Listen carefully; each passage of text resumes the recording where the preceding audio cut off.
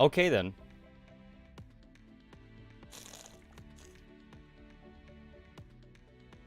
Alrighty. This is it. This is it. I gotta do. I gotta do it today. I gotta do it today. Today's the day. Today is the day. Today's the day.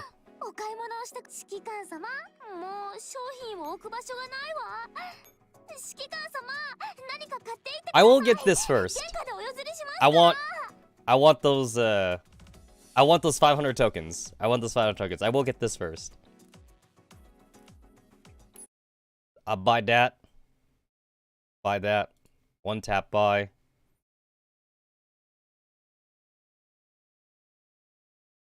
Alright, cool. Look at that. Yo, I actually have like 1,000 Google Play points. I don't know what you mean. I don't know what you mean by that. The answer to that would be, if you didn't see it on live stream, then I didn't do it. The entirety of the event was live streamed. So if you didn't see it on live stream, that means I didn't do it.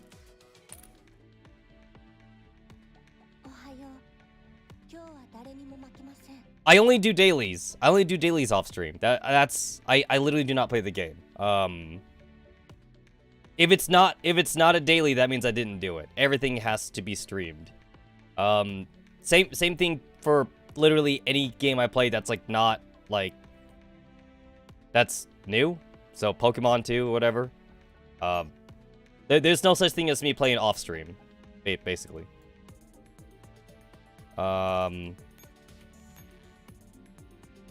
Cool. I think I got that. Awesome. And there's the Gundam thing. That's kind of cool too, I guess. I'm a little disappointed by these costumes though. Well, I should say 4 Gundams and 1 weird mecha thing. Because you ain't riding a Gundam. You got that weird raptor. It looks like she's riding like a raptor or something. The rest of them, they got a Gundam. The rest, they have a Gundam. Yeah, I'm not particularly fond of this one. And everyone was saying that like the space one before was kind of Gundam-y, but this is like the real Gundam. And then Type 88 finally actually gets her April Fool's costume, so that's cool. I already have the best 416 costume, so I don't care about that. And the rest of the girls I don't care about. And I already have like 3 or 4 Type 88 costumes, so I don't care about that. Yeah, I don't really particularly care about this one. A lot of people are gonna simp for it, but I don't particularly care about it. But I'll do just the one. I will literally do just the one. That's it. This is all you get. This is all you get, Gundam Gacha. That's all you get from me. If I get something, I get something. If I don't, I don't. Alright, I didn't get it. No, I'm not gonna try again. I'm not gonna try again.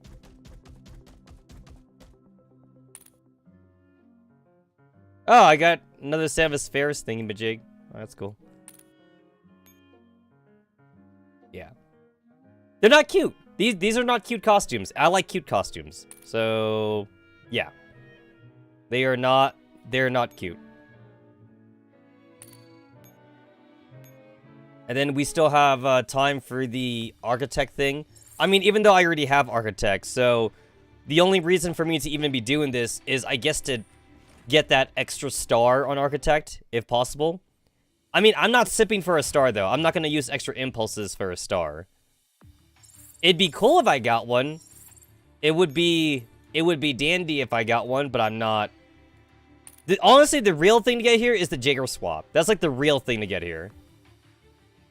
And I would need to get all 4 Jagger swaps if I wanted to, like, increase the stats on my Jagger swap, which is probably not going to happen. The Jagger swap arguably would be harder to get than Architect, almost. Just because I got to get more than one of those. I got 1 Jagger swap, so, like, I should be happy about that. I got 1 Jagger swap. You need 5 though. You need 5. So like I can't even get the 5 Jaeger swaps in the one thing. So yeah.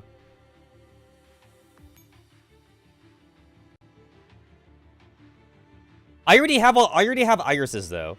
Like the Jaeger swap's like the only new thing that I don't have maxed out. I got everybody else. And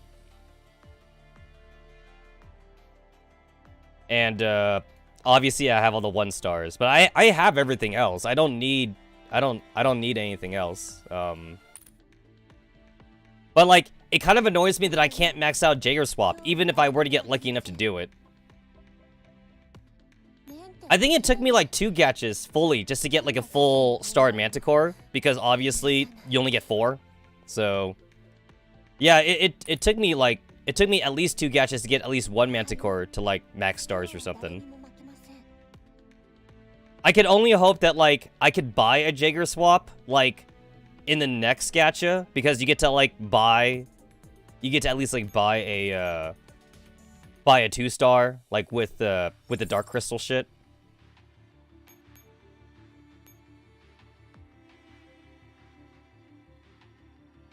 There's a guard swap here.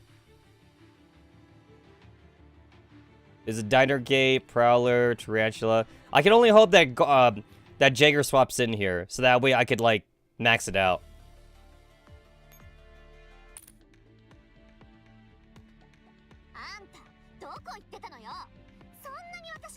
God damn it! I accidentally clicked. I just wanted to make sure I wasn't missing anything before I went on with the Poincare. Let's see. Gacha, the boxes, which I have plenty of time after the boxes to do. But I gotta do the event now, though. Oh yeah, I could buy Deagle. Oh yeah, and there's also the new Commander costumes. Yeah, I still haven't found Commander costumes that I really want to buy. And this is the end of the Thanksgiving one. This is the end of the combat experience. What's this? Nighttime Stories, the Summer Dreams Resupply Gacha. Exclusive equipment dropper rate. I already have all the equipments, so I'm pretty good there. Deagle, Desert Eagle is buyable, and I have 5,000. I have 5,000 gems.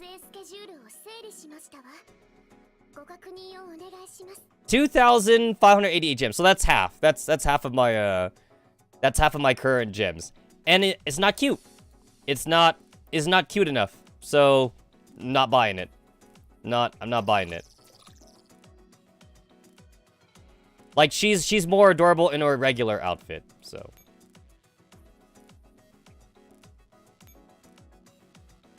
And then from doing the dailies, I have 28 of the platinum medals, and I have 1,308 of the Nova medals. So I got a lot of the Nova medals. So that's 1 Farah 83, that's 1 KSVK, that's 1 SPP, and I guess the rest of it we just had to go to buying cake. It just... So wait, that's the only 3 things I could get with the Nova medals. Yeah, just those 3. Okay, then.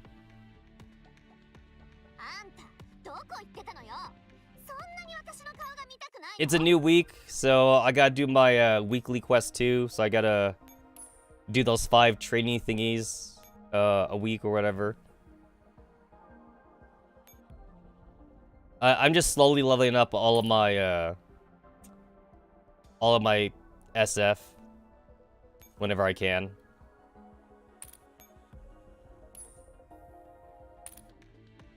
Okay then. So not Pokemon, but that'll be tomorrow. That would be tomorrow. Tomorrow more Pokemon. Today's catching up on Girls Frontline because Pokemon came out. I find out that Pokemon comes out every time there's a Girls Frontline event. Like literally every time.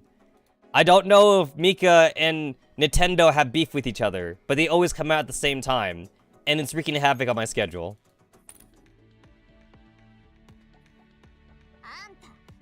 Alright. I mean, I care more about the story anyway.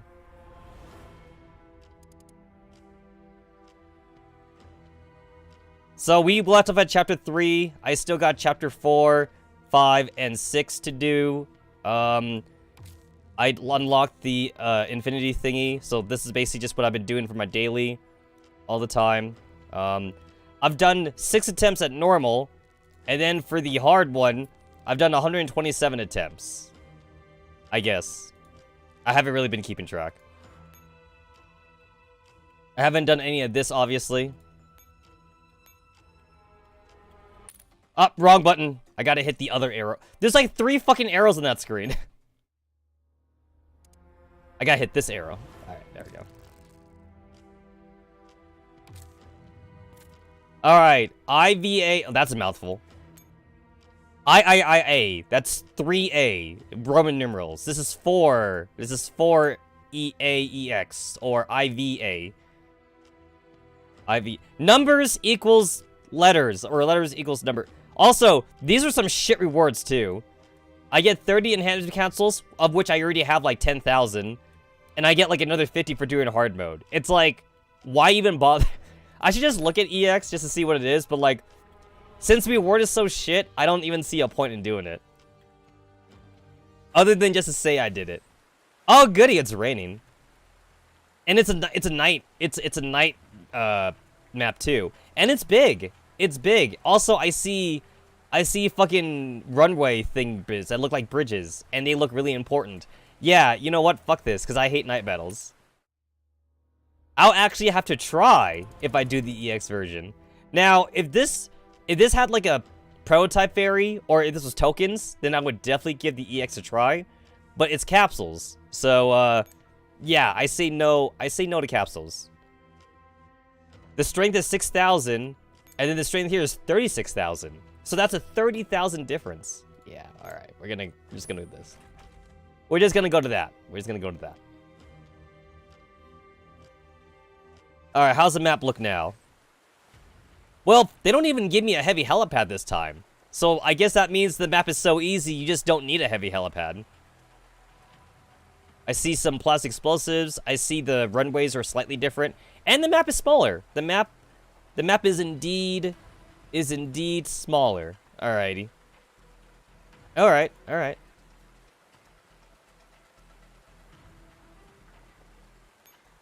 Well, now it's just it's just more of a game of like, where do I go now? That's really the game. Just where do I go?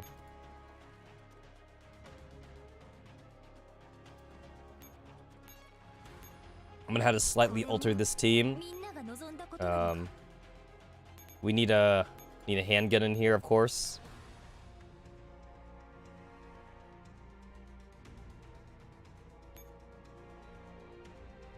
Jill!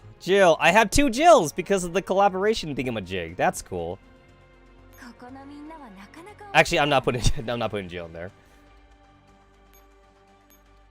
And then I guess I'll put an SMG in here. Alright, that's good. That's good.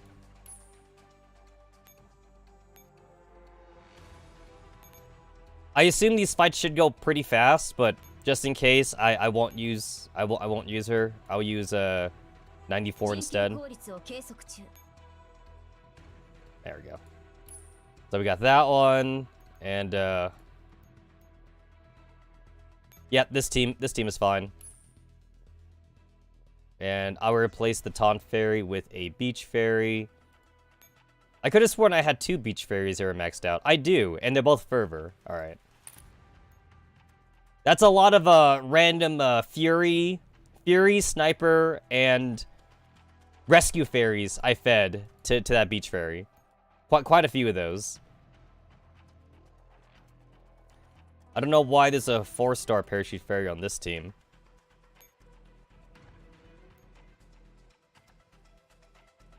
This was for 13-4 like daily runs that I would do just for like some passive experience. And then we got Alchemist here, my go-to gal.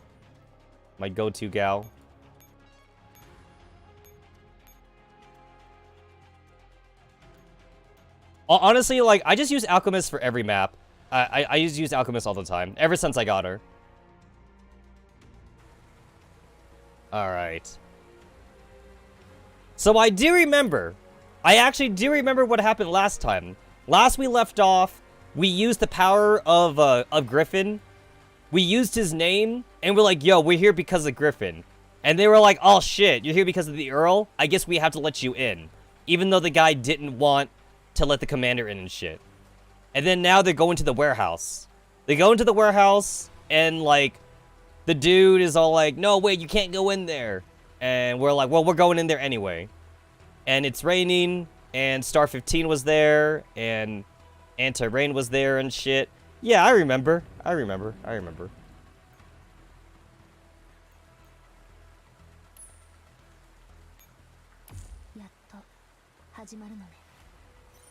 Destroy the runway. Time remaining 3. Checked at the end of the turn. So not yet. Not yet. There's an X on that. Or checked at the end of turn. Time remaining 3. Okay. Oh, there's a fucking tank over here. Oh, you look beefy. That's some beef on you. 3 tanks. 1, 2, 3, 4. 4 doppel soldier thingy-bajigs. And then you got 4 of those thingies. I forget what they're called. Hymnal organs. I'll just call you hymnals. Doppelsoldner. And you're just a puny little wimpy 5,000 thing. I see no problem with this. And the game says I can only have 3 echelons out at once. But since I'm doing the easy mode, I shouldn't have to worry about my units dying or anything like that.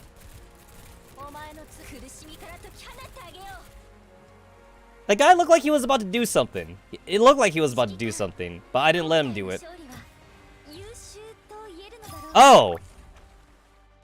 I totally forgot to, like, change my equipment a little bit. Oh, I guess it didn't matter. I guess it didn't really matter, but I totally forgot to change my equipment. Oh, well. And then, there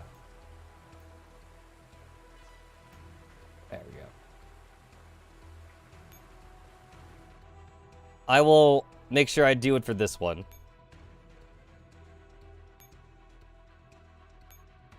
Yeah, I guess it doesn't really matter, but like now that I've seen that I forgot to do it, it's like I have to change my equipment now. I'm too lazy to like scroll down and get to the max 100 night visions I have. Now my handguns can do damage, because that's why we bring handguns into a fight, for damage. I mean, unless your name is Desert Eagle, or Python, in which case you are doing damage. Alright, so pick up the plastic explosives. We got the bomb. Oh, there's a tank up here. I'm so glad I checked. I'm so glad I checked first, because I only have 1 more movement left. Now that would have been dumb. That would have been... I would have had egg on my face there. Okay, so there's a bunch of these tanks around, so I'm supposed to be treating this thing more like a puzzle. Okay.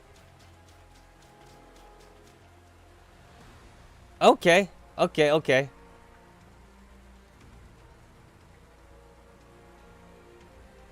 Oh, I see Mordau. Mordau retreated. Alright. Fine, Mordau. You do whatever the fuck you want. Fine.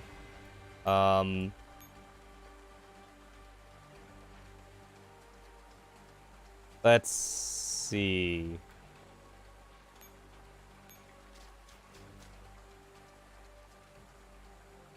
Oh, I could just throw it? Oh, I could just throw it. Okay. Or... not that one, though. Oh, okay.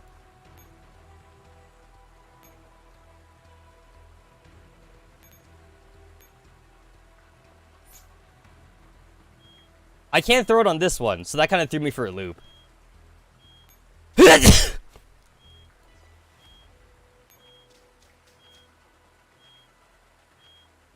That kind of threw me for a loop that I couldn't throw it at the other one.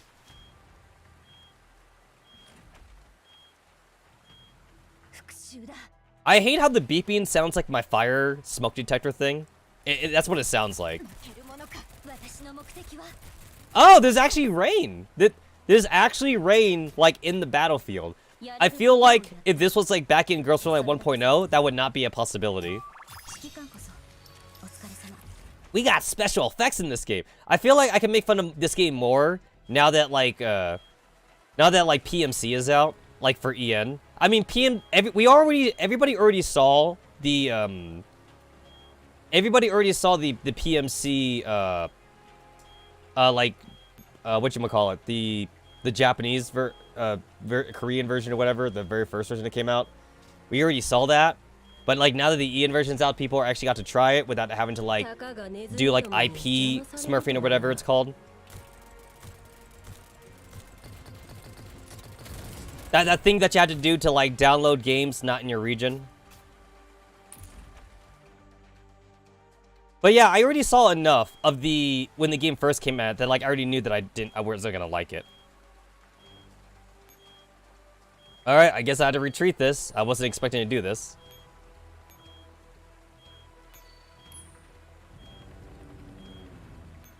I do the retreat. Oh, there's a fucking tank up there! Oh, what the hell? Oh, okay, there's tanks everywhere. Alright. Wow, these tanks. Wow. That's annoying. 0. I'm literally doing 0 damage. Got it. There's a tank up there, a tank down there. Wow, that's really annoying.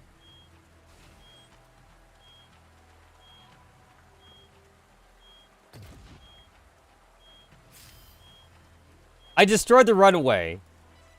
And now it looked like it didn't do shit to the tank, though.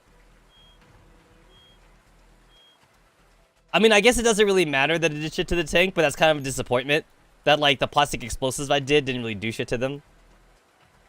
It didn't do much. It didn't do much. Alright, there's a helipad over there, but I guess I don't really need it. So I'll pick this up. Alright, cool. And I guess I gotta run this way.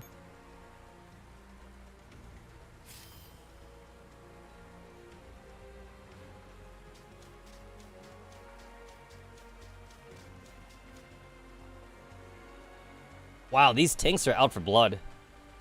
Oh, I guess I do kind of actually need that heavy helipad. I kind of need it. And this guy's in my way. I'm not sure there's a good way to get here. What? Okay, this spot's like not even safe. Not safe here at all.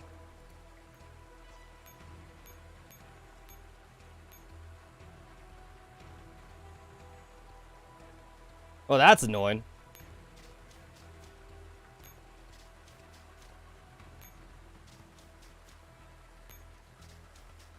I don't want to actually have to bother capturing that helipad just because, like, I don't see a need to have to, like, refill my ammo and shit.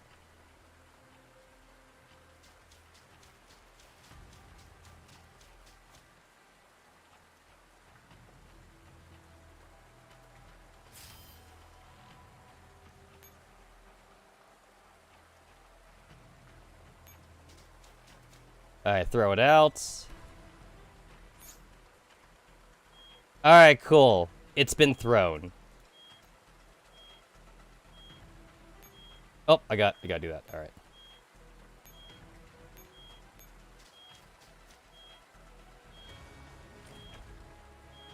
Alright, that's my second plastic explosives. This game should have weather effects. That'd be kind of cool. I mean, like, it'd suck, but it'd be kind of cool, though. Like, in rain, maybe your characters are slower. Like, you get debuffed. You would get debuffed at the start of the fight or something. If it's raining, you get debuffed. It would also, like, lower your accuracy or something, too, maybe. And then they could also be, like... I'm thinking, like, in Pokemon terms. It's, like... There should also be, like, a sandstorm thing. Because maybe you had to send your girls out to a desert. They'd be a sandstorm thing. Maybe they would also be a, maybe they would also be, like, a hail thing or some shit. I don't really know.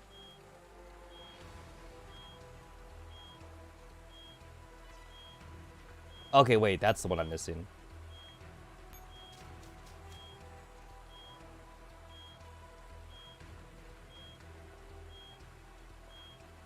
Yeah, that's the one I'm missing.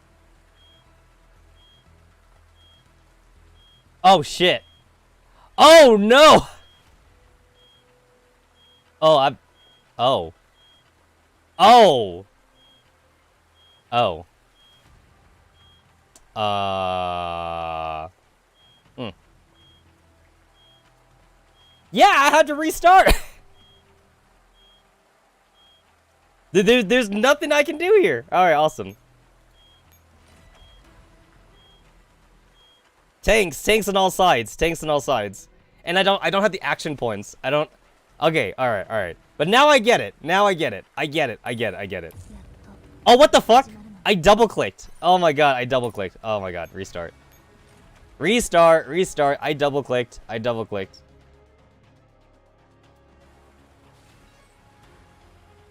Alright. So, I don't really need the extra vision. But what I do want is, I want those shoes. I want those shoes from Architect. That's what I want. Okay. So movement is paramount. Here. I got it.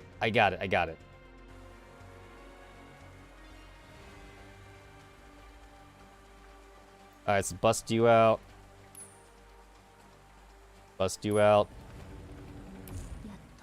Alright, we got this.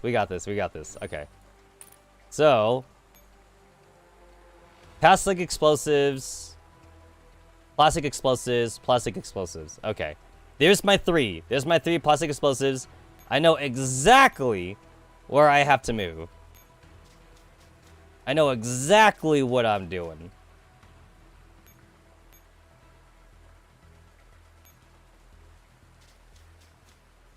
Oh, alright, Geiger, secret mission. Or not Geiger, Alchemist.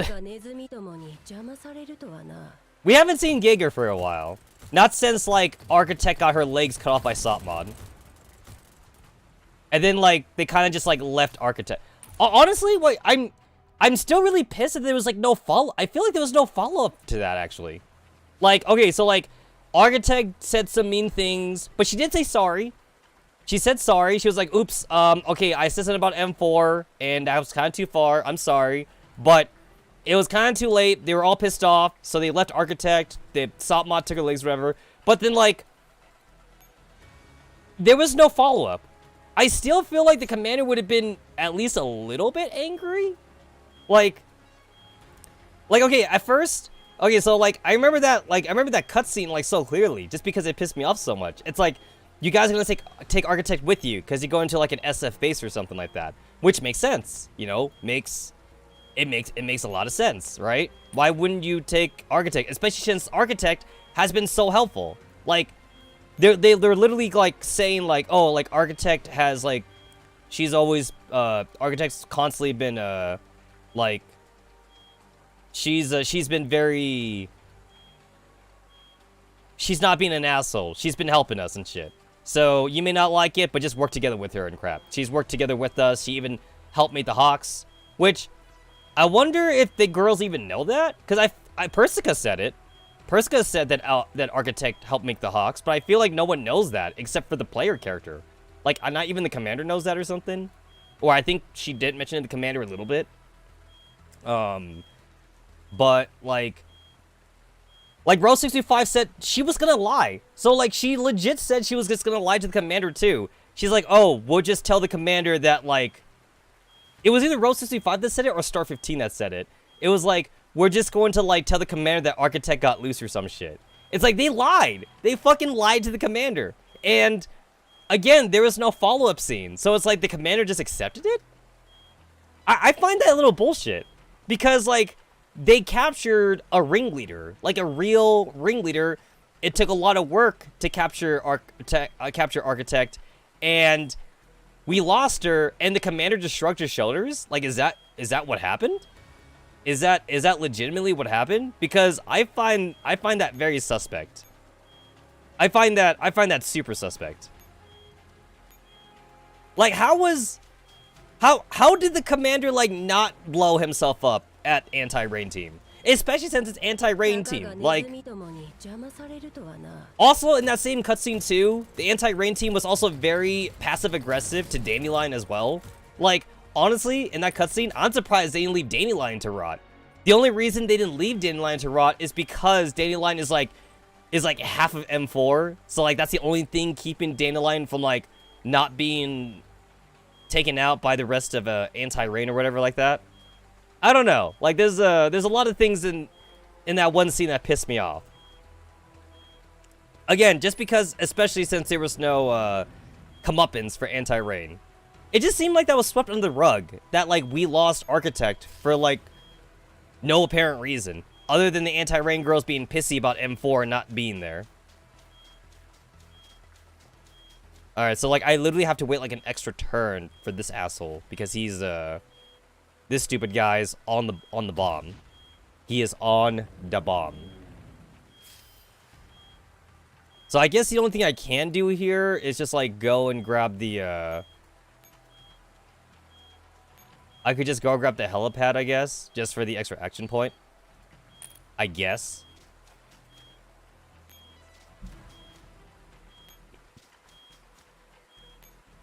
Seems like this is about like all I can do.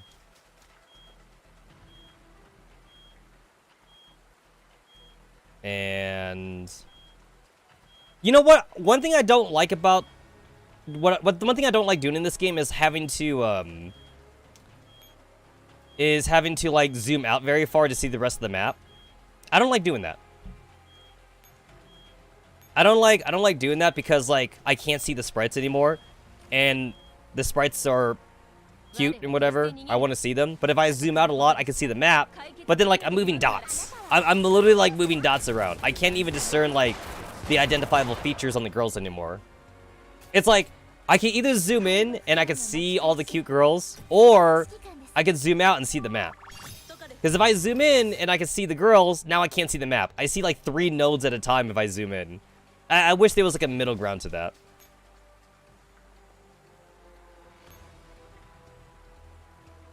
Like when the game zooms out like this, for example, it's just dots. I'm just looking at dots. Alright, now I can grab the bomb. I can grab the bomb. What's your patrol line look like? Right, that's your patrol line. Alright, so I have to spend an action point to move these 2 out of the way.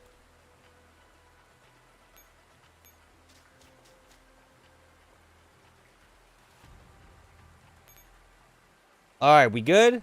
We're good.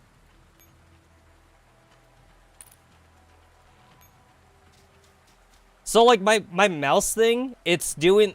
This has happened to me before with other mouses, but, like, the click thing, it's not as responsive anymore. So like sometimes when I click and hold, the little trigger inside, it like unclicks itself. I know how to fix it, but like there's 2 ways to fix it, and like both ways of fixing it are like not appealing to me. One way to fix it is to actually open up my mouse and like rebuy a new clicker thing, and the other way is just to buy a brand new mouse. I'm not fond of the idea of just buying a brand new mouse. Buying a new clicker thing is more cheaper, but I will have to like resolder. I would have to resolder in a new clicker thingy. That's kind of annoying. There's also there's like a third option too, but it is a the third option's a temporary fix. I could open up the little clicky part and I could bend the piece of metal. I could bend the piece of metal that that the clicky thing is, and I could like bend it upwards so that way like the click is responsive again. I guess I should be doing that, and I should have done that like maybe like a couple days ago or something, but I haven't done it. But it's a temporary fix, but I definitely do need a permanent fix. And I could buy a bag of little clicky things. I forget what they're called. I could buy a bag of clickers. Like for, I don't know, like for 10 bucks or something. It would be like a bag of clickers for like, it'd be a bag of like 10 or 15 clickers for like 10 bucks. And then all I have to do is resolder. And I can solder. Like, it's not like I don't know how to solder. It's just be very annoying to do that. Alrighty. So I gotta get these plastic explosives now. Pick this up. And I guess it's that one. I guess I'm going to that one. Aha, there's a tank. I'm so glad I didn't go that way. There's a tank over there.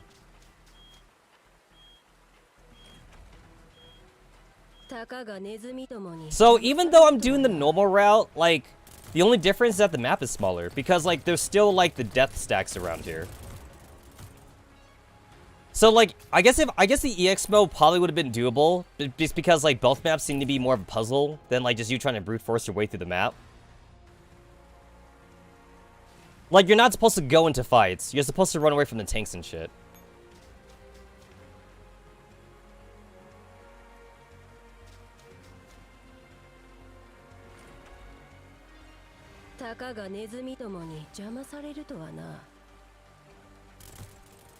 These big dudes with like the laser axes, they're actually kind of cool. It kind of reminds me of like the heat tomahawks that like the Zaku's had in Gundam.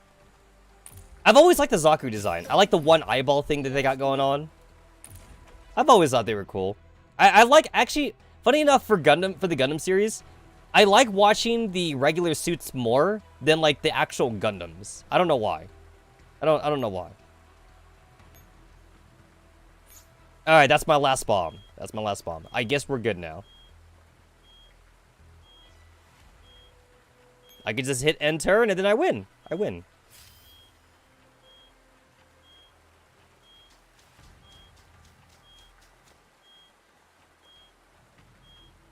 Boom! Alright, cool. I'm probably only gonna have time to do like one run of ranking, or something, like maybe like a couple of runs of ranking. I don't know. Once I finish off the story. It's still beeping, even though it blew up. It's still beeping. What kind of explosives beep after they blow up?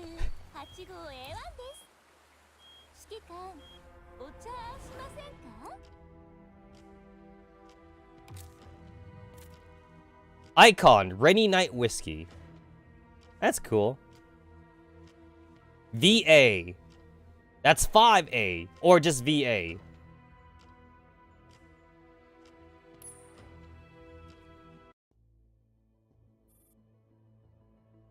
Let's see. Motherfucker. Yeah, okay, that's my click. That's my click going haywire again. Alright. You two really love giving me surprises. Rami's wrath cannot be contained any longer. ...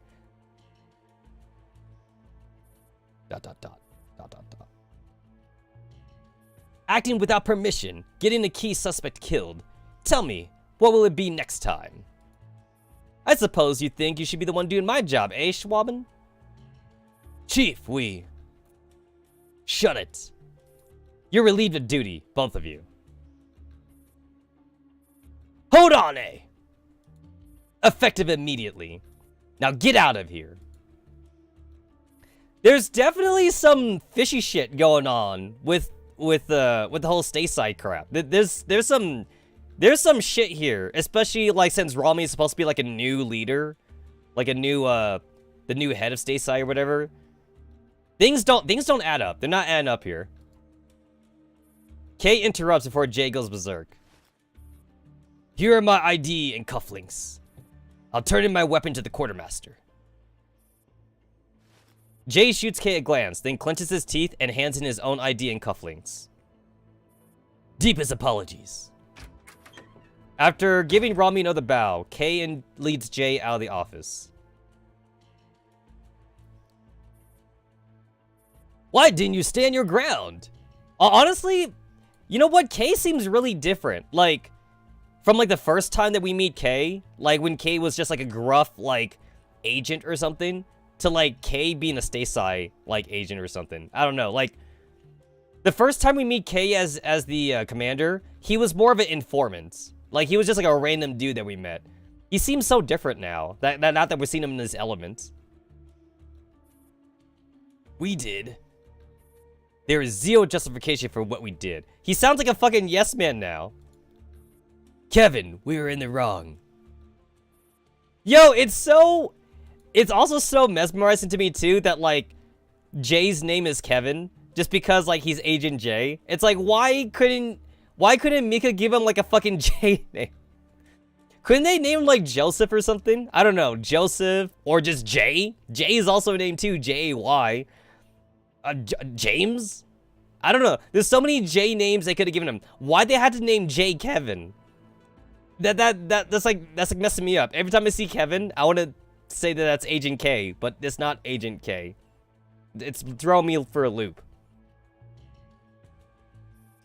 Mono's neurocloud is heavily damaged. There's no telling if the damage will be permanent. Admit it, Kevin. We've lost it all. Jay stands rooted to the spot, his fist clenched in indignation. Understood. Leave that to me. Click. The transmission is terminated. There's no place for you in this era. Know when to let go, make a timely exit. M4. Alright, we're back at the airport. Having intercepted the freighter, Star 15 is checking the pilot's status in the cockpit. The man is severely injured. Even if we hadn't intercepted the aircraft, he couldn't possibly complete the flight. He just stopped breathing. Oh, cool, he dead. The cargo hold is empty. No cargo within sight. The radiation levels are high, but there's nothing. The commander watches as Star 15 drags the pilot out.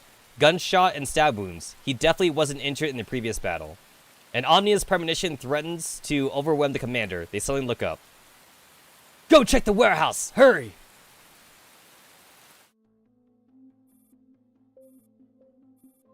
I really don't know. I don't know anything. The tough man who was still unshakable just minutes ago is now an emotional wreck. This is horrendous. We've checked. No survivors. All 17 are dead. Damn. Damn, yo. You know what? Like, when I think about, like, other gacha games, Ghost Frontline really is, like, on the darker side.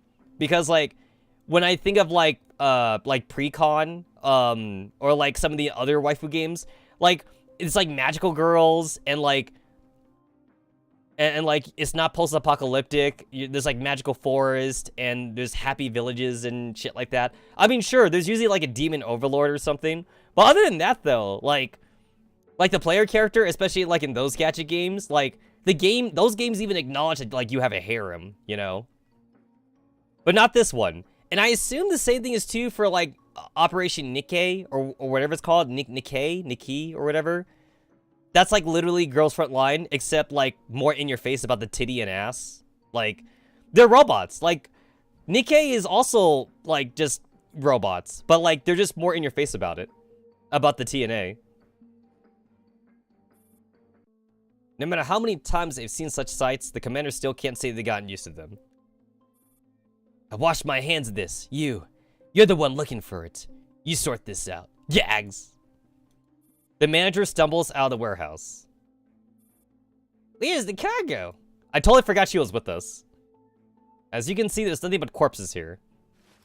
45 tosses an object that she plucked from a corpse to the commander, a medal. It looks very old, but the Iron Cross is unmistakable through the ages.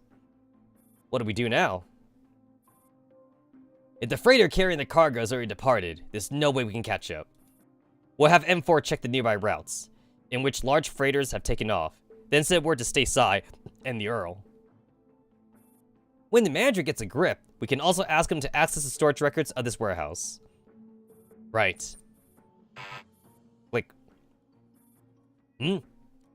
What's wrong? M4 isn't picking up. What about Ro? Same thing. The commander and Star 15 stare at each other. Crap. Get back there! M4 may be compromised.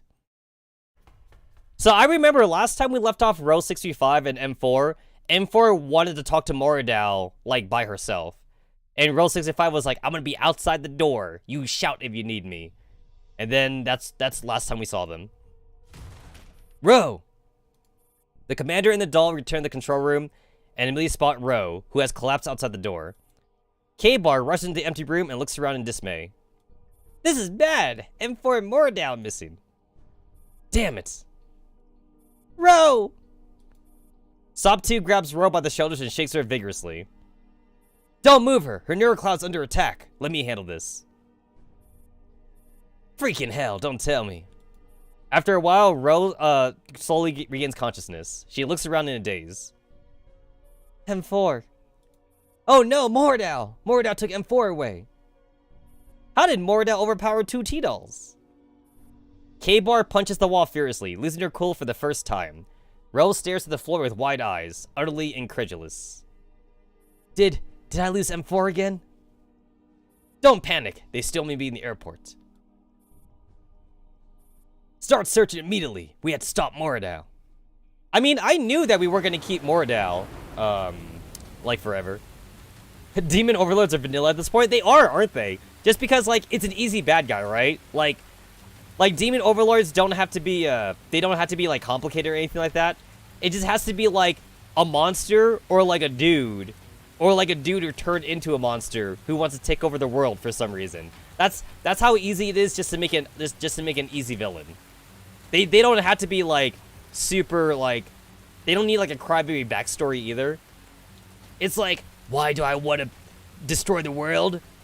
Because my parents didn't love me enough. So now I would destroy everything. Or some shit like that. Like, they don't need a backstory usually. Or what's even easier is if you make, like, an evil overlord, but, like, it's not even a person. Like, the evil overlord can just be, like, the embodiment of, like, human consciousness or something. Or it could just be, like, the evil in the world. So then, like, you can't even, like, converse with it.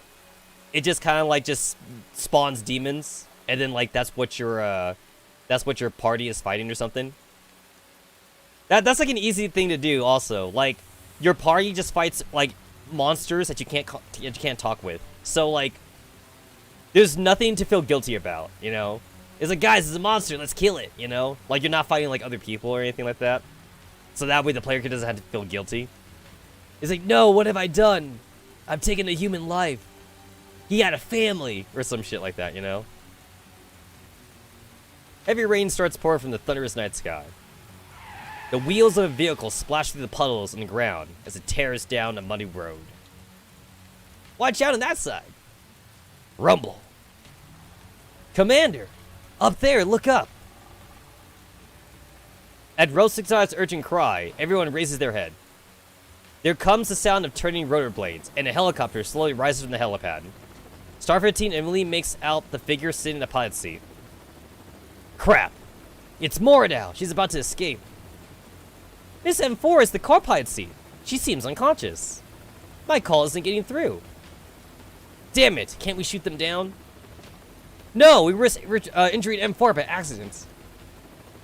That's still better than letting her get kidnapped, right? Shoot, we're this close. If we had acted just a bit earlier. Wait, who's that? What? That's...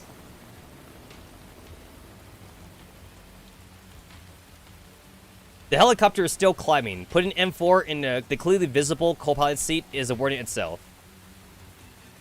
I knew you wouldn't have the guts to fire. I win. At this distance, Mordau can clearly see the commander's group coming after her. As long as I bring her back, Father won't begrudge me for my past mistakes. What a shame, Nemojin. The tables have turned, and you can't stop me. No one can stop me. I just had to bring you back with me, and I regained Father's trust. In the end, I'm the only perfect one out of all of Father's creations. M4, who is still in a deep slumber, makes no response. The same miracle won't happen a second time. In the end, I am the only perfect creation.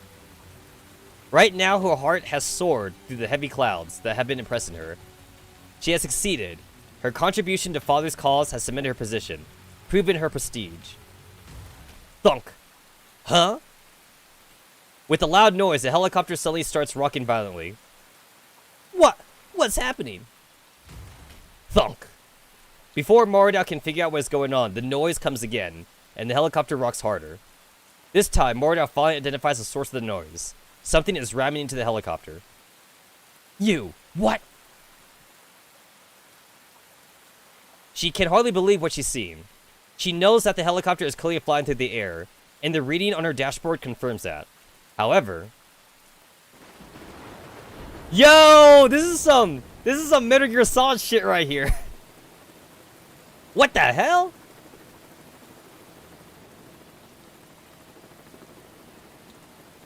Yo, she be looking, M16 be looking really good right now. How? How did you get up here? The same way you did, I jumped. It is a doll, clinging on the outside of the helicopter against an inky backdrop.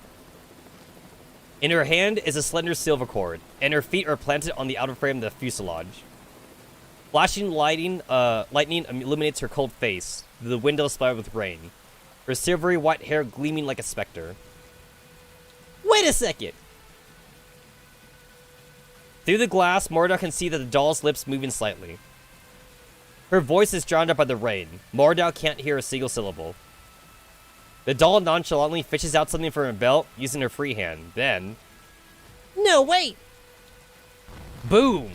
An explosion erupts, triggering alarms on the dashboard of the helicopter. Mordau instantly realizes what just happened. Are you insane, doll? But she is utterly helpless against the attack. All she can do is swerve the helicopter in the hopes that she can shake the T-doll off. But before she can put that into action, the doll has already made her move. Explosives. She destroyed the rotor system with a sticky bomb. You're trying to drag me to hell with you. The doll is grinning. Ugh. The helicopter, hovering at a high altitude, begins its sharp plunge after losing its rotor system. The white-haired doll, still holding on firmly to her silver cord, is still hanging outside the helicopter. In fact... Oh, wow, they even bothered to draw like a second CG thing? Yo, I'm actually surprised at that. Like, it's not much of a change, but they still, like, drew a second one, though. And at this point, I hate to say it, like, I'm so skeptical now whenever they do their cutscenes that, like, I get, like, one free drawing and that's it. Like, I don't know if I'm gonna get anything else. With a powerful kick, she launches herself closer to the cabin, using her momentum. As the out-of-control helicopter plummets horizontally, the white doll has almost made her way to the cockpit. I won't let you! Thud! Before Mordau can even finish, the doll's second blow has shattered the cabin door. Her powerfully built body hurtles into the crammed space with a massive impact. And then... boom! Ugh! After the second explosion, Mordau knows without a doubt she has suffered an overwhelming defeat. In the roaring flames around them, M16's footsteps toll in Mordau's ears like death kneels. Oh, cool, I get a third! I get a third CG. I also like, too, how, like, the rain is, like, still animated, even though I hit the hitbox. That's cool. That's nifty. Yo, everybody looks great, though. Even unconscious Dandelion. Honestly, like, look at the legs, though. Like, it still amazes me how a Dandelion / M4 / Demojin can walk with, like, stilts for feet. But yeah, like, M16 be looking good. Mordau be looking good and defeated. Although, like, I do feel that, like, Mordau is still too pretty looking, though. Because, like, it's obvious that Mordau's been tortured a lot by the anti-rain team. So I still feel like her face or body should be more bruised or something. Because she's a Naito, so she's supposed to be mostly human or something. Like, she's like a human with, like, cybernetic implants or whatever. So I feel like there should be bruising, or, like, her hair should be more messed up. She looks way too pretty. Like, she looks like a model that was, like, splashed with water or something, and then, like, they're taking a picture, like, on a backdrop. Like, that's what it looks like to me. She doesn't look like somebody that was just tortured, like, a lot by the anti-rain team. And I know that Star 15 for sure loved doing that torture. Star 15 was doing most of that. Haha.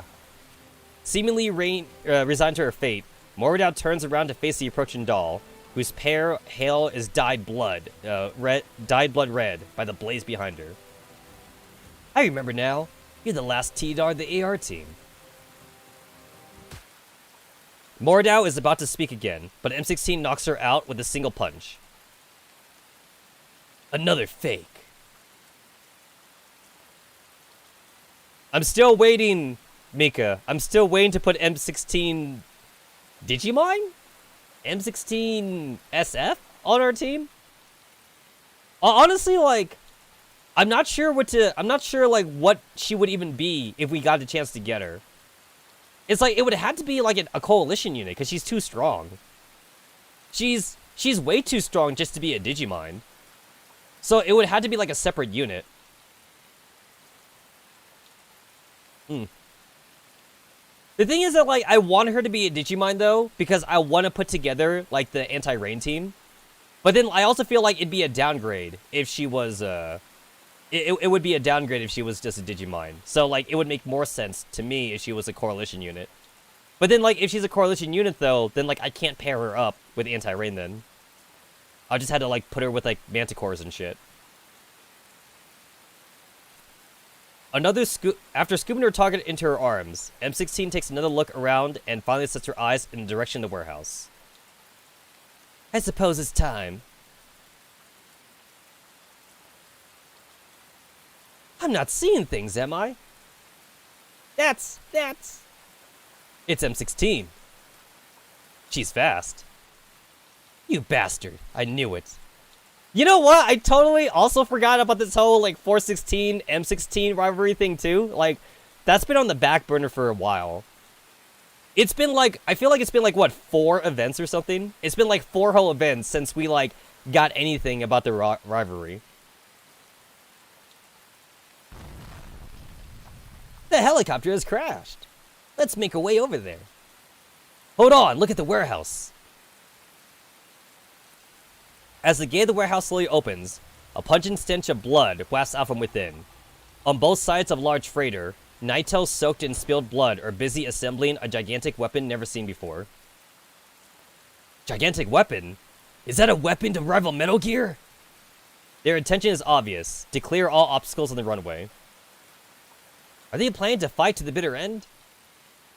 Looks like it. They wasted a lot of time dealing with those Germans. At the sight of the white faction standing in formation, the commander clenches their fist. Row, prepare for battle. What about M4? Leave that to M16. Trust her. Right now, we got to do our part. We must stop these weapons from leaving Germany at all cost. Oh, wow, that looks cool. VIA, or 6A. Let's see, I get intermediate training data for doing the hard mode. Doesn't seem like it's worth it also, but like, I'll just look at it. I'm just gonna look at the map. Let me see what it looks like.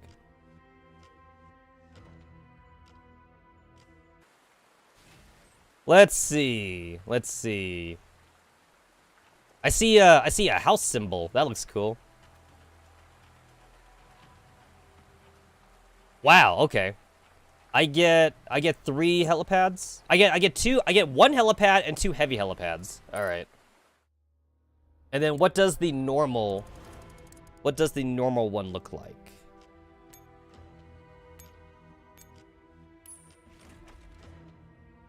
Let's see. Yeah, I kind of gleamed that.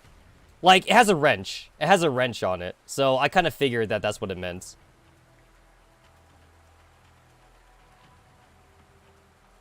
It looks largely the same, except like it's half. It's like half the map now, if I go to easy mode. Or a normal mode, if I should say. It looks roughly the same map, though. I want to look at it again.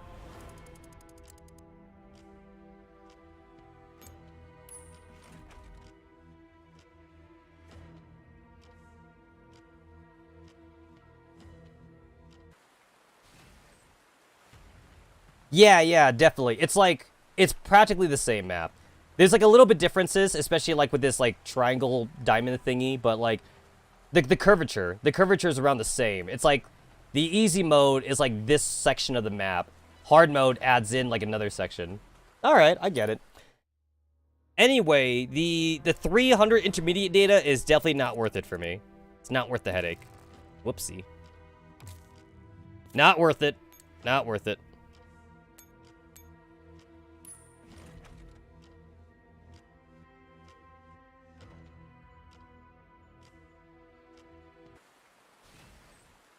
Are those still heavy helipads?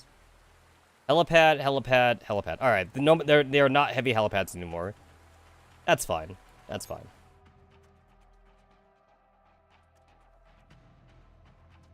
I still feel like anti-rain should have like a little bit of speciality for like night battles or something. Like, it's kind of just because like I like putting together like storyline teams. It seems kind of weird to put like a random handgun in the team for night battles. I don't know. It's like I don't know who would be the night team specialist of the team. It's like maybe Star 15 would. Definitely not Sopmod. Yeah, definitely not Sopmod. But I feel like one of the girls should have like night vision or something. But like I gotta have like a handgun in the team though.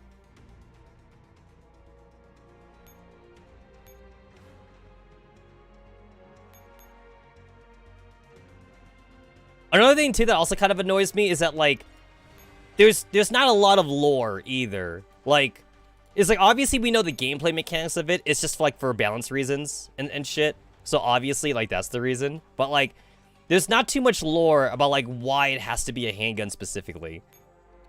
You know, like it was just kind of like just there. It's a leftover from like back when the game was in 1.0 and like Mika didn't think the game would get that popular. They didn't know the game would get that popular, but it did. It did get popular. It got a lot more popular than they thought it would.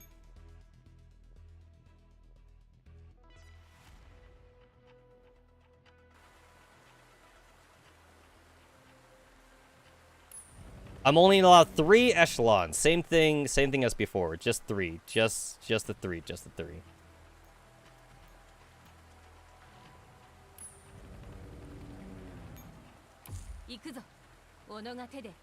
Alright, what do we got? Eliminate all enemies. What do we got? We got the Dish of Asco. We got the Staff of... oh my god. Staff of Asaplesius. And then we have another Dish of Asco over there. Asico. Asico's Flask. Fires a beam directly forward, which causes guaranteed damage to enemies it touches.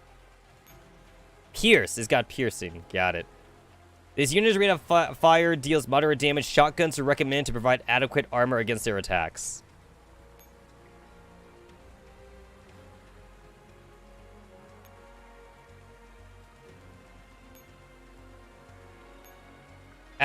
Asclepiad. No, I don't know. Fires a beam at a random enemy. Enemies it touches take guaranteed damage and are blinded, which reduces accuracy. Needs to recharge once every 3 attacks, while recharging self-evasion is decreased. That's cool. What do we got up here? We got another one of those guys. We got another one of those dudes. We have another one of those dudes. Okay, that's cool. Well, there's not much strategy since I'm doing the normal mode. It's just kill everything. There's not too much going on here. Just kill everything, essentially. Just kill everything. I will switch you two. I can see why they give you the heavy helipads, though. Because obviously, they're going to have shields if you do the other one. Obviously.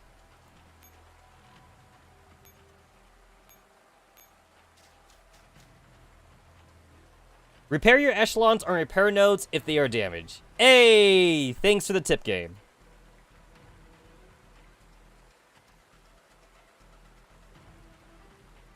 I don't like that I have to hit the skip button because it makes it seem like I'm skipping something, but I can't just click on the screen though. Oh, that literally like turned off my planning mode. My planning mode turned off. Well, that's annoying.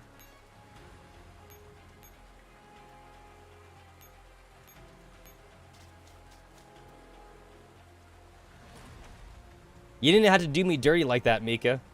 But I guess the game can't remember my planning mode after it had to give me that short little tutorial.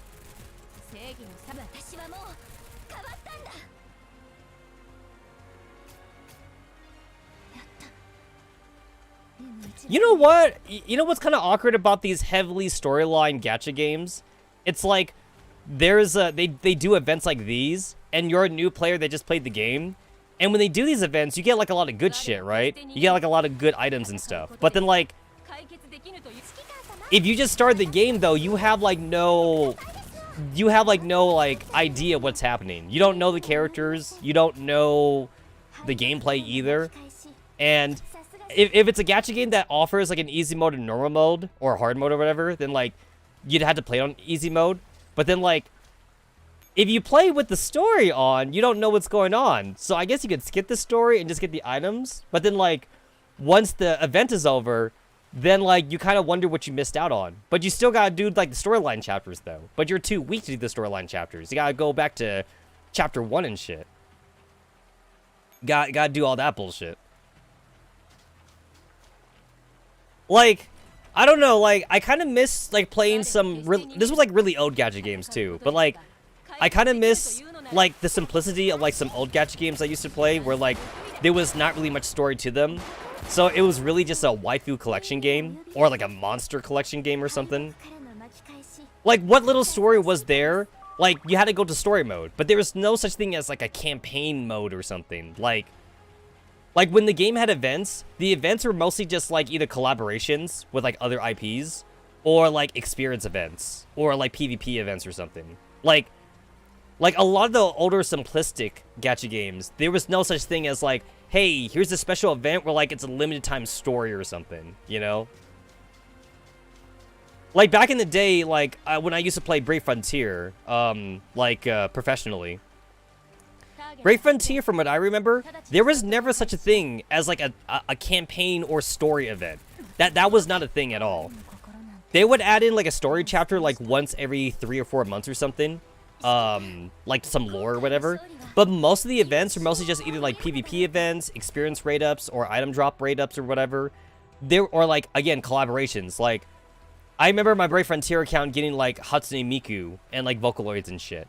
But I never like was in a position where like I had to like, hey, I gotta like do this event now because there's like lore associated with it.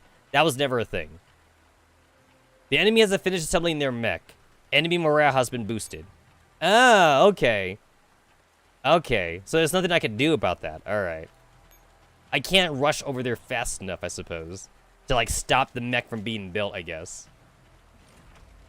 Okay, okay. But yeah, I used to make, oh, that's kind of cool. I see. Anyway, I used to make at least like $50 or $60, $50 or $60 a month playing Brave Frontier. I mean, like, obviously, like, that's not a whole lot. Like, it's not something I can live off of or something like that. But still, though, being paid to play a gacha game is something, right? I was being paid at least $50 or $60 a month to play Brave Frontier. Rip Brave Frontier. I don't even know what happened. All I remember was someone telling me, one of my online friends telling me that, like, the game is, like, it was dead. And I was like, oh, you mean the game is not as popular anymore? And he was like, no, like, the game is actually dead. And I was like, what? Because I remember I stopped playing it. I gave up playing, I gave up playing Brave Frontier, like, arguably, it was around the time when I started live streaming.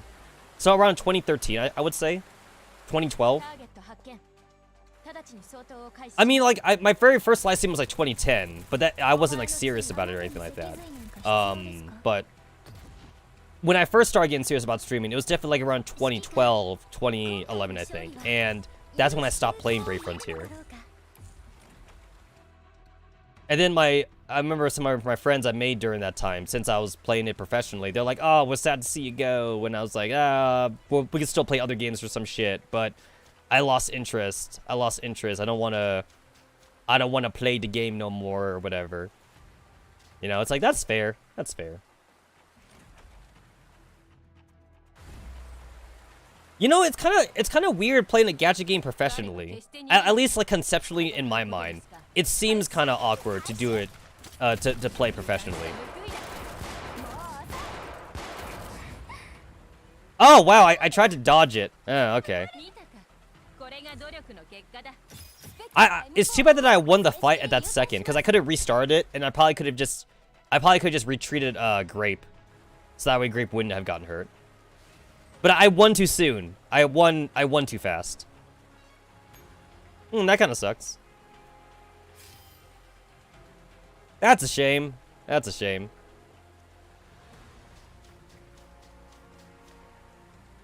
So I get it. They're just turrets. So like they don't move or anything. They're kind of like they're kind of like the freaking like giant cannon thingies that like Architect had.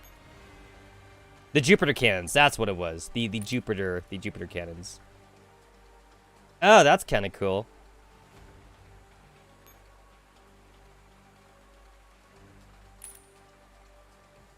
That's kind of cool. I like that.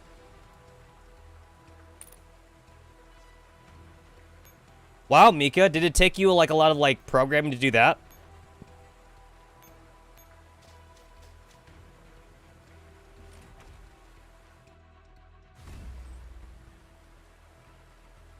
They look cool. Honestly, they look like a more clean version of a Jupiter cannon. I guess it's just because of the opposite color schemes. Like, you know, it's like the white color scheme of Paradias versus the black color scheme of Samus Ferris. It's just the opposite coloring. And then KCCO is the green team.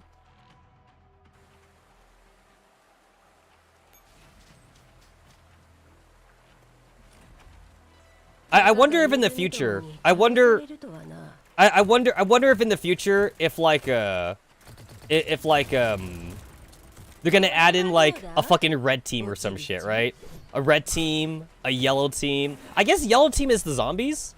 I feel like they always use yellow for the zombies in some of the older maps. But like, yeah, like a red team or something, or like whatever. I mean, like, how many fucking organizations can there be in Girls Frontline, you know? It's also kind of awkward too because like they're making Girls Frontline 2 right now. So it's like Girls Frontline 2 is potentially a spoiler for like Girls Frontline 1, you know what I'm saying? It's potentially a spoiler.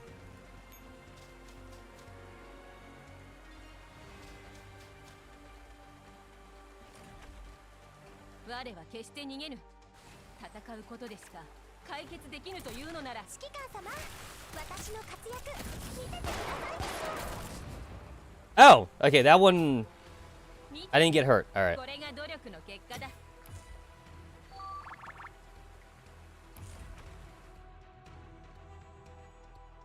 Yeah, I honestly like I would love a Fire Emblem. I would love a Fire Emblem like Girls Frontline game. That'd be cool. That'd be cool.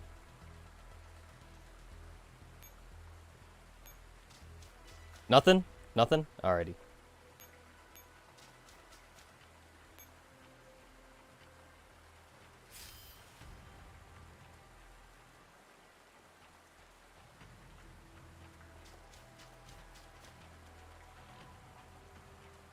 What the heck are you? Are you guys in random movement?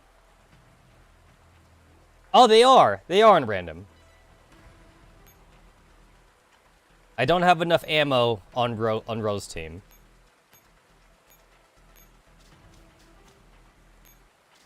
I forget like when it was they started doing this. I feel like it was around chapter 6 or like maybe like chapter 7 when they started like giving the player like no helipads to refuel from or something. It's like, hey, here's a map where like you can't get ammo again. So like you have like 5 shots basically. It feels like they started doing that around like chapter 6 or 7. You don't have infinite ammo no more, or like infinite helipads. So like now you actually had to like count in your battles.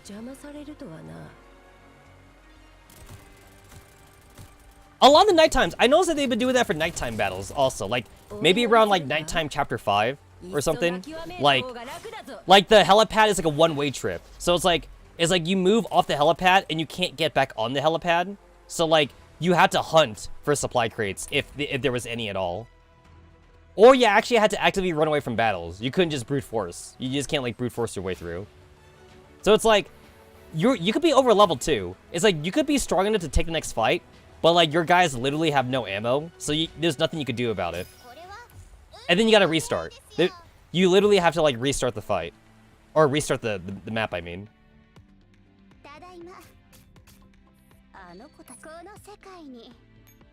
My railroad got hurt. I gotta repair her. 1 minute! 1 whole minute. Yo, I still remember how long it took to repair like some girls in Kantai collections. Like some of my battleships, like from doing like a event map or something, it would take like 36 hours to repair them if I didn't use a repair bucket. And to use a repair bucket in Kantai collections, it wasn't just one.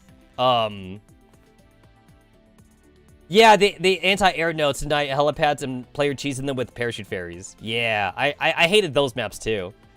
But yeah, in Kantai collections though, you don't use one repair bucket to like emergency repair. It actually, you use more than one actually. Like it depends on like how heavily damaged the unit is. So like, for like a battleship or something, you'd use like 30 like emergency repair buckets or some shit. There was a lot of like webcomics I remember that made fun of that, that thing where it's like, you see like a battleship and you see the commander just dumping like bunches of water buckets on like a person to like heal them up or whatever. So that means like, you were constantly like trying to farm up repair buckets in Kantai collections because it took more than one. Whereas in this game, you only use the one. You just use like the one emergency repair. You don't have to worry about ever running out, honestly. It's like, that would be my advice to like new players who play the game. It's like, just use them. Like, if you have like a whole like 6 or 8 hours just to play Girls Frontline, just use it because you're gonna have a lot. You're going to use a shit ton of your repair buckets.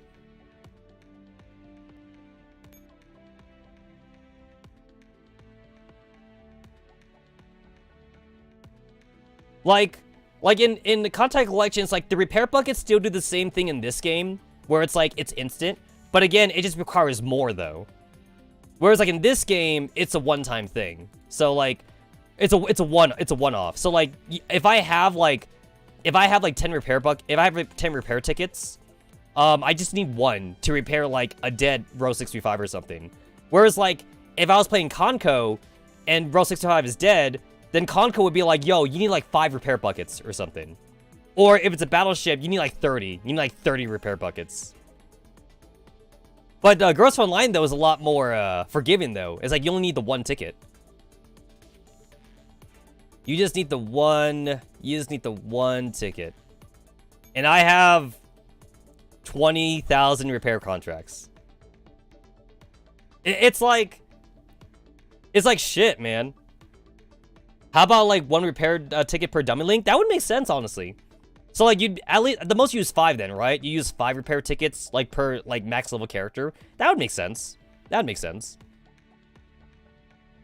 But Mika never changed anything. So now like we have so many veteran players like hovering over past like 1,000 repair tickets. It's like you literally can't even use that amount of repair tickets unless you just like you're bad or something. You'd literally have to be bad at the game. And I can't do anything with these. It's like they don't serve like a second purpose or anything, you know? There's no higher function the repair contracts do. Actually, I just thought about one. How about like some maps where like, and like you'd have to make it optional because like obviously some people might not have any, but like how about one was like it'd be an optional thing to like take a shorter route, but then you got to use repair contracts to like fix like broken T-dolls along the way, or like to fix like a broken radar or something, you know? Because in lore, like these things seem to be kind of like little emergency backpacks that they carry or something, or like sometimes emergency drones or whatever. So it's like there could be like a campaign map where it's like there's 2 routes to go. There's like the long route to go, and there's like a shorter route to go. But the shorter route though, it would take you like 10 quick repair contracts, because like if you go the shorter route, you gotta like repair radars on the way, or maybe there's like some T-dolls that you gotta save, but the T-dolls are damaged and like you need info for them, so you use like a quick repair thing on them, and then the T-doll's like, oh, thanks for saving me, Commander. I got info on Paradius or some shit. That'd be kind of cool. Again, you'd have to make it optional though, just in case it's a newbie player and the newbie player doesn't have the repair contracts or whatever. Like, you can't make it required, otherwise some people might not be able to beat the stage or something. But that's an idea. That's an idea. It would give like a secondary use to them.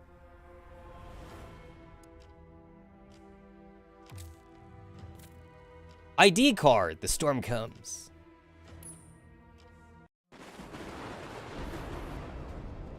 When the battle is over, there's also no sign of the storm anymore. The cargo is here. Sean! Oh! Just then, Sop 2 looks outside the warehouse and lets out a joyous yelp.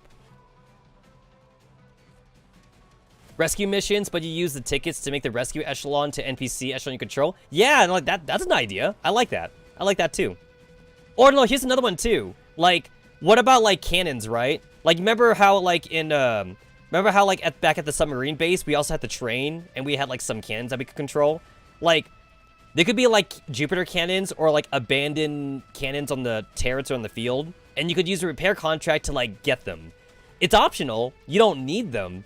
But it'd be kind of like having like a free hawk, though, you know? It's like, hey, like, there's no heavy helipads on the stage, so you have no hawk support. But then if you use a repair contract on the turrets on the field, then it's kind of like you have a hawk. That'd be kind of cool. That's an idea. M16? M4? A familiar figure slowly strolls up with to the group, and with strong lights shining from behind. With M4 hanging on one arm, she tosses the other escapee into the ground. All taken care of. I'm so badass. Ugh. She first meets 45's eyes and offers her a little wave. But 45 just turns away instantly as if she didn't see the gesture. M16 doesn't seem all that bothered and simply turns to look at the commander, who's sitting closest to her. The commander has been staring at her ever since she swaggered into the warehouse. They look like they have quite a lot to say, but they don't know where to start now, and she is standing here in person. Why are you all looking at me like that? It's only been like... how many chapters? It's been like 3 campaigns since you last saw me.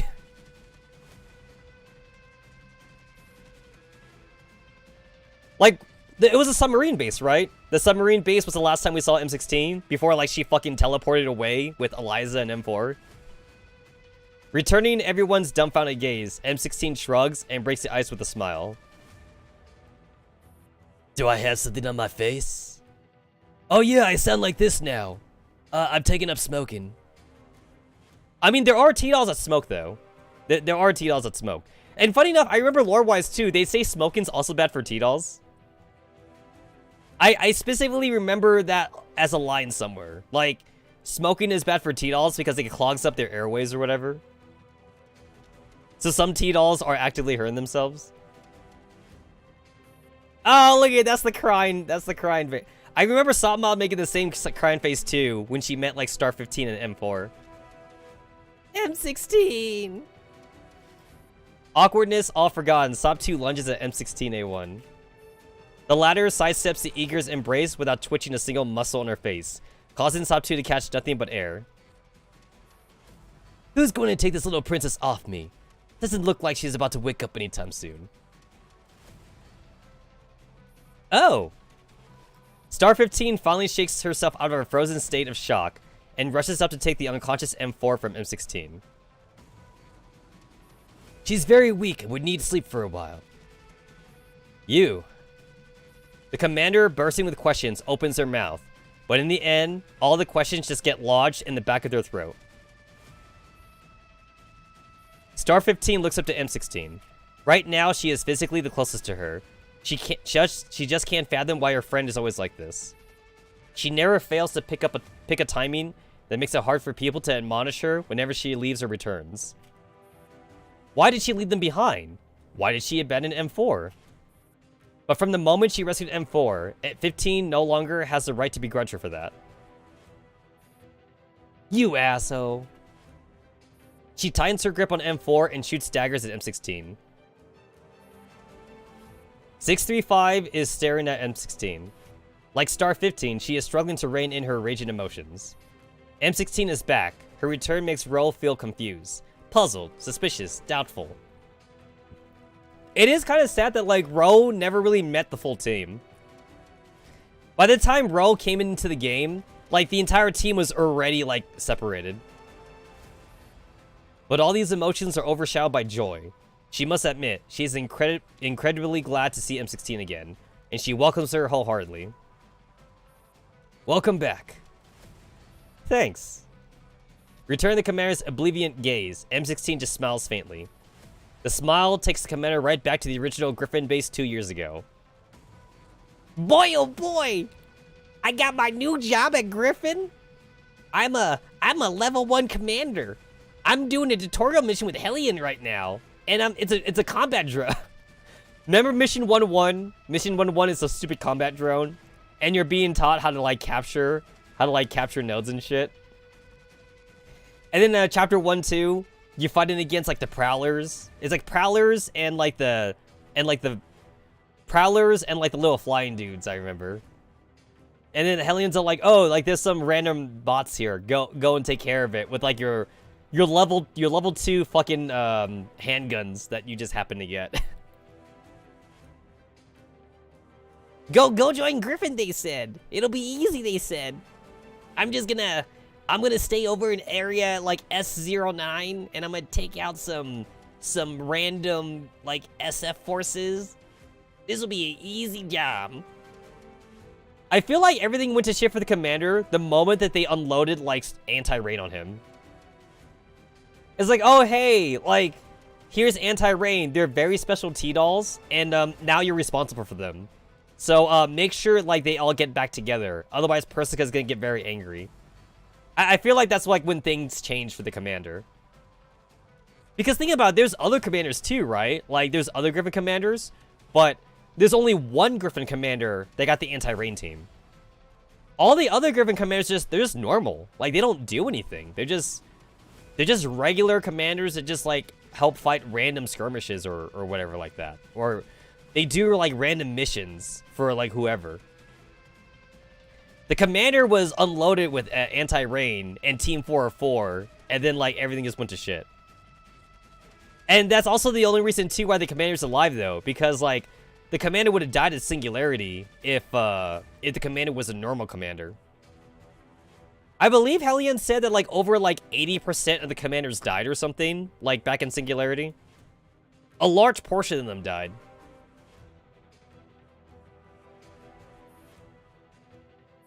Only when M16's smile turns into a grimace does the commanders return to the present. Her white hair suddenly looks very strange and jarring. What on earth happened to you afterwards? Forget it. It's not worth mentioning. Surrounded by the AR team, M16 walks up to the commander. She looks at the commander and puts a hand on their shoulder. Thank you for everything. The commander takes a deep breath. Welcome home. M16 chuckles awkwardly at the commander's open arms, but still goes in for the hug obligingly. She lets go after a brief moment. To be honest, I'm not really used to this. M16, I want a hug too. Hold on, you're heavy. Sobs. Row 65 can't hold herself back any longer and also wraps her arms tightly around M16 as well. Watching her two friends, Star 15 takes a deep breath, as if to steal stuff from some kind of embarrassment. What? Not you too? You're not the type for this kind of thing. No way, this is getting too heavy. I don't care, you deserve it. Aw, group hug! Group hug! Wait! Watching the AR team all squeezed in a tight embrace, the commander lets out an amused chuckle. There are a lot of questions they want to ask, but right now, for both the commander and the AR team, nothing matters more than this precious moment spent together with friends.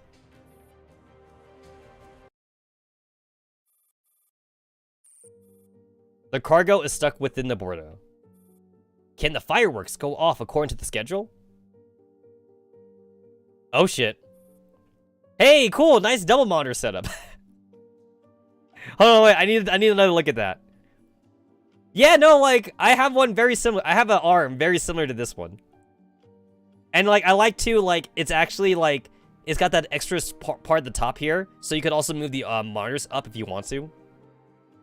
Yeah, I have one, like, just like this. I actually have, like, 5. I have like 5 different monitor arms, and they're all for different things, and they're all attached to different things too. I have like one monitor arm attached to my entertainment center, and then I have one monitor arm thingy attached to like my computer desk. And I have a second, I actually have 2. I have 2 monitor arms attached to my computer desk because I have one where it's like one is for a monitor and one is actually for a laptop. So like the second one actually is like a laptop holder, and you can put a laptop on it, but you can also angle it. You can angle it so that way the laptop looks like a monitor if you want to like do double work or something. And my mouse is actually set up for it too, because my mouse actually has like a switch on it for like multiple Bluetooths.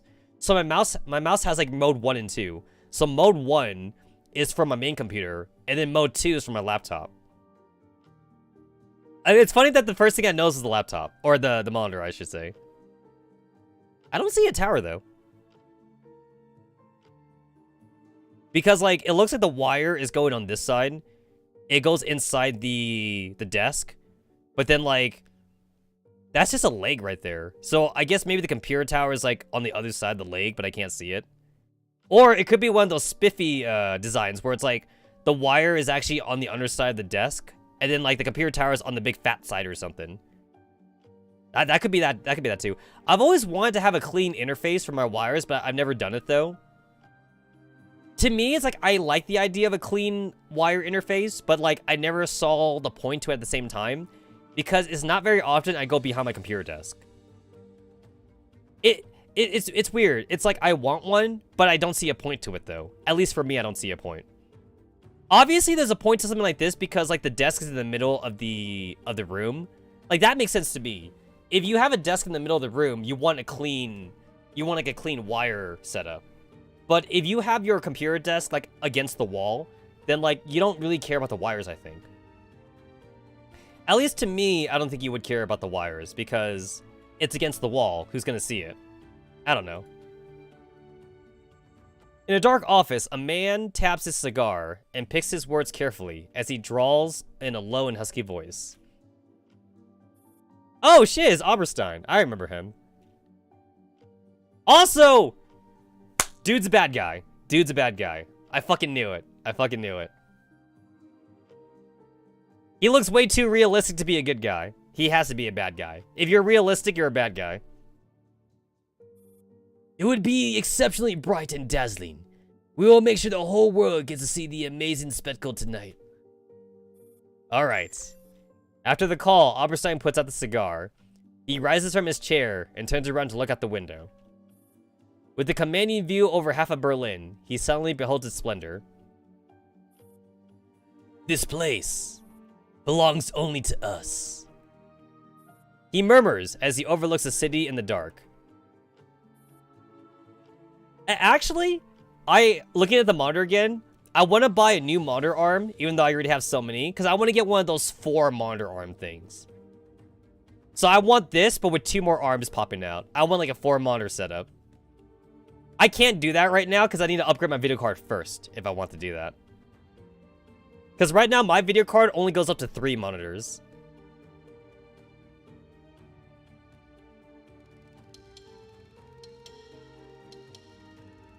TikTok. TikTok. Oh, that was it? Oh. Oh, okay, that was... Yeah. I was kind of blindsided there for a bit. That was short. Alpha. Oh, I think I already see the pattern here. Alpha, beta, and like whatever after beta. I think I get it. Inside the Paradia's base. Hey, we're back to Gray. With a sigh, Gray puts the report she is holding back on the table. What a surprise! To think teacher would actually lose twice. Greg stands quietly by Gray's side. She does not seem particularly bothered by this failure. I know what you're going to say, darling. But this failure was a failure of Paradius as a whole, and not of myself or teacher in particular. You know what? You know what? Gray is about as delusional as like everyone else in Paradius. Everyone in Paradius is delusional. I simply hope that you will gain more. Thank you. Gray's expression softens. You must learn to be patient, Greg. Father's cause and the future of Paradis are the ultimate goal of everything we do, and failure would not be tolerated. Right. Greg nods obediently and concedes the point. They've taken the weapons. It would be harder to regain the initiative going forward. Gray nods thoughtfully and taps on the table with her other hand. However, we still have a trump card, don't we? How is her examination going? I just summoned her body and found no abnormalities. She has already been reassembled. Her neurocloud cannot be analyzed for the moment. For safety's sake, I feel we should keep her in solitary confinement. Oh, don't be so jealous, Greg. Since we cannot read her heart, why don't we have her prove herself again? I understand. In Jay's home. Now we're back with the Stacy boys. Stacy? One of Galatea's contractors was shot in his own homes. Police are still. Does Shadowless still not know? We haven't seen any cutscenes with Shadowless for a while. So it seems like she still doesn't know that her brother's, I mean, she should know. Or maybe she doesn't know. It seems like she doesn't know that her brother's dead. I feel like it showed that they were so close to each other that the moment she found out that he was dead, Shadowless should just hunt down Jay, basically. She should hunt down Jay and be like, well, how'd you let my brother die? But I guess she doesn't know right now. Annoyed, Jay turns off the TV and buries his head in his hands. Those eyes have been staring at all this while, and nothing he does can ease the frustration he feels. Hey, how long are you going to stay here anyway? Unable to bear it anymore, he shouts at the doll seated on the chair. Frau Remy ordered me to monitor your every move, Agent J. You know what? Like it or not, Agent J got himself a T-doll waifu. Yo, I would love to see a fucking short story about Mona and Jay going through daily life. Yo, I want to see that as a dojin or something. But I wanted to be a sitcom though. I wanted to be a sitcom style of a story though. So okay, no, okay. Here's my pitch. Here's my pitch. This is gonna be a sitcom show. So Jay just got fired from Stacy or whatever like that, and then Mona is following Jay around and shit, and then Jay lost his job, so now he has to get another job or something. But he doesn't want to work at the police force, so he just goes to work at other places, but he's constantly getting fired. And Mona is taking care of him and shit. Mona cooks him breakfast. Mona does his laundry and shit, like a waifu. But then Jay is being Cinderella about it, because Jay's Mona just do this because Romy told her to do, or whatever like that.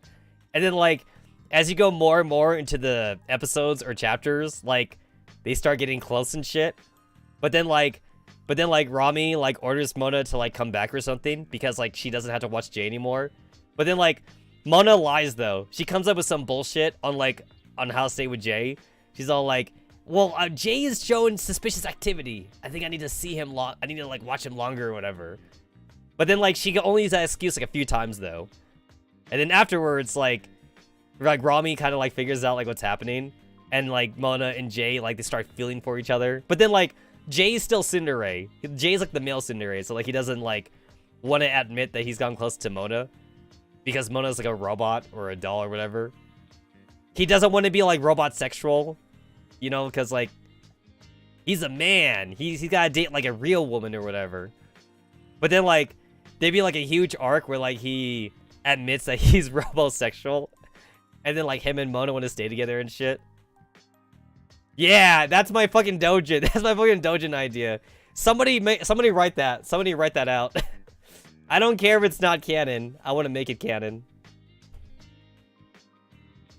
I got ideas too for a Seer and Deer dojin as well. Since Deer is definitely robosexual or whatever they call it. I have a hentai version and a non-hentai version for a Seer and Deer story. Like, the hentai version involves, like, Deer, like, actually fucking his, like, G11 dolls. And then, like, he basically, like, his G11 doll is, like, literally, like, a fucking sex bot or whatever. And then in the family-friendly version, it's just about, like, the wacky hijinks that he has to go through, like, his family and shit. I thought about these things. As my neurocloud has only just been repaired, this also counts as a form of rehabilitation. I seek your understanding, Agent J. But that doesn't mean you need to live in my house as well, right? Yo, you know, see, like, this is like the sitcom. This is a sitcom in motion right now. This is totally the sitcom in motion. Excuse me, guys. I gotta refill my water bottle really quick.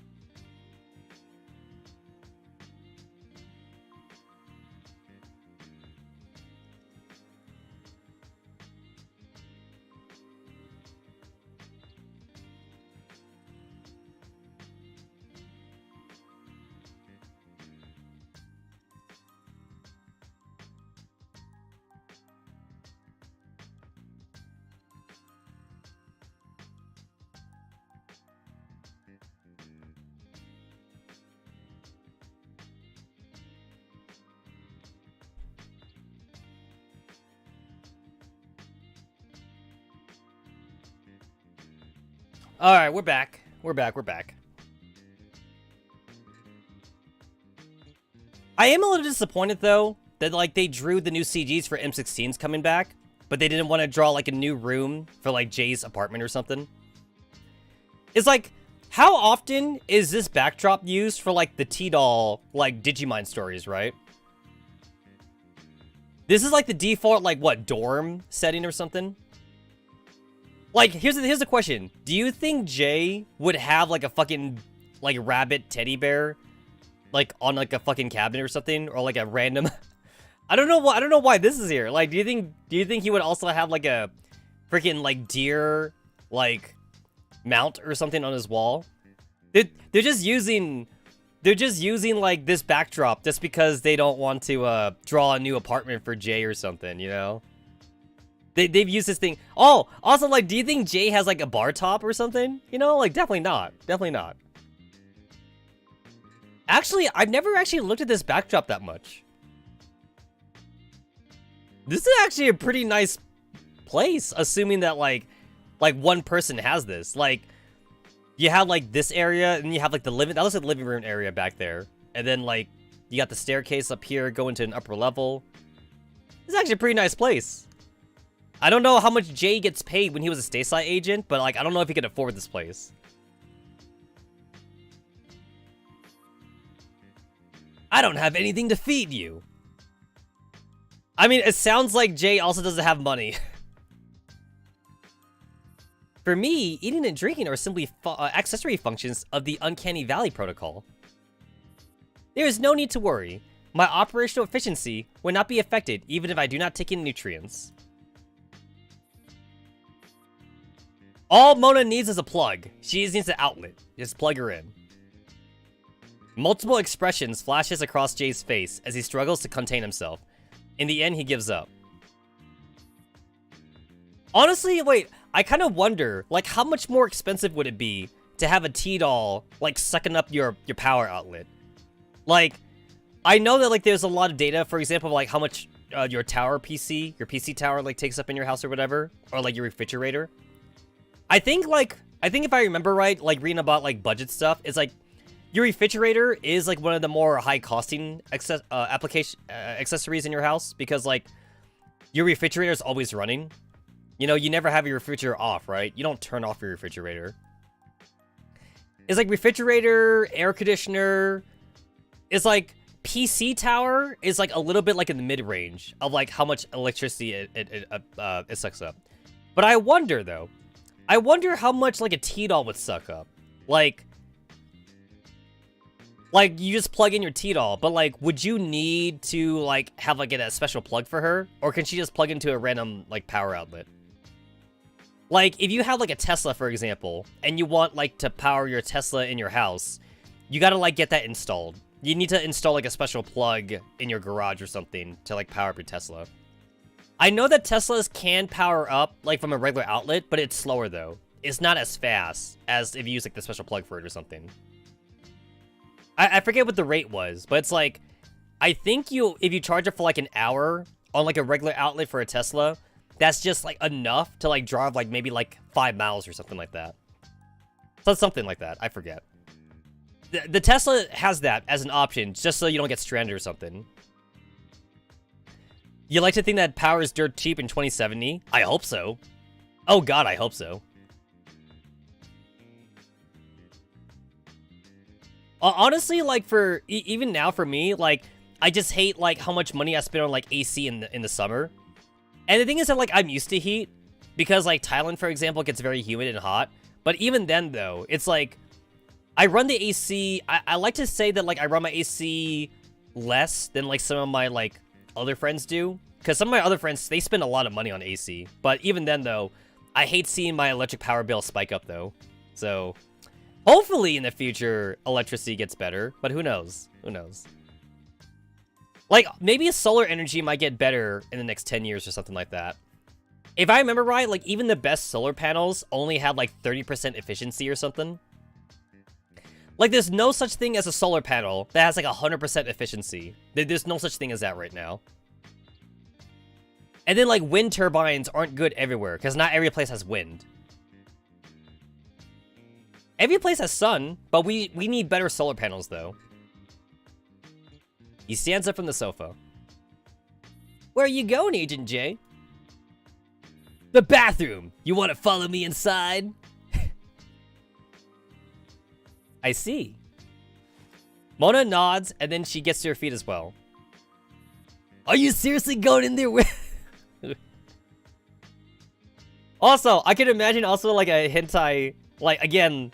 my pitch for a doujin, like, what if Jay wants to, like, take a shower or bath, and then, like, Mona gets in the bath with him? That'd be like a harem. That'd be like a hentai harem thing, where, like, Mona takes a bath with Jay or something.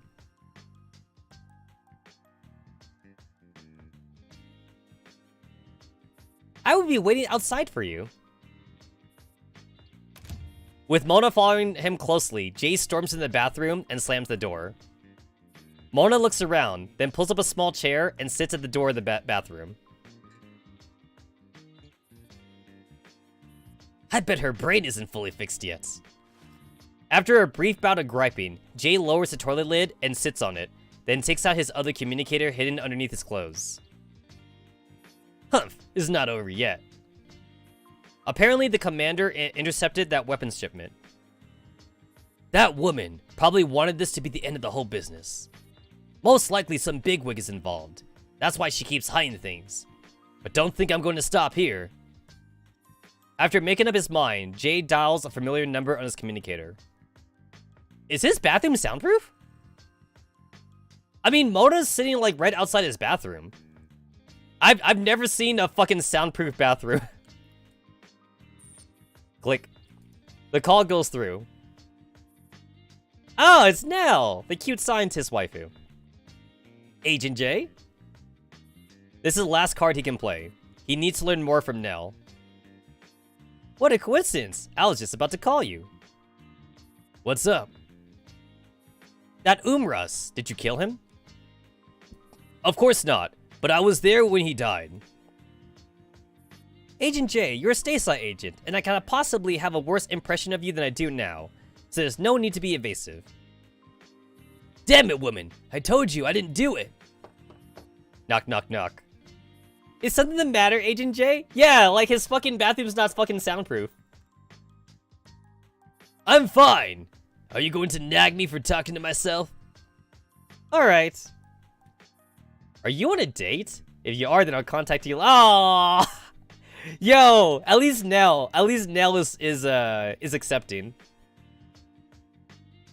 Nell didn't want to bother Jay on his date.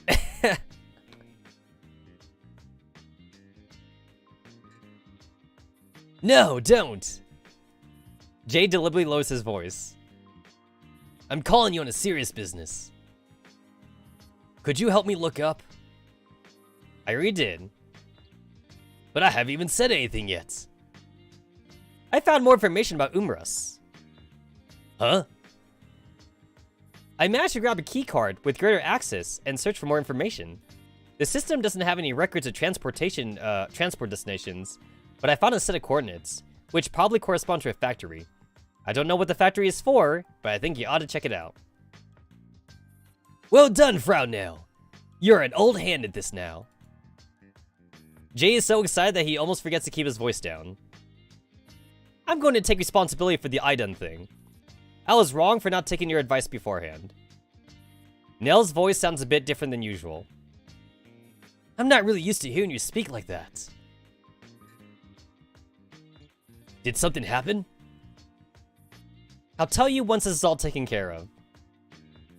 It's not like you to stumble over your words. Nell hangs up on him from the other end of the connection. I just had the worst luck with women today. Ugh, forget it. We can get back to work now that I have new information. We're back at the base, in a safe house on the outskirts of Berlin. We'll let the Earl take care of those weapons. Would that be alright, Commander? Yeah, leave it to you. K-Bar salutes, then turns to leave. However, a strange awkwardness lingers inside the safe house. Ro and the other dolls crowd nervously around the bed, watching the still unconscious M4 uneasily. Why are you all so tense anyway? M16 sits in the corner of the room, looking very relaxed. M4 hasn't woken up yet, and you're asking us why we're tense? 16, when will M4 wake up? Do you really think that's M4? What do you mean? M16 opens up a pack of compact food and munches on them as she looks up at Star 15. I understand that you're concerned about her, but don't let your feelings overrule your rationality. She isn't M4 at all. Oh, 16, I don't think you know, but she may look like someone else, but she's really M4 on the inside. No, she's not. At least, she's not the one we're looking for. She is M4, but at the same time she isn't. What does that mean? Exactly what I said. And how do you know that? I spent a long time searching for M4. Longer than you can imagine. I can tell the difference. But actually explaining it is a bit of a pain. More importantly, you ought to think about how to deal with that woman. They're both matters of great concern to us. I'll deal with Moradal. I don't need or expect to gain any more information from her. As for M4, no matter what you might think, she's still part of the team, and a member of the AR team. You haven't changed a bit, Commander. Are you really not going to rejoin the AR team? Everyone here is willing to accept you. We'd welcome you back. No, at least one person wouldn't. Who? Myself. Oh, she's doing that thing. She's doing that, I can't forgive myself. I don't deserve forgiveness. She's doing that thing.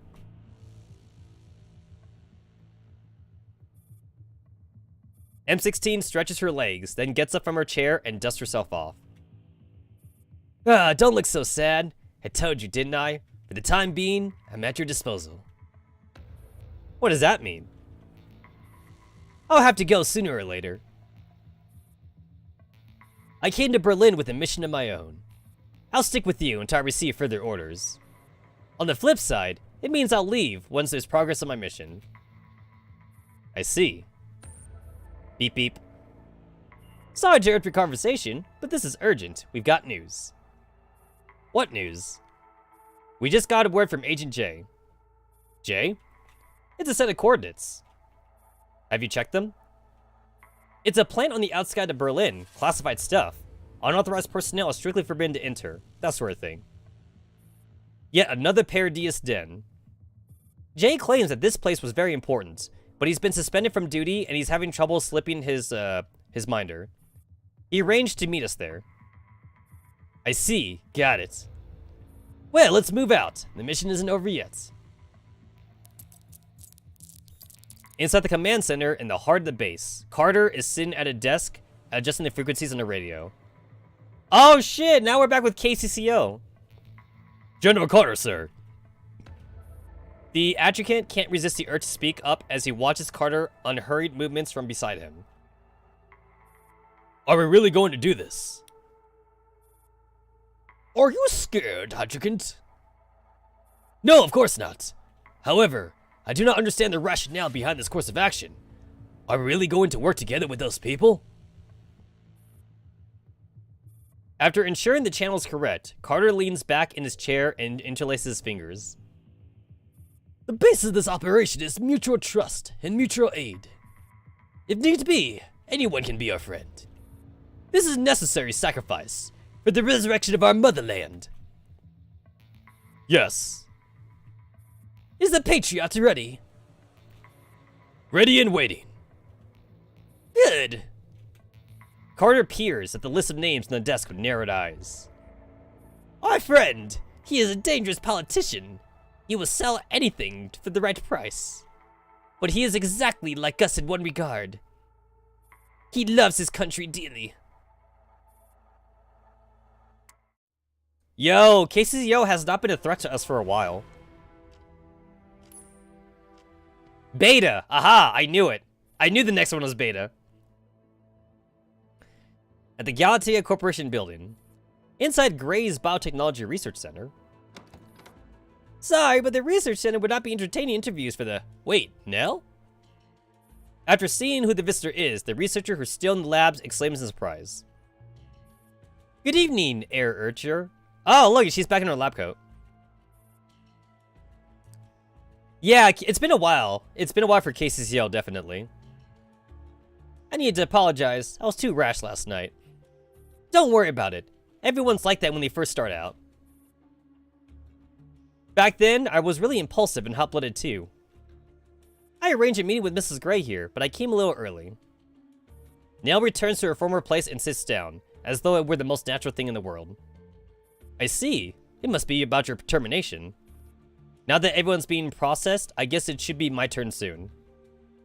I haven't thought about where I'll be going next. Nell looks at him, and while she keeps the conversation going, she quickly switches onto her own computer. Didn't Iversion mention a research institute in Bremen last time? Are you interested? Bremen's too far away. I prefer Berlin. Though her heart is pounding, Nell does her best to keep her expression perfectly neutral. After all, she needs to plug a hard disk in while Urcher's watching. Save the evidence. She needs to save the evidence. But it shouldn't matter where you go since you're so young, right? I think being in Berlin would be more relaxing. Fair enough. To each their own. Beep beep. Access granted. Copying files. Speaking of which, how many months of salary are you going to ask for? Oh, I haven't considered that question. Huh? Aren't you here to discuss your severance bonus? What I mean is, I didn't think about asking for extra severance pay. I'll take whatever Mrs. Gray gives me. What? If you don't ask about it, she'll only give you the minimum required amount in your contract. Considering we all worked here less than a year, in theory, it means we won't get much. Say what? Less than a year? So none of you have been working here for more than a year? That's right. Iversion's been around the longest, but even he only joined last November. Urcher, when you joined the company, you knew what the research direction was, right? Of course. But this institute has been around for years. What about our previous seniors? Well, I heard that their incompetence got them all. Ah, Mrs. Gray. Nell, which room are you going to use for your meeting? The progress bar is at 87%. Nell is so tense that her face is turning red. She slowly turns around. Mrs. Gray. Gray is standing at the doorway. She narrows her eyes as she looks at Nell and smiles. Aicher, would you mind stepping outside for a moment? I have something to discuss with Nell.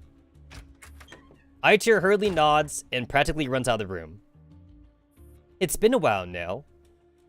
As she looks at Gray's inscrutable smile, Nell works up her courage. Mrs. Gray, for the first time we met, you once told me, skills are secondary, morality is paramount. That's what we tell outsiders, but in the industry, People will only pay for your skills, and not your sense of ethics.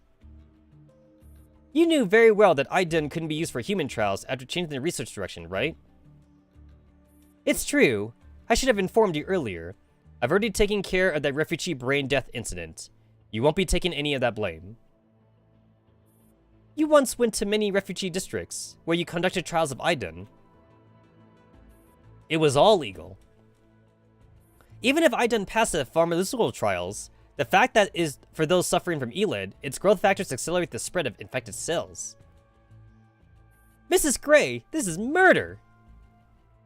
No, this is salvation. Yo, I know that one of you bastards said this too in a previous stream.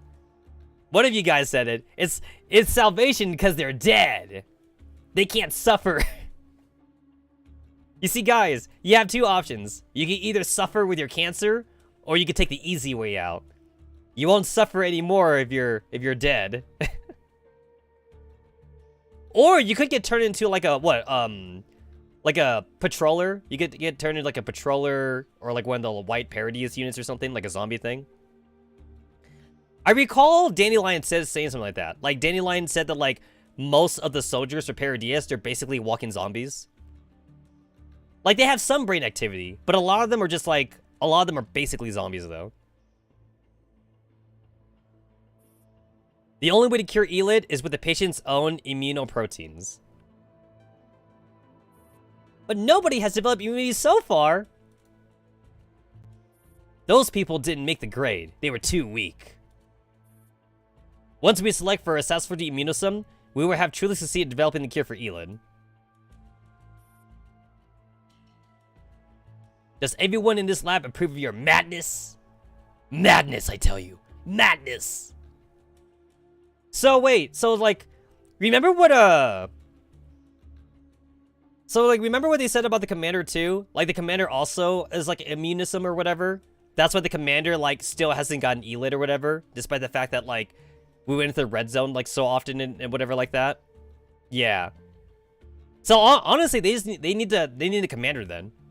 The commander is a immunosome or whatever. I thought you were a smart one. As long as the experiments succeed, your name would be in the history books. Partially immune. Gotcha. I mean, honestly though, that still screams of like fucking plot armor to me. Angie and Igor too. Yeah, that still screams of plot armor. It's like the main character, the fucking player character, we just happen to be like somewhat immune to ELID. I mean, it's true though. We did spend a lot of time in the red zone. We spent so much time in the red zone, and like the commander's not a zombie. And what about the people who died to make it happen? Every advance in humankind history has been accompanied by sacrifice. She's not wrong, guys. She's not wrong. Kalina too weak. Skill issue L ratio. It is a price that we must pay. I mean, again though, to be fair, Miss Gray isn't wrong. Think about like all the fucking medieval torture that we used to do, right? All the medieval like mad scientists or the medieval doctors and shit. We did learn a lot. We learned a lot about humans, like from those medieval doctors. Like, what was it? Like, there was like a lot of doctors in medieval times, like looking at like brain shit or whatever, and like the things that they did in the medieval area, they would be illegal to do now. You know, they would still be illegal.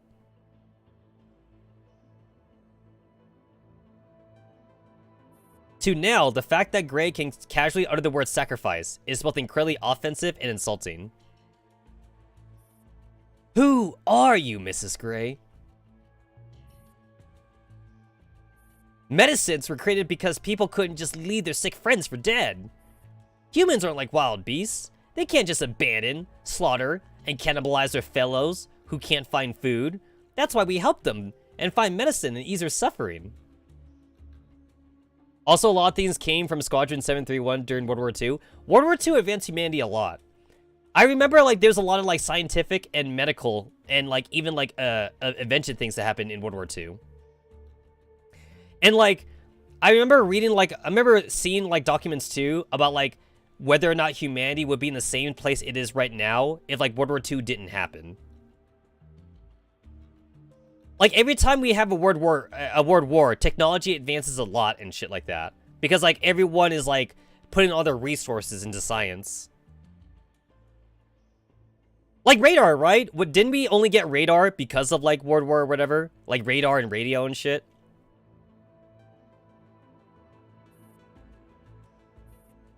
Everyone is weak in the face of illness. And we will all become weak someday. That's why we need to treat the development of every serum, every medicine with the utmost respect. How could the woman standing before me be the same one who told me that before? To think that you could dismiss people's pain and suffering as sacrifice so casually. Old Pete is still in the St. Marine Hospital right now, and my conscience is plagued day and night because of that. Mrs. Gray, how could you take care of that? How did you take care of that anyway? Your heart once beat with compassion, Miss Gray. No! She is heartless, Nell! She is a Naito. I mean, wait, do Naitos even have hearts? Like, biology speaking? I would think they got, like, a robo. I would think that, like, they got, like, a robo heart or whatever. They got, like, a core. There's, like, a core inside them or something.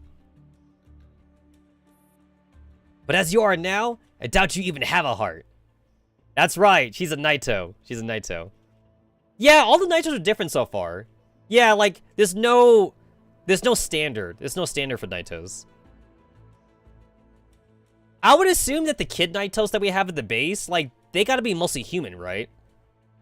The kid Naitos are like, they're like imperfect. They're like imperfect Naitos. So they must still be human, mostly. I do not have such a weakness, of course.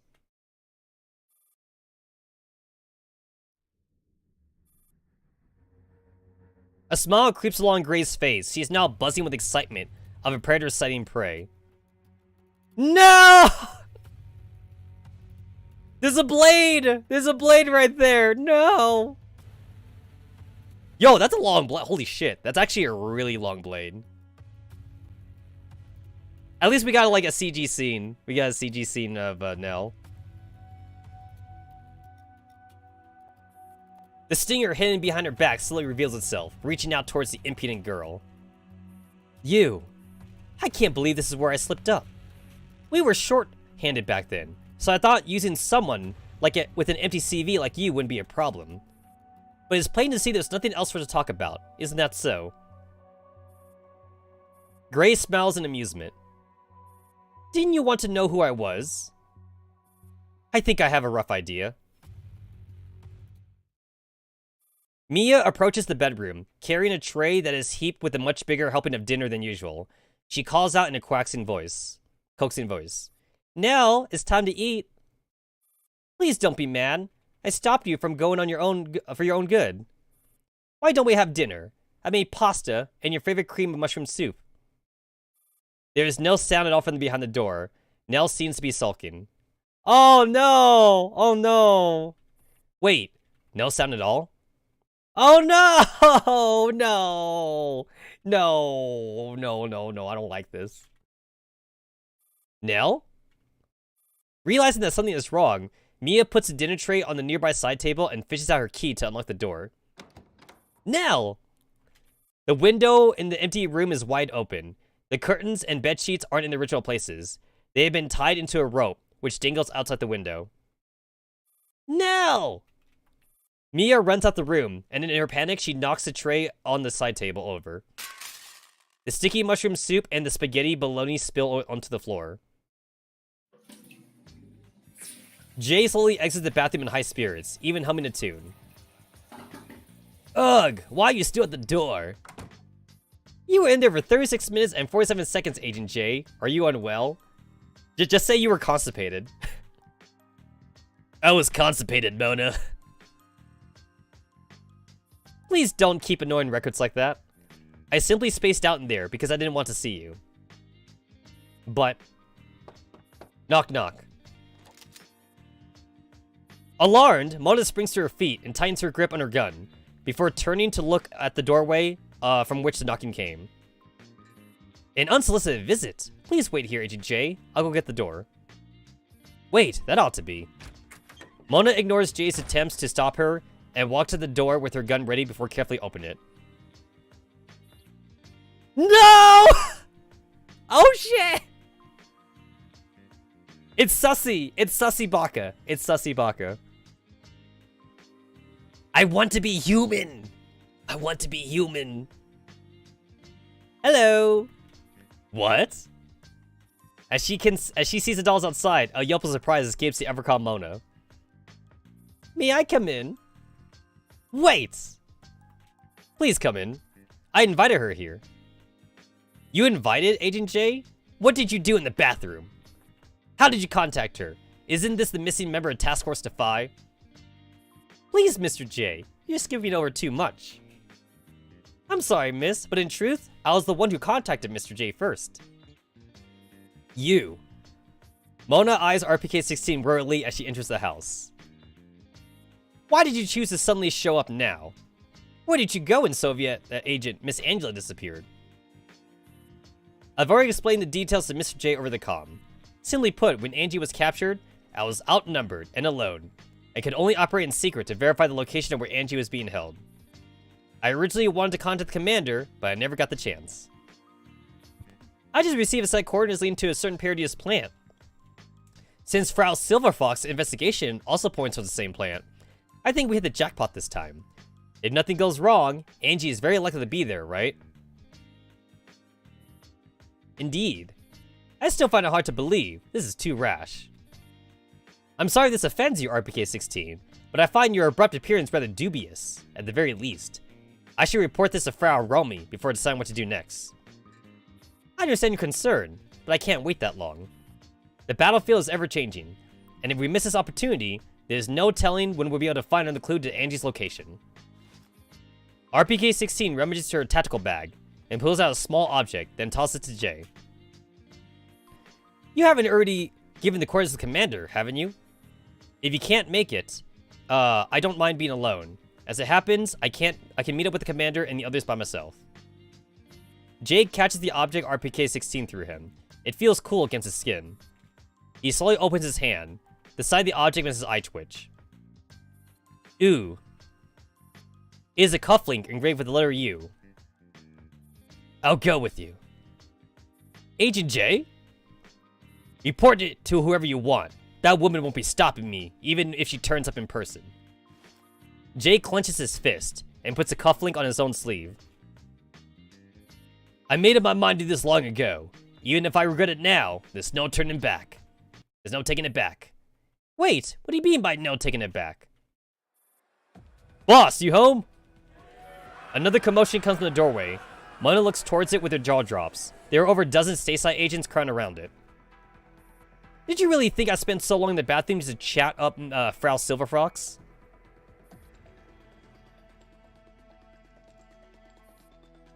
Boss, this is everyone we could assemble. We're with you, no matter where you go. Yeah! What a surprise. Turns out you're quite popular, RJ. Since we're all here, let's move out. We've already fallen behind. We mustn't keep the commander waiting. Wait, please wait. Frau Silverfox, could you keep Mona quiet for a bit? I know, I can do that, but I'm not gonna take responsibility for it, you know. Mona stares at the hot-blooded mob and has no choice but to shrug in resignation. Alright, I understand. I won't report this to Frau Rummy for now. But in exchange, I'm coming with you. Say what? If you must go, then I'll go with you. My mission is to keep an eye on you, and I have to carry out my mission wherever you go. Jay looks at Mona, momentarily at a loss for words. Wouldn't an extra hand be better? Whatever. Seeing as Jay has no longer objecting, Mona lets out a quiet sigh of relief. Then she turns and glances at 16, who is still smiling warmly at them. Perhaps it's just her imagination, but she has a bad feeling about this. Guys, I think RPK-16 is sus. Oh, Mona, you're too distrusting. Guys, I'm telling you, I saw RPK-16 vent. You know what, Mona, you're just no vote. This is no voting. I'm not voting this round. Guys, I'm telling you.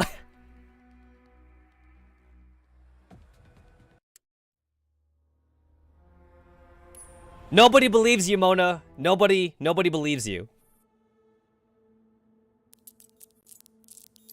Coordinates confirmed. The destination is just ahead. By accessing Berlin's official map archive with special clearance, the commander and company easily found the plant that Jay mentioned. This must be it. Stop the vehicle here. We'll walk in the rest of the way. 9. Please stay in the vehicle as our point of contact. Also keep an eye on M4 and Moradao. Sure, leave that to me. Ugh, can't I stay behind as well? Don't even think about it. This is where your external battery comes in useful. There's a no entry sign on the fence. So, are you just gonna pack up your bags and go home? That's not what I mean. Star 15 walks a few steps forward and cuts down a few bushes and weeds in her way with a knife. That logo up there doesn't look like a Paradies logo. Is it a new design that I'm not aware of? This is a German government emblem. What's a surprise? We knew Paradies had ties with the government all along. Yeah, but all the facilities we attacked before belonged to either Paradies or Galatea. Seeing a building that's clearly advertising its connection with the government, this is a first. Who cares? We just gotta kill the Paradies that we run into, right? This is strange, but on the flip side, it also means that we found Paradies' actual seat of power this time. 45. Any news from Jay? Not a peep, unfortunately. Should we wait for him before we move? Honestly, even though he did say this is a key location, we don't actually know what's in there. I don't know what's in there either, but someone seems to be pretty impatient. The commander brows furrows as an indistinct noise drifts into the earshot. Is that coming from inside the plant? The commander looks up. Sounds of destruction come from inside the dark and seemingly empty building. Someone's in there! They're wrecking the facility! Commander? We can't afford to wait for them. We're going in now. Hurry! What a barren piece of land. This just goes to show what's so special about this base. I was quite surprised when I first found this place as well. A metal fence? We don't have permission to enter the premises, do we? Jay, is the fence ahead cut open? You're right. There's quite a large opening. Oh, that was my doing. I created the opening when I first came and scouted out the place. I see. So you've been here before. Just to take a quick look around the plant. Since I was operating alone, it would be difficult to escape if I got spotted by the people inside. That's true. In that case, let's make this quick and go in right away. Hold on. Aren't you going to wait for the commander? They're probably gone in already. I'm seeing some tracks here. But the planet is quiet as a tomb. More importantly, Agent J, are you sure these are the coordinates? I don't have clearance to access the map archive, but this doesn't feel right. Maybe we should double check just to be sure. What exactly do you mean? I think we shouldn't charge in recklessly. Are you done yet? If you're worried, I can go on ahead and check the place while you stay here. No need for that. We're going together. Agent J! Jacques! Bring someone to scout the east and check the surroundings. You brought a detonator, right? Rid the explosives along the perimeter 50 meters away. That would stop any pursuers when we withdraw. Understood. Bao, come here. I need you to set up a temporary radio station here. We have no idea what's going on in there. Normal comms could be intercepted and monitored. Check with the others. We need a restricted and encrypted comm link. Roger. Once we're in, maintain 3-4-3 formation and watch each other's blind spots.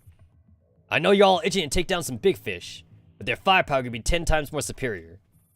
Besides, we're about to enter their territory. If we start exchanging fire, I need a route retreat immediately. We'll be using the same code system and P2P comms. Etch the mission objective into your brains. Find the rescue target, Angelia. Yes, sir. Happy? Mona has no more reason to object to the mission. She nods. Then please lead the way, Miss RPK-16. This way. Alright, I gotta go back because I put some in the repair bay. Alright.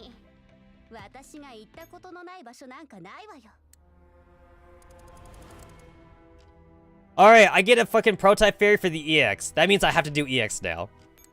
Now I must do EX. It's actually a good reward. I get something nice for this. Alright, what do we got? What do we got? Plant 3 explosives in production lines. Obtain data message 1, data message 2. Note, production lines are indicated by radar icons. Ah, okay. Okay. I see data interface. I see the radars. Okie dokie. I see... Alright, all the things on the left side are death stacks. Those are all death stacks. Got it. Alright, I'm sure I can figure this out. I'm sure it shouldn't be too hard.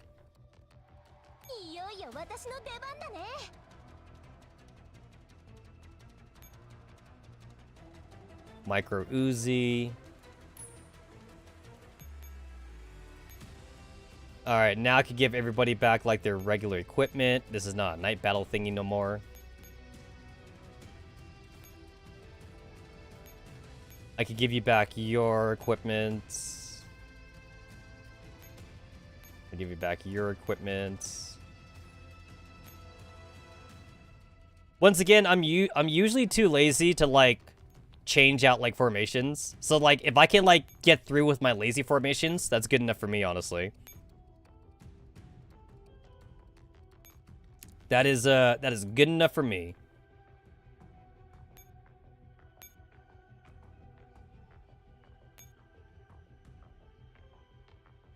Wait a minute, didn't you have a thingy?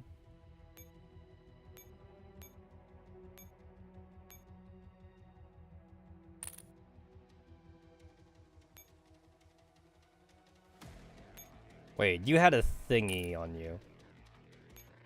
Oh wait, not you. You're the wrong Kaliko. Yeah, there we go. Here it is. There, that's your thingy. I was using my dupe. I was using the dupe the entire time. Then I'll do this one. And I feel like I still want the I want the boots. I think I still want the boots. Alright, let's see if I can do this on my first try. Let's see if I can do this on turn 1.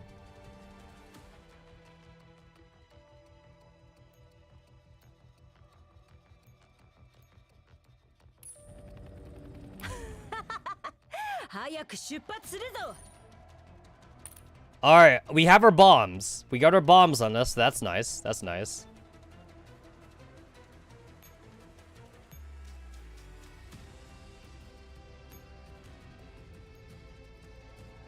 Let's go ahead and change you. We'll change you. I have no heavy helipads here. No heavy helipads.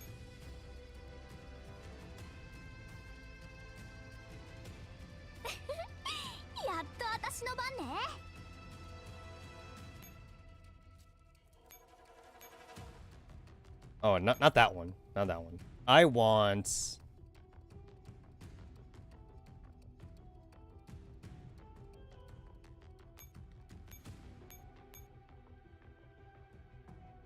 Here we go. I want that one. Okay. Alright, this is my hawk. This is my hawk.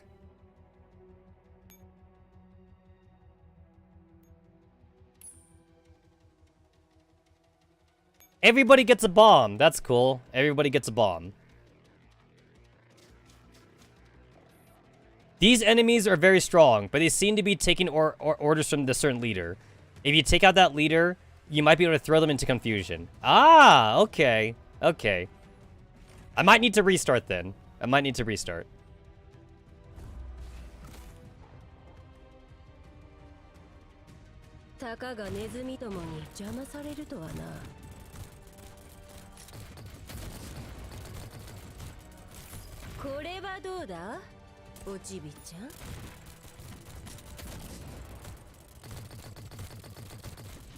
Wow, you guys are tanky.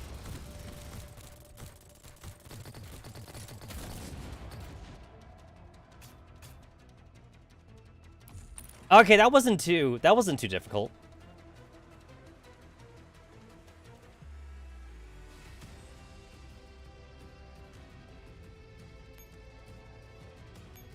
I'll switch these two. All right, there's a data thingy, but I can't go to that data thingy right now. And I can't fight these thingies because these thingies are these thingies are oh. Okay.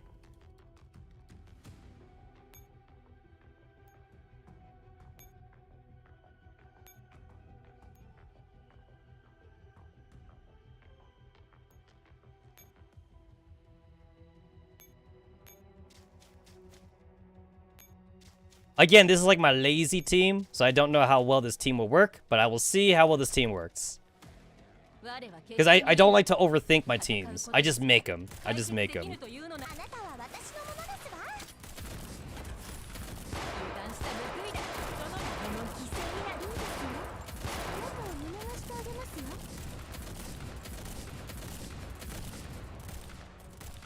Alright, cool. That wasn't too difficult.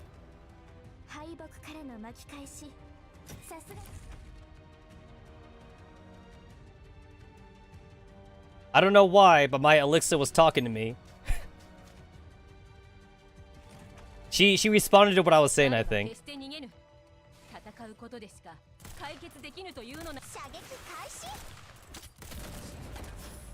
That's a lot of fencer dudes.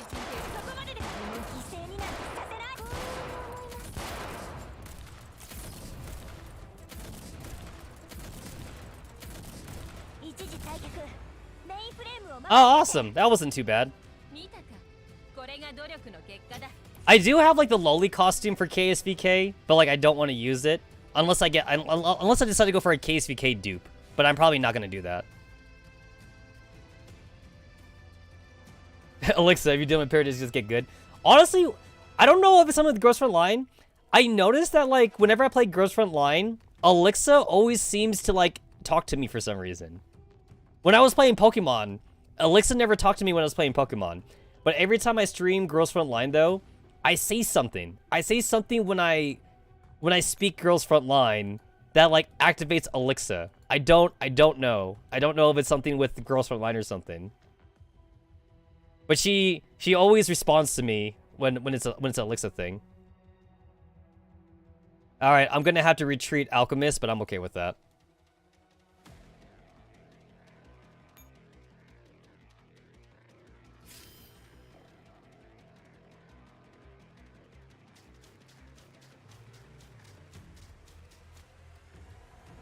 Oh, they fight each other. Oh. Oh. Okay. Okay. They fight each other. That's what happens. Can I win? I don't think I can. Woo, that's a lot of shields, baby. That's a lot of shields.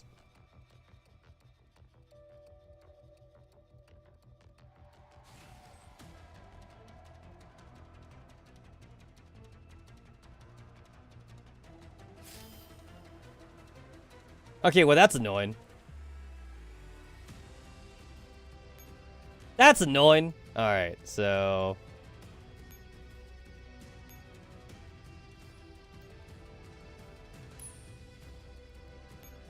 I'll see if this is still salvageable somehow.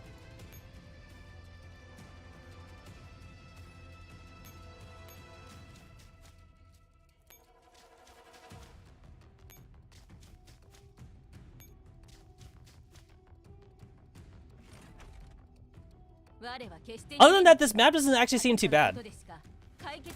Honestly, what gets me is the really big maps. The really big maps annoy me enough to like not do them. If it's a small map, then like I'm usually okay with small maps.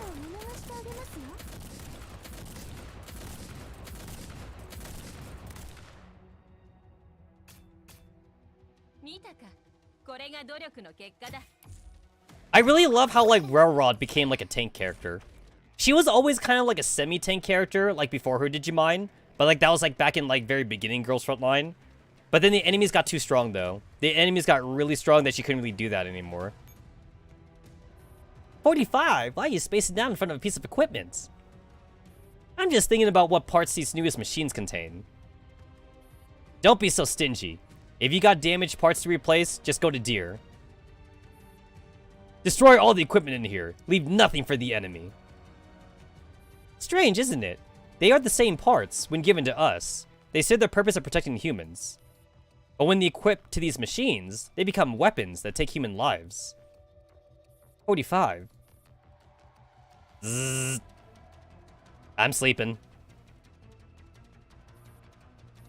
Stop thinking about such nonsense. Hurry up and tear everything apart.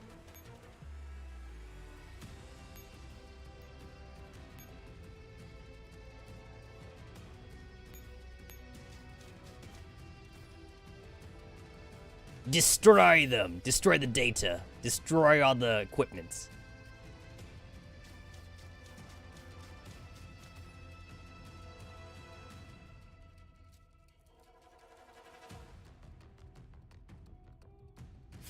Okay, that's good. It's still salvageable. Those guys will hit each other eventually.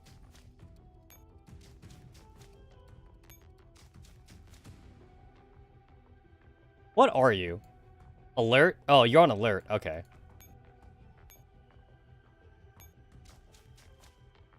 Plant the explosives. Bomb has been planted.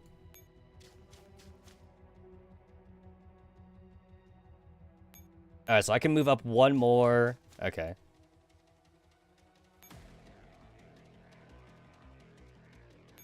Oh, I could actually end my turn. No, actually, I don't want to do that.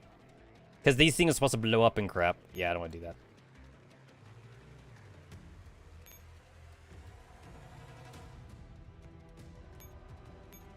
I guess I'll take you out, though. You're in my way.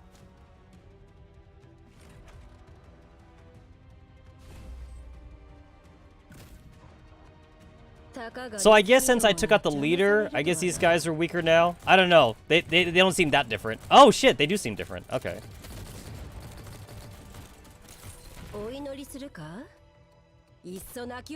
Take out the leader. Take out the leader. No, it's about the same. It's about the same.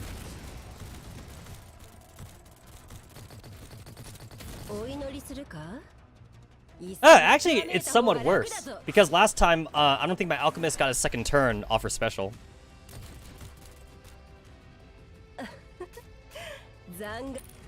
RNG might not have been on my side that time. Slight differences in the RNG.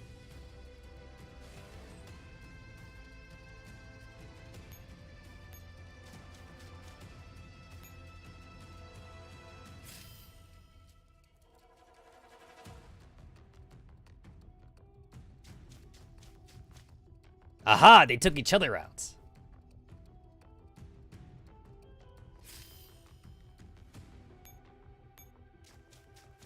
I'm glad that I could, like, use KSVK more than once. It would have been kind of annoying if everybody only got, like, one bomb or something.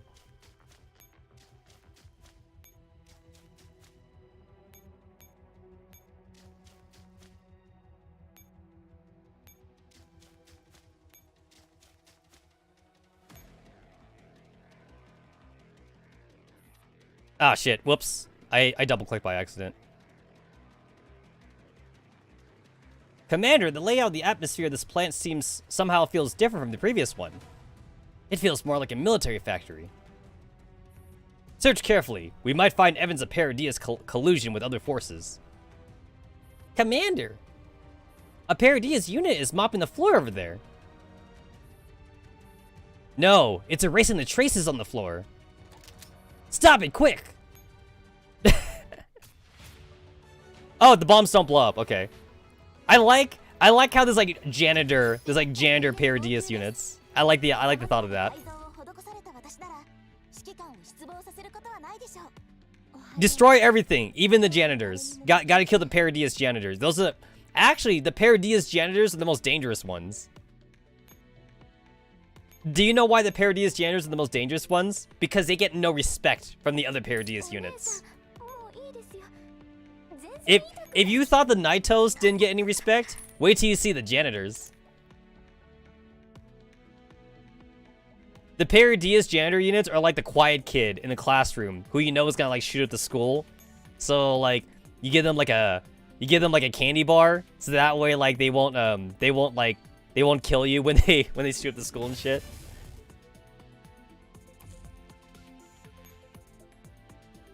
"4 hours. I got 4 hours, it says. "4 hours.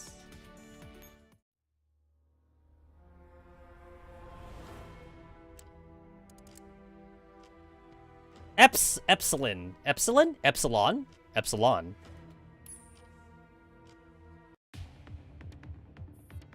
Paradias factory production line.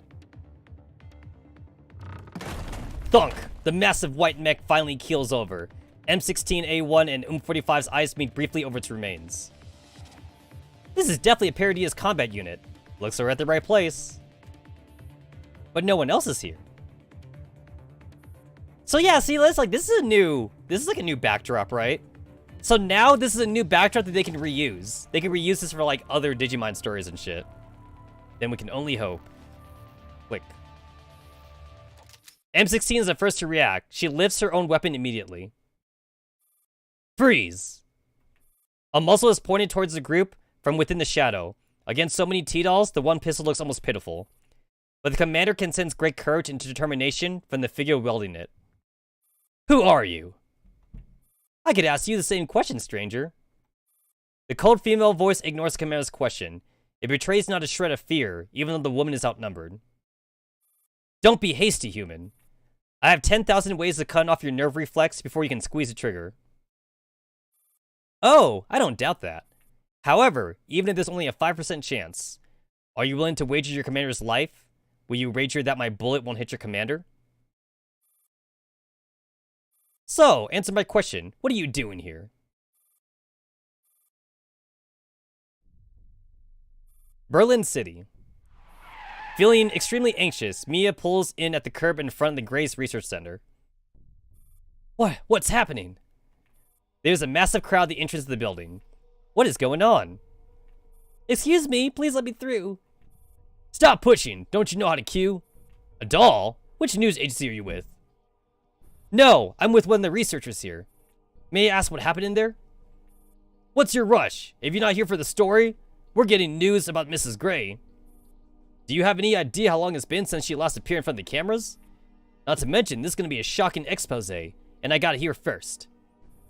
It's impossible to reason with the reporter, but she can't just squeeze her way through the crowd either. Mia backs away anxiously. Dial tone. Dial tone. Dial tone. Pick up! Pick up! I beg you, Nell. Standing in the bottom of the building, she looks up and immediately locates a floor that Nell used to work on. The lights are on in the Gray Biotechnology Research Center. Click. Call disconnected. No answer. Nell. Mia's eyes are glued to the windows of that particular floor. She can almost feel her non-existent heart give out. Please, I beg you, don't do anything stupid. No matter what, she has to get through the crowd and find a way into the building. Even if it's too late, she must get to Nell's side. She has to. No. Guys, Nell just dropped her phone. That's what it is. She just dropped her phone. It's so easy to leave your phone on your office desk and just forget about it. That's all that happened. She dropped it. That's why she's not answering. Okay, we're back here. In the silent plant, other than the occasional drop of water dripping on the floor, all is utterly still and quiet. With RPK-16 in the lead, Jay and his subordinates carefully make their way into the bowels of the plant. Even their own breathing is almost imperceptible. They are advancing very slowly, but not just out of caution. Jay gestures wordlessly with his index finger and middle finger, and the whole team come to a stop. What is it, Mr. J? We've been here for 5 minutes, but we haven't run into anything that breathes. Isn't that odd? Also, I have another question. Jay swallows and drags a finger lightly over a piece of transport equipment. It is coated in a thick layer of dust. I don't mean to doubt you, but why is this familiar logo everywhere inside the plant? You mean the emblem of the German Ministry of Defense? Yes. Jay gazes at RPK-16, waiting for her to give an explanation. Is this really a Paradius den? RPK-16 smiles as she leans in closer to Jay. Why indeed, Mr. J. In any case, I must assume this is a Paradius den, because I saw the Naito who captured Angie came inside with my own eyes. But everywhere we look, we see traces left by your government. Why is that?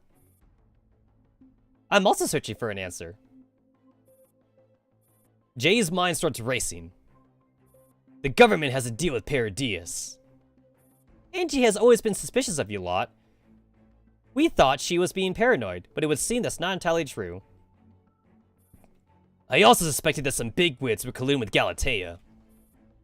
But I never thought it'd be this serious. To think even the Ministry of Defense is involved. Agent J, aren't you reading too much into it? No, this explains everything. You already knew the truth behind those weapons, didn't you? That's not something our military can produce. It's gotta be Paradius tech. I see. RPK-16 looks around thoughtfully. Paradius provides the technology to the Ministry of Defense, and the government funds the manufacture of weapons in large quantities. Even if this isn't their production line, it may still be a refinement plant. Land from the Ministry, tech from Paradius. This does make for the perfect hideout. In the heart of this plant, or rather on the lower levels, that's where the real den is. Jay catches on to what RPK-16 is implying and nods. I bet. That's where we'll find more secrets.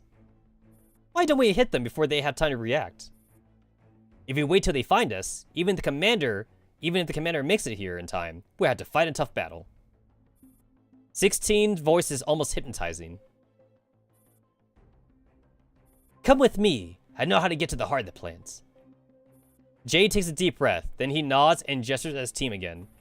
The agents spread out in his order, each watching the assigned direction vigilantly. RPK-16 gives Jay a satisfied nod and continues to lead the way. Are things really that simple? Mona's unease grows more and more pronounced. She shouldn't doubt RPK-16, but for some reason, this woman has a very sinister air about her that rubs Mona the wrong way. Guys! Emergency meeting! Emergency meeting! Who hit the emergency button? I did, guys! Guys, RPK is sus. We need to eject. We need to eject RPK. I don't know. RPK seems fine. RPK's been with Jay the entire time. If RPK was the imposter, she could have killed Jay. Guys, I'm telling you, RPK is sus. We have to eject her. I'm telling you.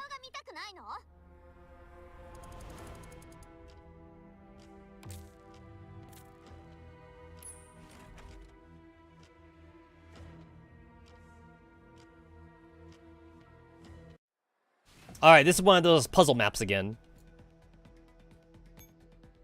Flush out enemies. Move Jay into the depths of the Paradius factory. That's a lot of broskies. That's a lot of news. We also got some random Stasi agents. Alright.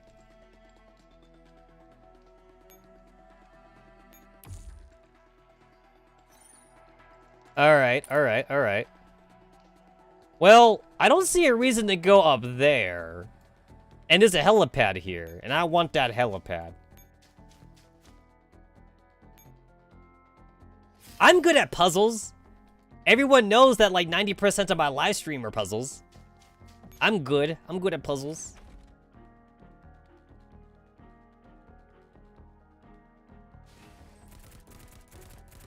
Oh, you by yourself? I thought you were at least with like Mona or something. Dang. Yo, no, Jay can tank.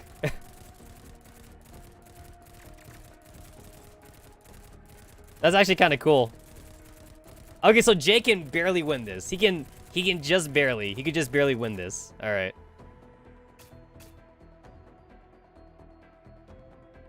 That's some really good. That's some really good body armor that Jay's got.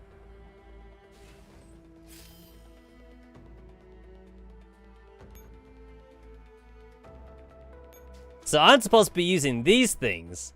I think I already fucked up. Alright. But it's good to know that Jay's not helpless, though. It's good to know that he's not too helpless.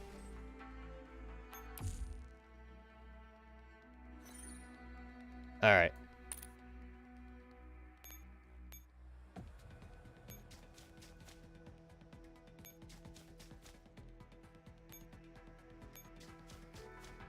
So that's a 7,000. That's a 7,000 powered unit. And that's a 15,000 powered unit. And that's a 15,000 powered unit.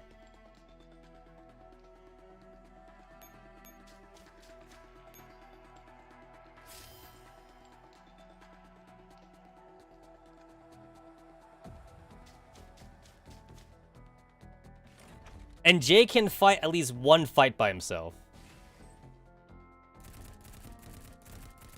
Possibly.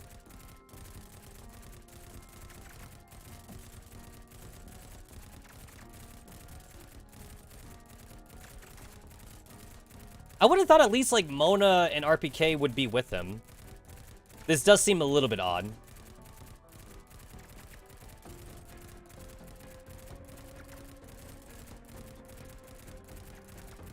I also remember reading like some strategy about Angelia also. Like, with Angelia, it was better to turn off Angelia's skill because, like, Angelia's skill takes too much, like, animation time or something. I mean, like, we're not using Angelia right now, but I remember reading that about Angelia specifically, though. Like, Angelia had, like, a long startup time for her skill or something.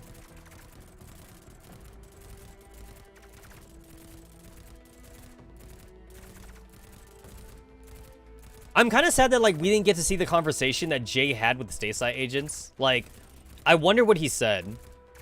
You know, it's like, yo, this is bullshit. You know, like Rami is, like, having us do stupid missions. We gotta, like, take down the government or something. I don't know.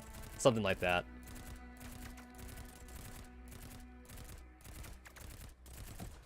I'm imagining, jokingly, I'm imagining, like, some kind of, like, scenario where, like, he also is like, guys, Rami is a woman. She shouldn't be leading the stateside or something. She's a woman. I don't know.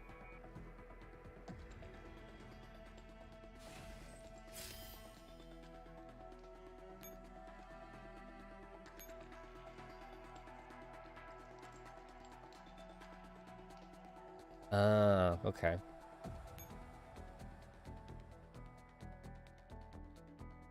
So 7,000, that was 7,000, 7,000, 15, 1,200. If I go up this way. Oh, okay, okay.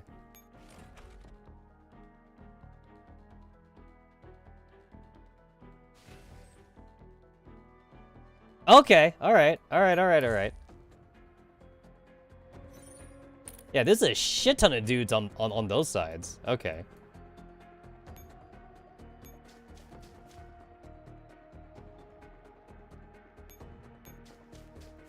Alright, alright, alright.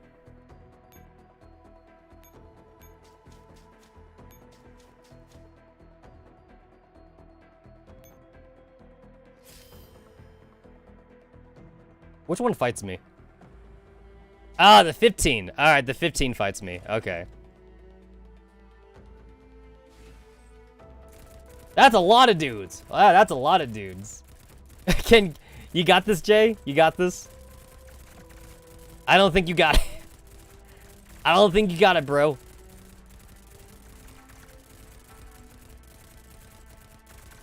He ain't got it.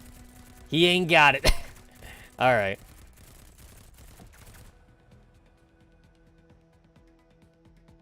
Add strong enemies into your target collection and refer to study. I mean, like, even if I added these guys, it wouldn't do anything for me. Even if I were to add them.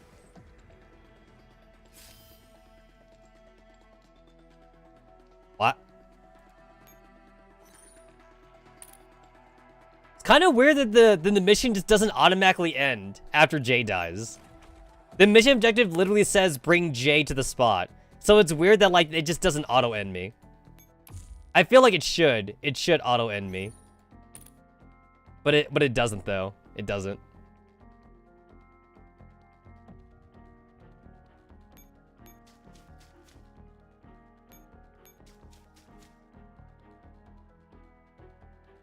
Alright, so boop, boop. Boop, boop, boop, boop. Okay. Okay, alrighty.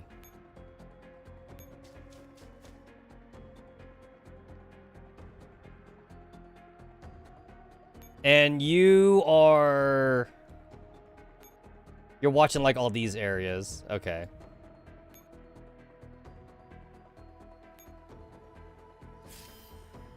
That's 4 battles. And that's technically 3 battles if I get up that far.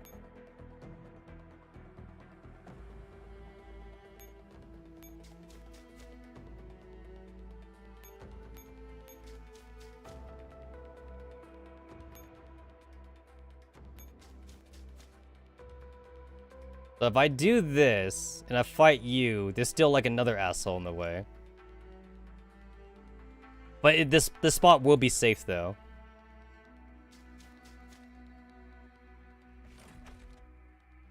Is there any, like, micro shenanigans that I can do? Not really.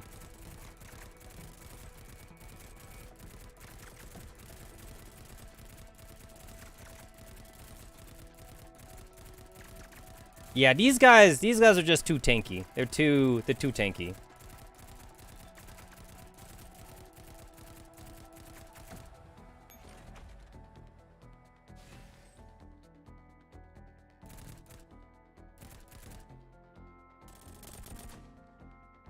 And then if I do this, those guys just keep walking. Yeah, okay. Okay, but those guys, okay, alright, alright.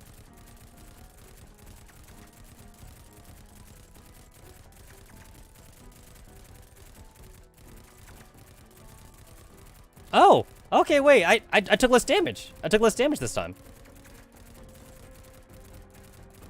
Oh, okay, there is some micro. There is, like, some micro shenanigans that I can do. That actually kind of helps. And then I move you up.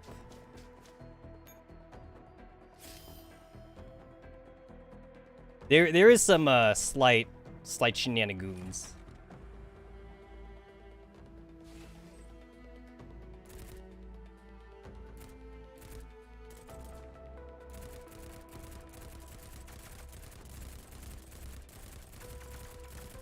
I'm taking a lot of damage. I'm taking a lot of damage this time. Don't think I'm surviving this one.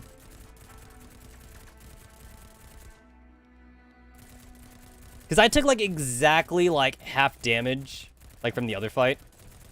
Oh. Oh, I'm so close. I'm so close to being able to win those 2 fights.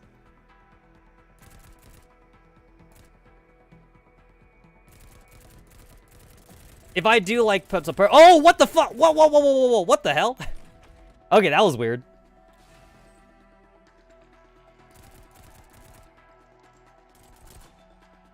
There we go. Okay, now he's actually aiming for the right dudes. I don't know why he didn't aim for those guys before.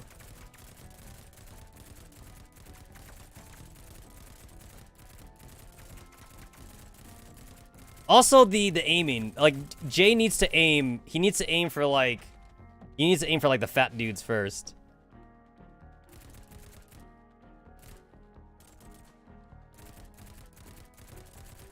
Okay, so, like, it really depends. I mean, yeah, I'm probably doing this wrong anyway, though. What happens if I do it this way?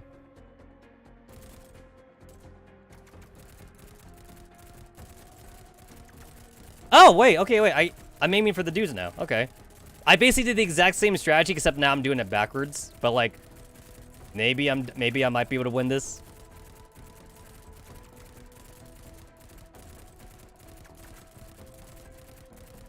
I'm taking less damage. Yeah, I am taking less damage this time. I have, like, way more HP than I did last time. Alright, so with some proper micro, Jay can actually win 2 of those fights by himself. With some proper micro.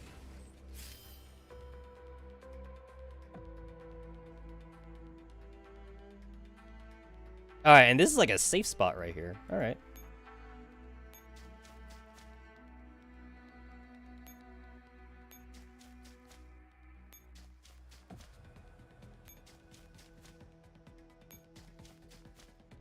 Alright, that works. That works.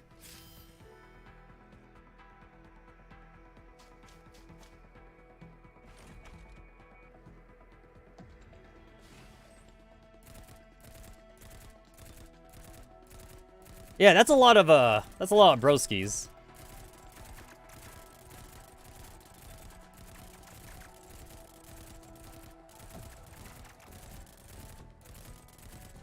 Oh shit. Oh wow. Okay, they you can't even win this fight with the 1500 one. There's no damage art. There's no there's no damage art. They just kind of like the face just kind of like just pops up. Yeah, I'm not even sure there's also like some like shenanigans I could do with these. Cuz they're a lot slower cuz Jay's a handgun. They're a lot slower. Yeah.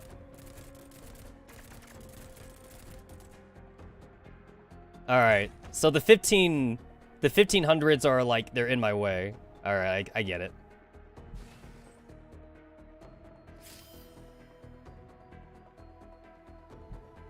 All right, but now that spot is open to me. Okay, and there's also like these nodes back here too. All right.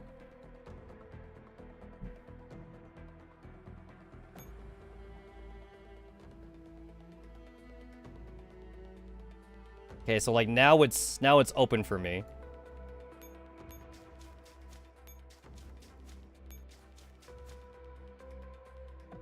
Okay, all right.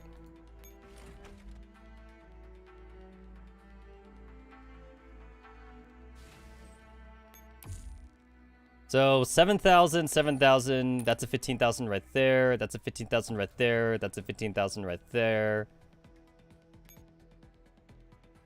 And you're scouting out all these areas. You're scouting out these 3 spots. You're scouting out these 3 spots. There's like these little like hidey holes over here.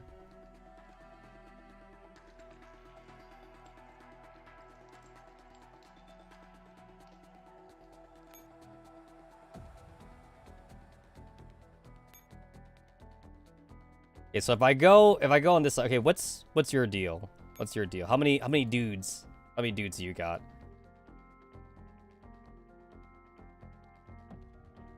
Not too many, not too many. You just got the one leader dude in the back. Oh, you're literally like a cheerleader. Oh, yeah, you're actually a leader unit. And you guys are on alert status. Okay. Okay, I'm starting to see. I'm starting to see. I'm starting to see where the numbers go now. Okay, okay. So you're moving up here. All right.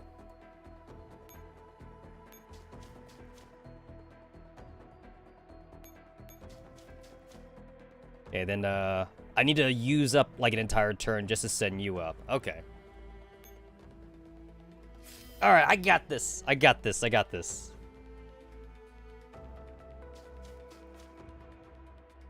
So with some proper micro, Jay can actually take out 2 of these guys on his own.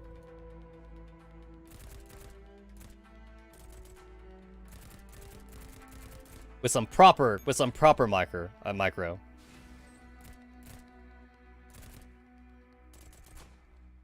There we go. He's aiming for the right one. All right.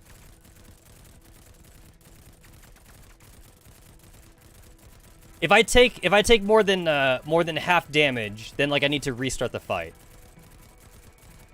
Jay being a handgun helps out here since Jay has higher speed.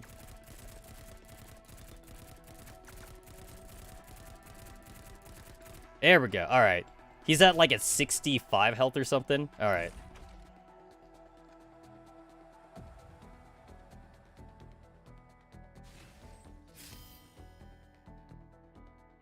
All right, so now I got my 5 action points.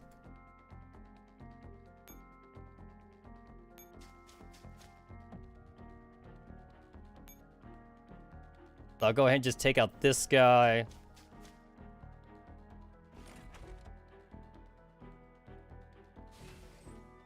Yeah, like Jay's not a dummy Link thingy. Fuck.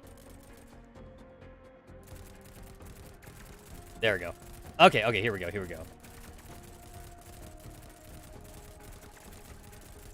Oof, oof, oof. That's some heavy damage. Some heavy damage. Jay, I need you to kill faster. I need you to kill faster here. There's a little bit of RNG. There's a little bit of RNG involved. There we go. Okay, he's got it. That's less HP than before. I think before I lasted with like 200 HP. That's a little bit less HP than before, but this works. This works. Alright, then I gotta hide. I got a little hidey hole right there. Alright.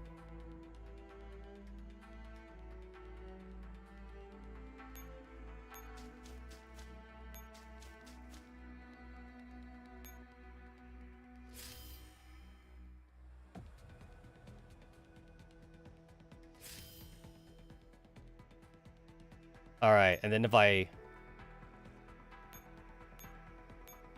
Yeah. Okay.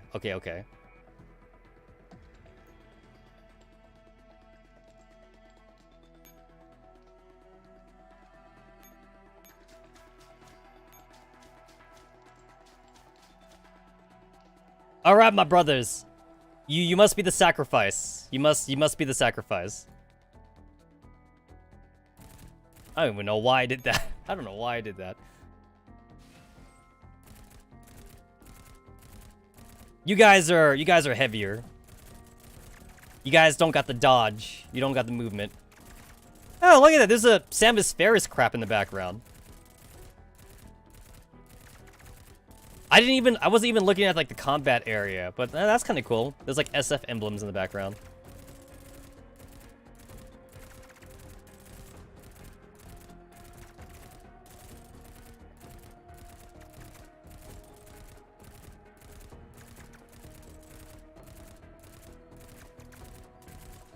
Damn. I'm getting old just watching you guys fight.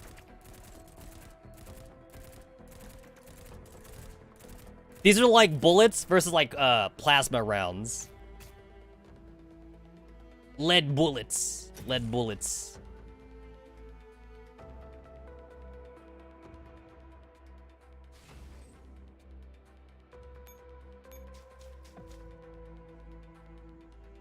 All right, so I can move you forward.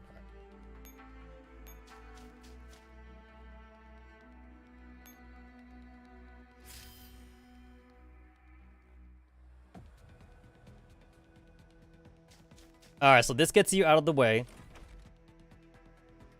I could just retreat, but I want to see you guys die. You three got this, right? There's like only like what? Like 15, 20? Like 20 of these dudes? You got it. You got it. You don't got it. Wow, shout out for the last dude for taking a lot of bullets, though. Or a lot of plasma. I should say plasma. Mika, you couldn't draw like a damage art for these guys? Would have taken like a minute tops for when you're artist to draw a damage art.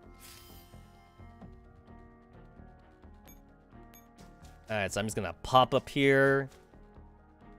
Take out the main dude up here.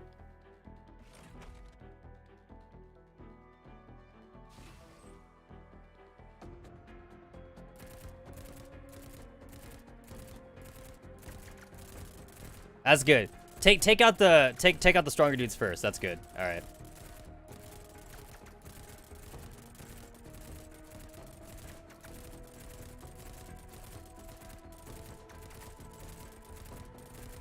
So like this dude's just a cheerleader? He's like Jill. Yeah, in a way he's like Jill. Oh, okay, I see what's going on here. All right.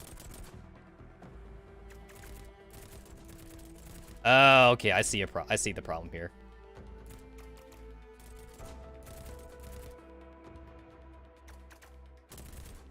Okay, I see the problem. All right.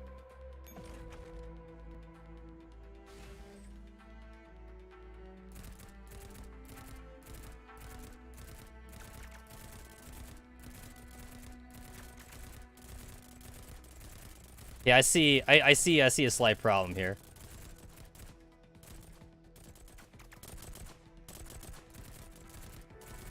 There we go. Okay, there we go. There we go. Okay, took out the strong dudes first. There we go.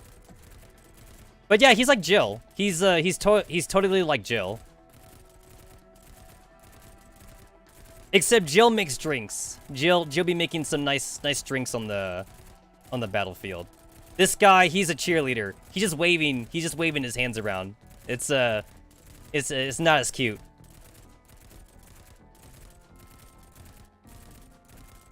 Go, everyone. You can do it. You can do it.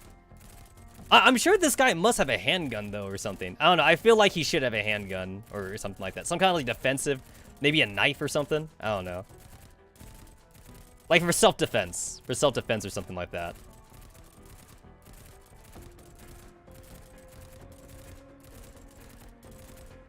Alright, cheerleader down. That was actually one of the reasons why my cousin in MMORPGs never liked to play healers in RPG games. He always equated healers or white mages as basically glorified cheerleaders in MMOs. Because he was all like, "What do you do? What do you do? You just sit back and do nothing." I'm like, bro, what are you talking about? I'm healing you guys. But like, he always equated us to like being cheerleaders.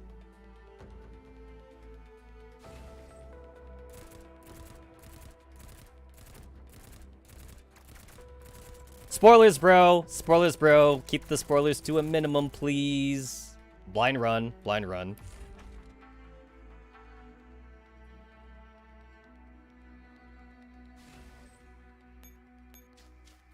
Oh, why did I do that? Ah, goddamn. Okay. I meant to hit enter. Goddamn. Oh, man. Now I gotta do it all over again.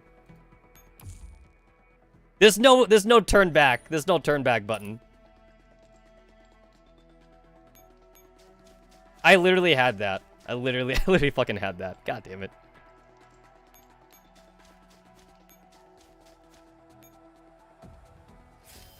All I had to do was hit end turn. That's all I had to do.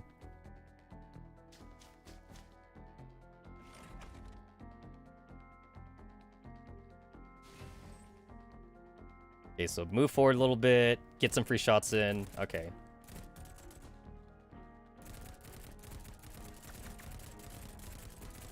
Okay, good, good, good. Oh my god! This wouldn't be nearly as bad if the fights weren't so long. It kind of reminds me of like back when we were making gunboats for like the stupid like tank things in like Singularity and like Continuum Turbulence. I think I took too much damage there. I took more damage there. And I know that like you're definitely not supposed to fight the stupid tanks back in Singularity and Continuum Turbulence, but like people made teams for them anyway. We made teams for them anyway. You're supposed to actually kind of like just bum rush the tanks and then like let them yeah, contender. I remember there was test also. People did test out like other guns too, like CMS or like fucking Tomahawk Girl or whatever like that. And like honestly, like when I tested out on myself as well, it's about the same time really. CMS actually does kill faster, but like it's harder to dodge with CMS though. Because CMS can actually also equip armor-piercing rounds. Oof, that, oh, ow, that hurt. That hurt a lot more. There we go, okay. Every time I do this, I'm actually getting less and less HP with every run. The very first time I did it, I had 300 HP at the end. So I'm getting, either the RNG is getting worse, or like, I'm not microing as well. One of the two. I can move you.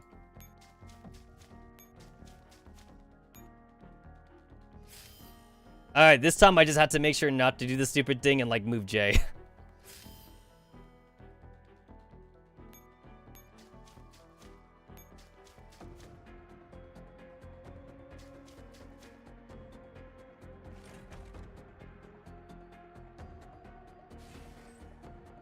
That's why I love going back to old maps whenever I have time to like gold rank them, especially like if they have death stacks.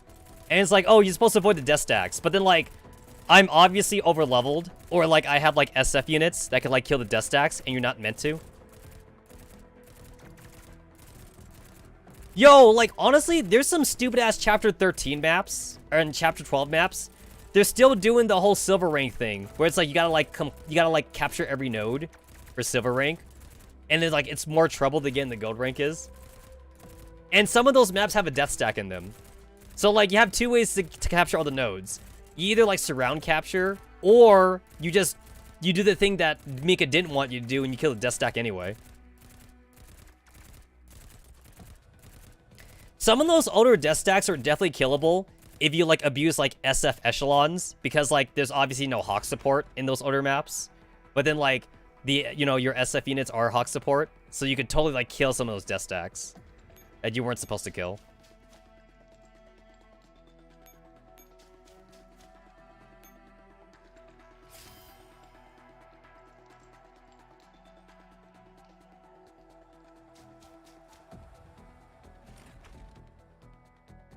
Yeah, no, for that one, I said fuck it. I looked up how to silver rank that one. Yeah, I remember that one. I remember that one. I'm sure I could have figured it out, but, like, it would have taken me way too long to figure it out, so, like, I just looked up the answer online. I forget exactly how many turns it's supposed to be, but, like, the easiest way to do that was to, like, end turn, like, 9 times or something. Like, 8 or 9 times you just end your turn. And then the wet beans are in a proper position for you to capture. I remember, like, I had to search a lot for that, though. Like, I remember I had to look on Reddit. I looked on Reddit for that answer. It was like, you end turn, like, 9 or 8 times or something.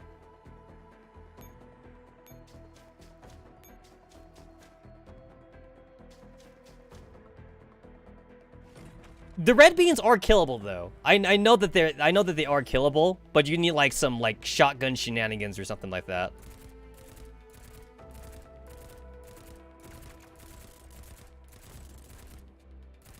Okay, so if I do this,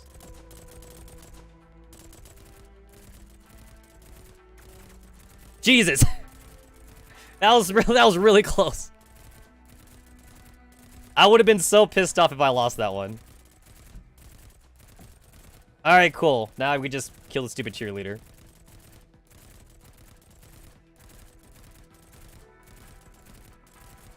It kind of looks like he's doing that. Oh shit, I forgot the name of that dance where, like, you roll your hands around or something like that. It's like an old, like, 80s. It's like an old 80s or, like, 70s dance. I forget what's it called. The jitterbug? No, it's not called the jitterbug. It's like a hand rolly thing, though. The jitterbug is like with your hips. The jitterbug dance like your hips or something like that. I know a lot of old-timey dances because, like, my high school prom was actually like an old-timey thing. Like, all the girls were, like, dressed in dresses that, like, you would wear, like, back in the 80s or 70s.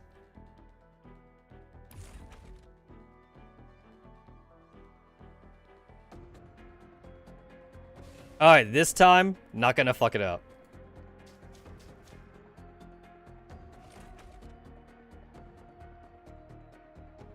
Do I have any idea how Leonardo narrows it down? Yeah, I get it. I know what I said. Oops, whoopsie. Didn't mean to do that. Yeah, I'm not watching the fight again. Even if it is just to see them die.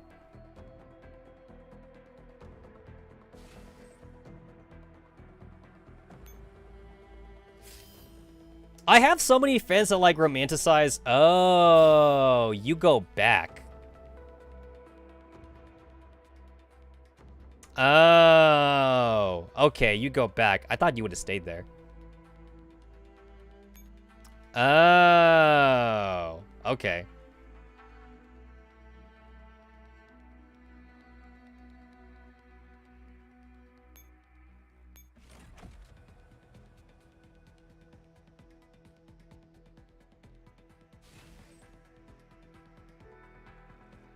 You're on alert. You're on garrison. All right, you're on garrison. Alert, alert, alert, alert. Everyone else is on alert. Got it. Okay.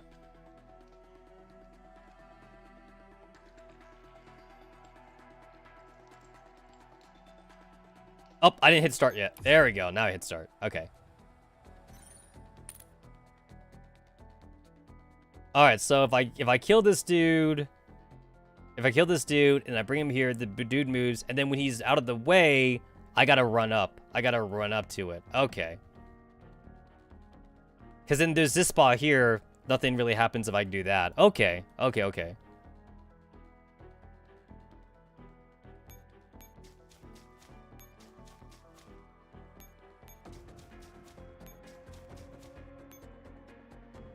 Okay, I think okay, alright. So I need to run J up. I need to run J up on the same turn that the dude's out of the way. Or I need to preoccupy him for 2 turns in a row. Which probably isn't gonna happen. Okay, I didn't take any shots this time. Fuck me! Alright, restart.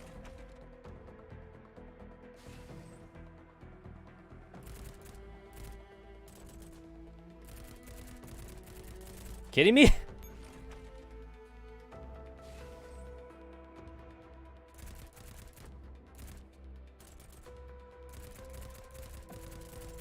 Okay, okay, okay.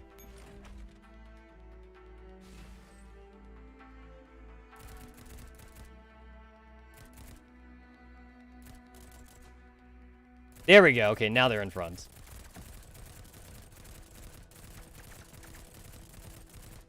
Okay, so I just gotta run up. I just gotta run J up.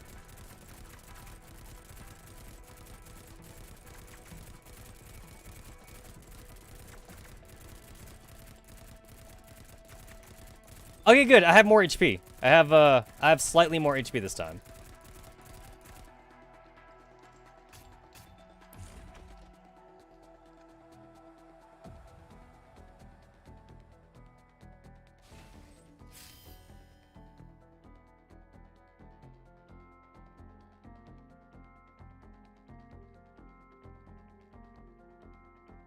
Okay, yeah. Okay, so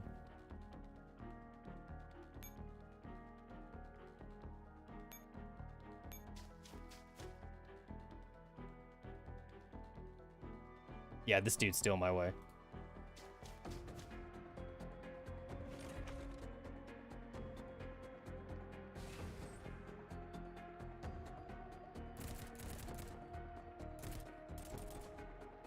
There we go. Okay, aiming for the right dudes.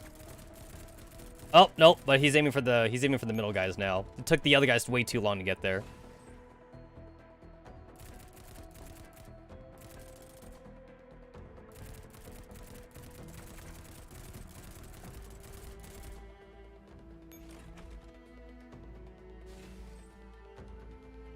I'm actually not even like half paying attention to like how I'm even doing this.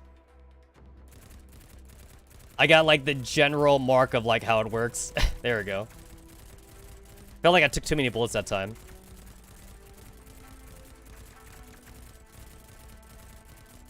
I'm already at 300 HP. Definitely feels like I'm taking a lot more bullets.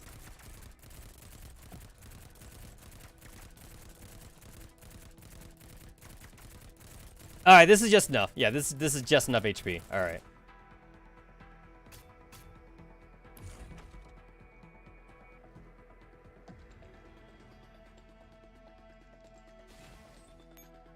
Alright, so move you.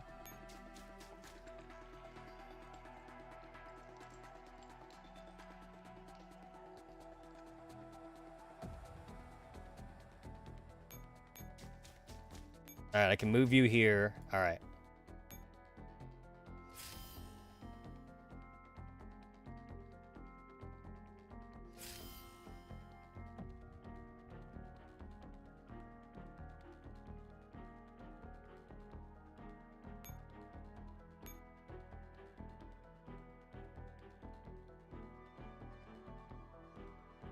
Okay, so if I move you here, that guy's gonna get aggroed. He'll attack. I move you down here.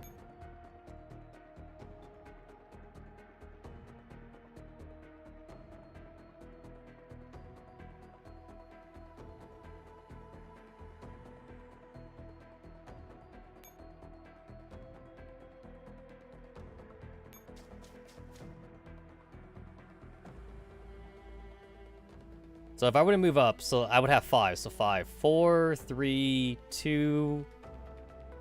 Then I have 2 action points. Then I have 1, 0. Then I switch. Okay, yeah. Okay, that works.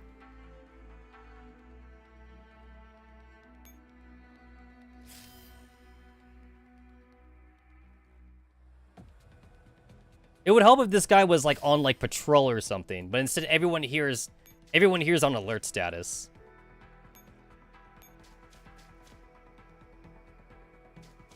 Y'all basically on garrison until like somebody like steps in your line of sight.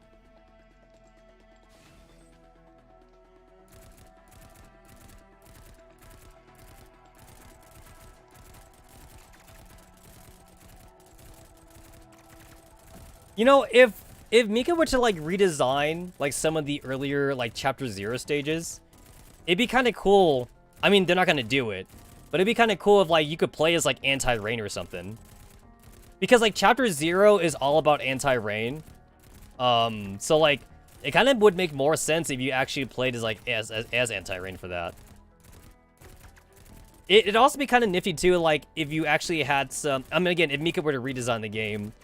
If you were to have some missions where, like, you solo played as, like, SOP Mod, Star 15, and, like, M16 at, like, the very beginning, back when, like, they all got split from, like, M4, that would make sense to me. That would make sense.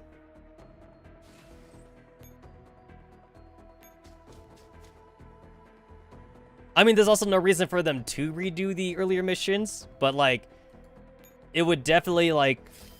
be more lore accurate, I guess, or it would be nicer for newer players. I'm not even sure they're even getting that much more newer players anymore, especially with like all the new gacha games coming out. Honestly, like this game system like really holds it back. Like this game is like archaic now.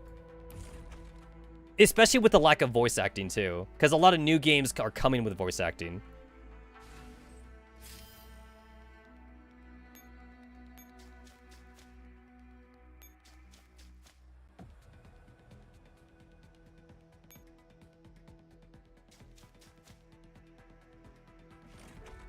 One giant map with 4 NPC AR team members running around. Yeah, like that would be pretty decent.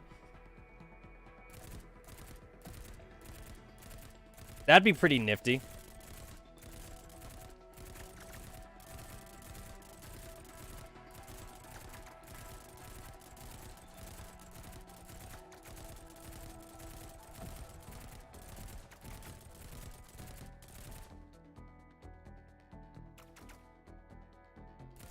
There we go.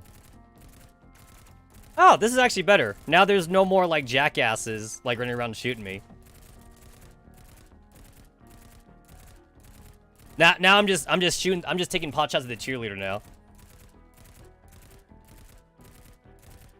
Also, I also think it would also be kind of cool, like, around, like, in Singularity or, like, Continuum Turbulence. They could also be, like, some maps where, like, you played as the commander, possibly Kalina and the commander together, running around the fucking map area or something. At least until the part where, like, commander gets captured by the Naitos. And then they're trying to torture him for, like, information and shit. I feel like the only time that we ever really got, like, the commander on the map was, like, during the Summer Beach event map or something. Where we had to rescue the commander or something. The commander doesn't really show up that often in the maps.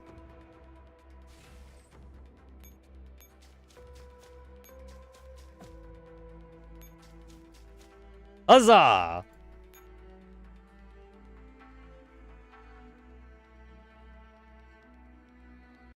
That'll do. That'll play. That'll play.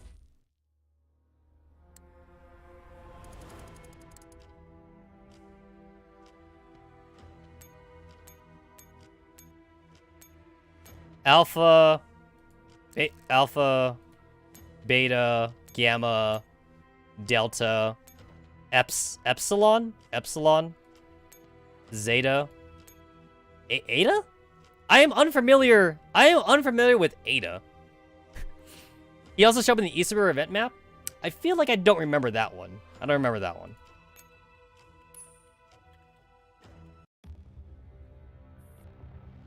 Ah, I recognize this background. This has been reused before. Outside the Paradies plant, like a dancer in the moonlight, the beautiful woman treads on blood-soaked soil, leisurely walking towards her stage.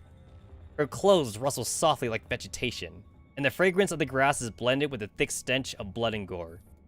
She is in her happy place. Oh, it's Bramid. Cool. I remember you. I didn't not once for a second believe you were a good person. As soon as, like, her human version was on the screen, I was like, you're a bad guy. She screamed villainous to me. I mean, I wasn't sure if she was a Naito, but I knew she was a villain. Every hot chick in this game now is a fucking Naito. Why? Why, oh why? Why do humans keep making the same mistakes over and over again? The Seisai agents staring at her with her bloodshot eyes were supposed to be on the rear guard, but they now lie scattered across the ground, utterly dead to the last. Ray's new pet is surprisingly useful. She licks the blood that stains her fingertips, and then she looks towards the plant, which is already crawling with activity. The black shadows behind her in the tree line like a wild beast that has scented blood, eager to pounce on the plant. Dinner time! With the light, graceful step, she begins to walk. Bang!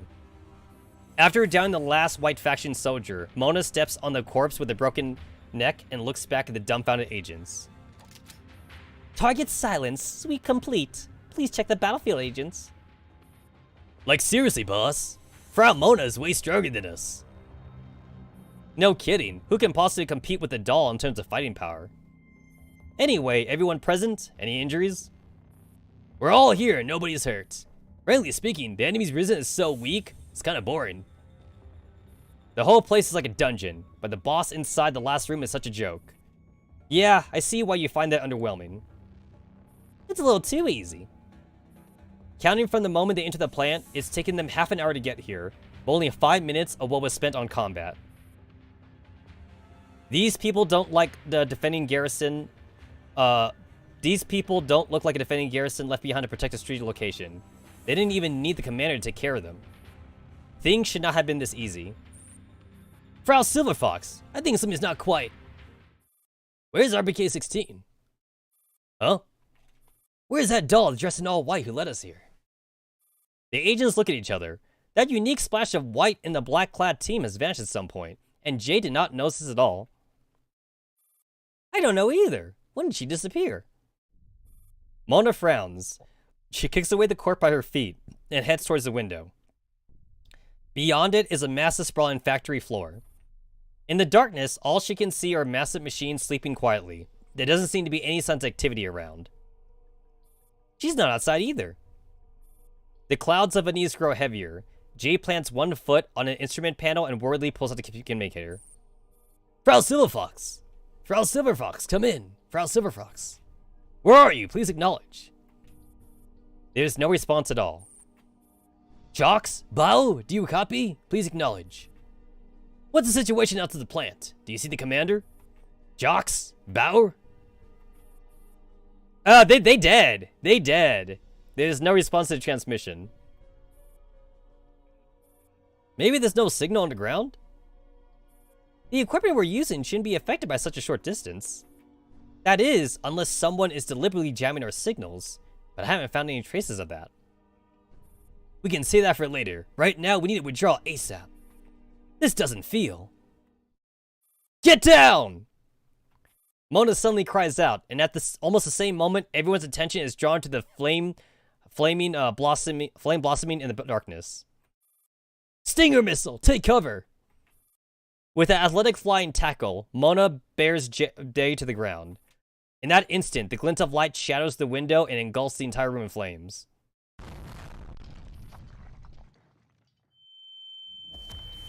Whum! Jay's brain is racked by an intense, painful ringing in his ears. His blurred vision slowly returns to normal, but a dark red canopy obscures half of his eyesight. Oh, Mona's damaged! That means she lost some of her dummies.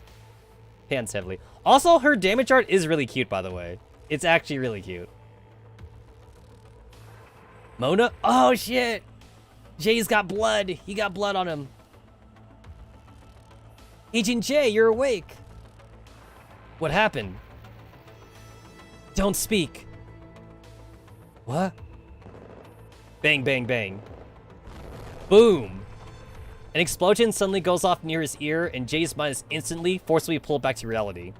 His point of view is very low down. All he can see is a pair of legs. Someone seems to be dragging his upper body, and he is slowly being towed backwards. Look out! His subordinates cry ring out from a high place. The crisp sound of a grenade pin being pulled is followed by an explosion from a distance. He can see them now. Far away in the tunnel, white faction troops are rushing towards them with weapons ready. As his right hand slowly gains strength, he pulls his pistol out from his waistband. Jay looks up and kills the white trooper running towards him with one shot. His body is dragged behind cover. It is then that he realizes that it's Mona who has been dragging him all this time. Can you stand? Yeah, I can. I don't think I'm hurt. Jay slowly rises to his feet while leaning against the wall for support. That's when he finally gets a good look at Mona, and he is shocked. Her face has lost almost all human likeness, with more than half of it being exposed gleaming metal. The edges of what little synthetic skin that remains intact are being consumed by smoldering flames.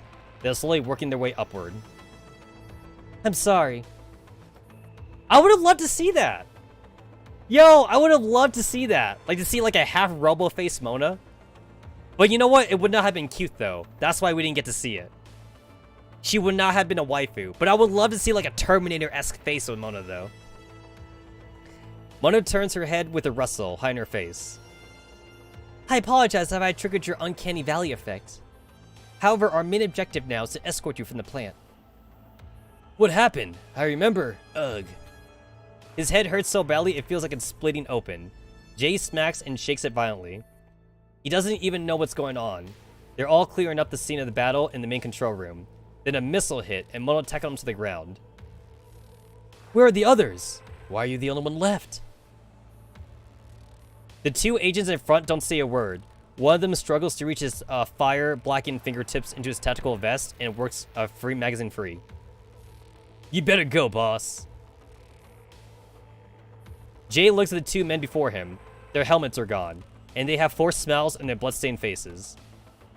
Andre, you. One of the men has lost a chunk from his belly, and the wound is gushing blood. He had emergency first aid performed on him, but one look at his pale face and Jay knows that it didn't do much. I'll stay behind to accompany him. The other man rests his gun on the ground and wipes his face. Enemy numbers are beyond our expectations. They've already taken the entire plant. The mission is a failure, but we can get you out of here. At least it won't be a complete failure. Don't give me that nonsense. Infuriated, Jay is about to lose his temper, but his subordinates drown him out with an even louder shout. Boss, just go. You. Frau Mona, our boss is in your hands. Understood. Wait, I never said. Bang, bang. As they argue, the gunshots start up again. On the other end of the corridor, the pursuing troops once again lay down suppressive fire and stay aside agents' cover.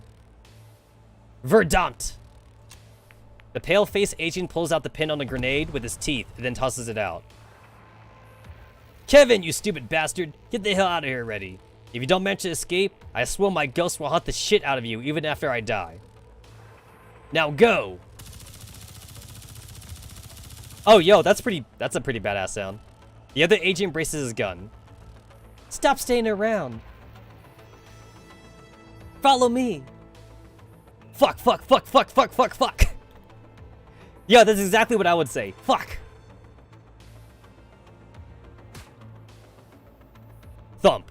Mona encounters a Stretlet blocking them in the corner, and she slams it into the wall with the shoulder tackle.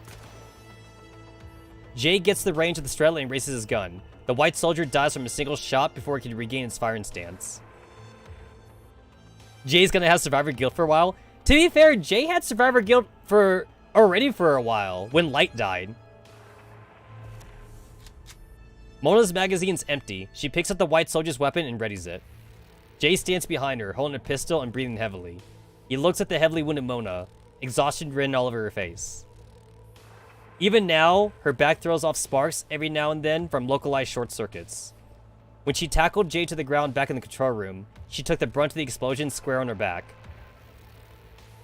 I'm done running. What did you say?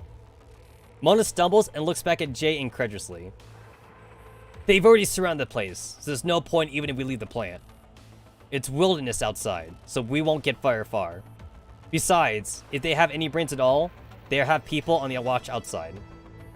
Jay looks at the gun he's holding. The blood on it is clotted black. He is certain that it is not his blood. It's his comrade's blood. Mona takes a communicator off her belt without a word. I'll cover you. Leave this place and find a way to contact Farah Romy or Agent K. It's up to you. You need to tell them what happened here and that RPK-16 has turned traitor. Otherwise, more people will fall for it. Is that all you have to say? Agent J. I told you so, you idiot, moron. That's what you should be saying. It's all your fault. You got all these people killed. Well, there's a survivor's guild already. This is what I deserve. Tears stream down Jay's face, which is stained with blood and soot. Makes him look even more pathetic. Yell at me already! I would like you to take all that energy you're wasting on screaming and shouting and use it to run for your life. If only one person can get out of this alive, it has to be you. I brought them here, so how could I escape when they all died in this place? Mona suddenly punches Jay in the gut. Oof! The sucker punch takes Jay complete by surprise. He grabs his belly and looks at Mona in shock. Are you trying to jerk me around? Mona bends down without its coating of artificial skin. Her face looks terrified in this moment. If you die here, then all this will really have been for nothing. It's not them you fear. You just can't face the fact that you got them all killed. Gazing at the speechless Jay, Mona tightens her grip around her gun. So live on, Jay. Live on until you can avenge them. But what about you? I'll cover you. Half a second after Mona utters those determined words, there's a massive crash near their feet. An enormous plume of smoke pours in from the outside of the wall, and a tall figure walks into the room. Ah, shit. How touching. I think I'm about to cry. We meet again, cutie. Mona pushes Jay behind herself and races the gun she's holding, eyeing Bremen warily as the latter approaches them. Agent J, run! There is no time to think. Jay turns and takes off running. Wham! He barely makes it a few meters before he hears the sound of Mona's body slamming against the wall. Pants heavily. Damn it! Damn it! Damn it! Damn it! He never expected that he would end up like this. Hugh! A mighty force smashes open the wall in front of him. A massive white Parodius mech slowly strides out through the gap. Its mechanical eyes gaze coldly at the instinct of a human before it. Where do you think you're going? Bramid has already caught up to him. You mon! Just as he raises his gun, Jay is sent flying through the air. Now that I get a closer look, you have quite a nice face. I'm sure you would make an excellent decor piece once I turn you into taxidermy. Bramid appears at Jay with a playful smile. I'm not in the habit of going out with corpses. Even now, he has no intention of letting her get the last word. Bramid does not seem concerned by her prey's final desperate struggles. His pistol, the barrel's bent. Grenades? He isn't carrying any. God damn it. Is he to be denied even the chance to die a hero's death? Am I the comic relief or something? The strength goes out of his shoulders, and Jay chuckles bitterly. Then he sees a dark shadow suddenly leap up from the other side of the passage. Mona's body whirls in midair, using the centrifugal force to drive the steel rod she's holding through Bramid's torso. Oh my! A controlled white soldier steps in and takes a blow in place of Bramid. Bramid smiles, having negated Mona's attack without so much as moving. Run! Yo! Shout out to Mona, man. Now that her final attack has fallen short, inertia sends Mona rolling across the ground, where she weakly calls out to Jay. Her voice has reverted to its original mechanical tone, and even her parts are crackling ominously. Bramid peers at Mona, and a mischievous gleam fills her eyes. Ugh! You, what the hell are you doing, you crazy bitch? What are you doing to Mona? As Jay watches fearfully, Mona's body suddenly jerks and twitches. Like a puppet being pulled by its strings, her mutilated body gains strength from parts unknown, and stands up upright. I'm giving the two of you a hand. Bramit laughs wickedly, like she found a beloved toy. Mona lurches shakily towards Jay. Mona? Agent Jay. Mona's voice trembles, as though she's been whipped in some way. Let go of her! What the hell are you trying to do? What do you want from me? Oh, don't get me wrong, pretty boy. I have no interest in you whatsoever. Bramid hands seem to be manipulating Mona's body with invisible strings. If Mona is a puppet, then she is a puppeteer. I simply want to see the face you'd make when this happens. Run! Mona's body starts spasming again. Mona! Thick black smoke pours out from the top of Mona's head. She stumbles forward, and Jay hurriedly dives and catches her. You killed her! You bitch, you killed her! Jay stares at Bramit in disbelief. He knows very well that a doll's true life resides in their core. Is that what you think? Bramit looks at Jay and Mona, and she licks her lips. Agent Jay. Mona? Mona suddenly raises her head. Ah! She makes a strange noise. Agent Jay. I'm here. What is it? Mona seems to have returned to her normal for a moment, and she takes Jay's hand in her own. Jay stares at her dumbly, not knowing what has happened in the last few seconds. I never got the chance to tell you, but... Actually, since the first time I saw you. What are you saying? Mona's voice suddenly turns shy and timid, but this only fills Jay with gut-churning terror. What I mean is, I've always...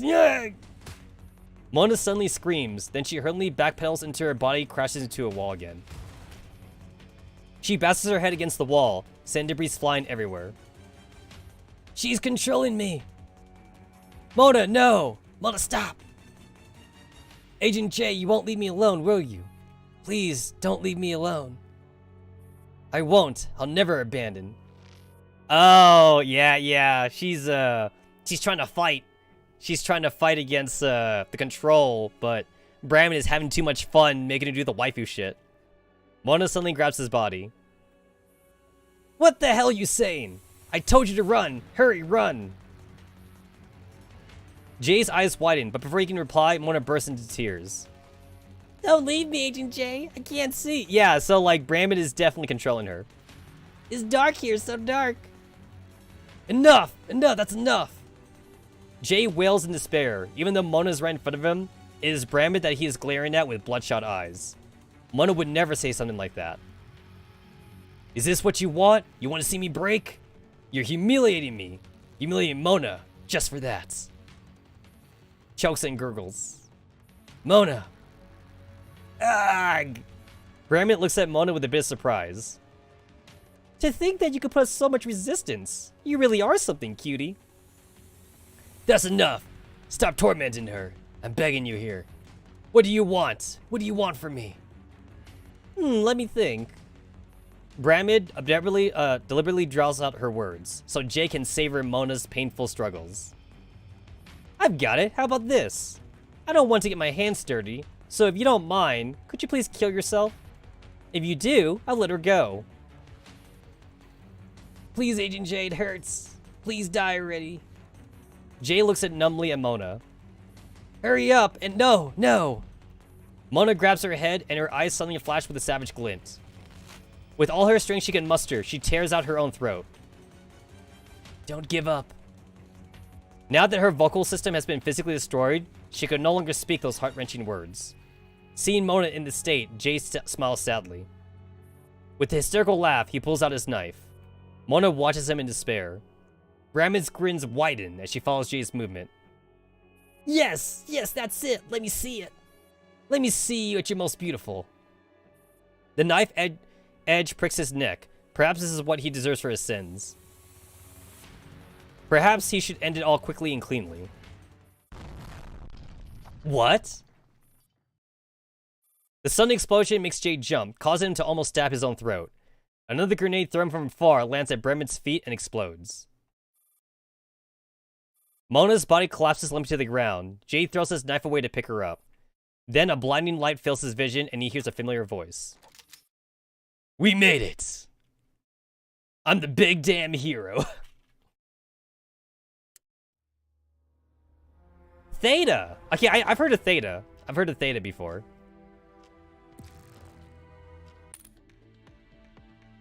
You don't get to commit suicide this time, Jay. Not this time. Not this time.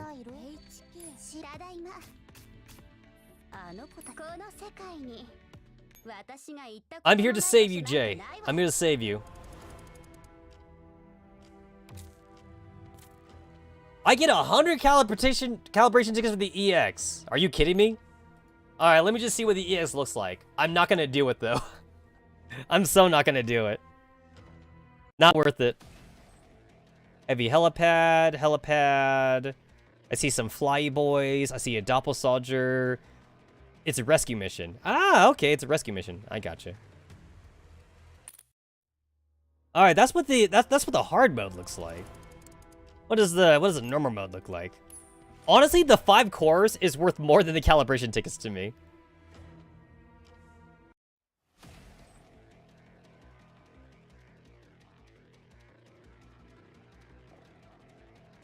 Ah, okay. It's practically the same map, actually. There's like maybe like 1 or 2 node differences, but it's practically the same map. Yeah, it's almost the same.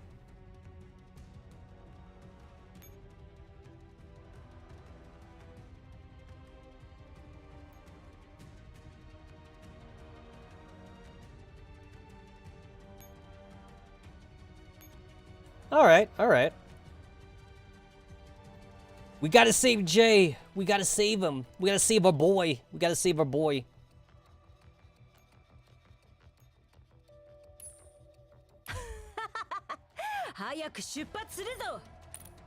We must rescue Jay.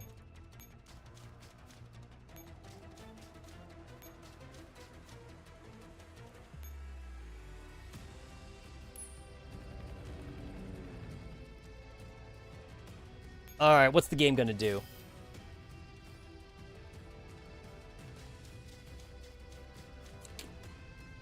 Alright, cool. So, like, there's one doppelsoldier. So, like, now, like, I really gotta go save him. I really gotta go save him now. I'm gonna let Jay, stew in that for a bit. I gotta go use the toilet. But Jay, you just sit tight. You sit tight.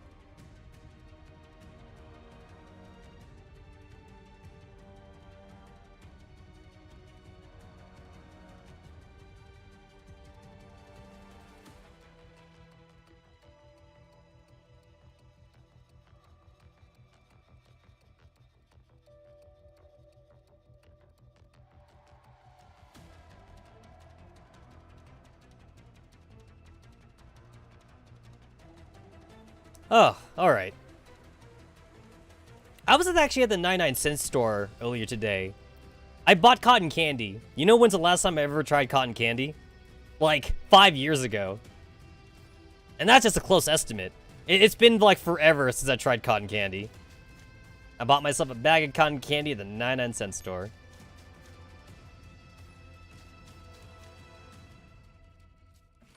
Man, I remember when I used to be scared of doppelsoldiers. Or soldiers, or whatever you're supposed to call them. Man, these guys are nothing now.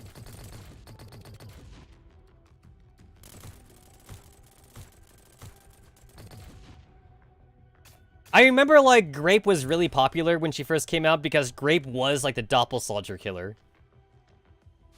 I mean, Grape still has, like, one of the more, like, unique, skills out there.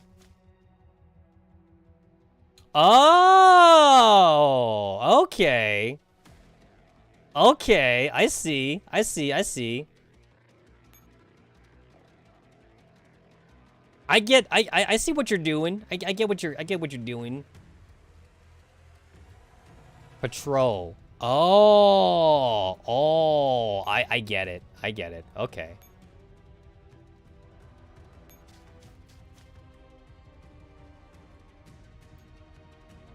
Okay. All right. All right.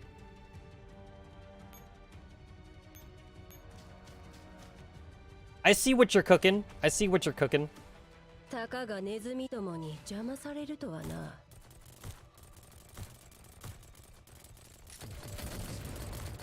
It definitely looked a little bit too easy. So yeah.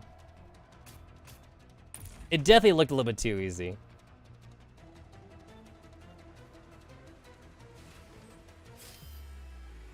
Now it makes sense.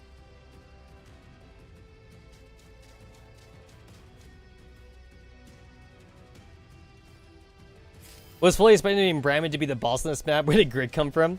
That's a good question. That's a good question.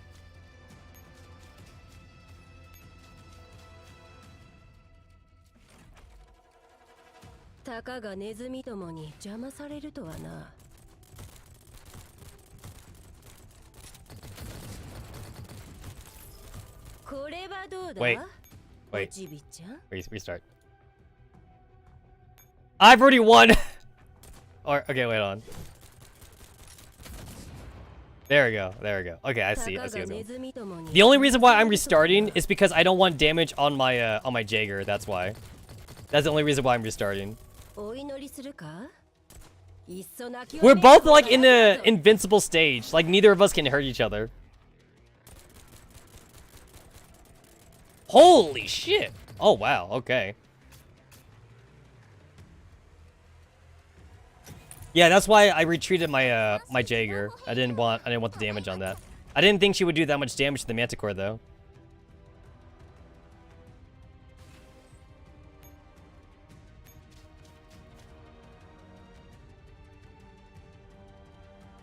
I can see the EX version of this map actually not being too difficult, but yeah, it's like I'm not doing the extra work for the 100 calibration tickets though. I can see it not being too hard for the EX mission. But I'd rather not deal with that though. I'd rather not deal with the headache.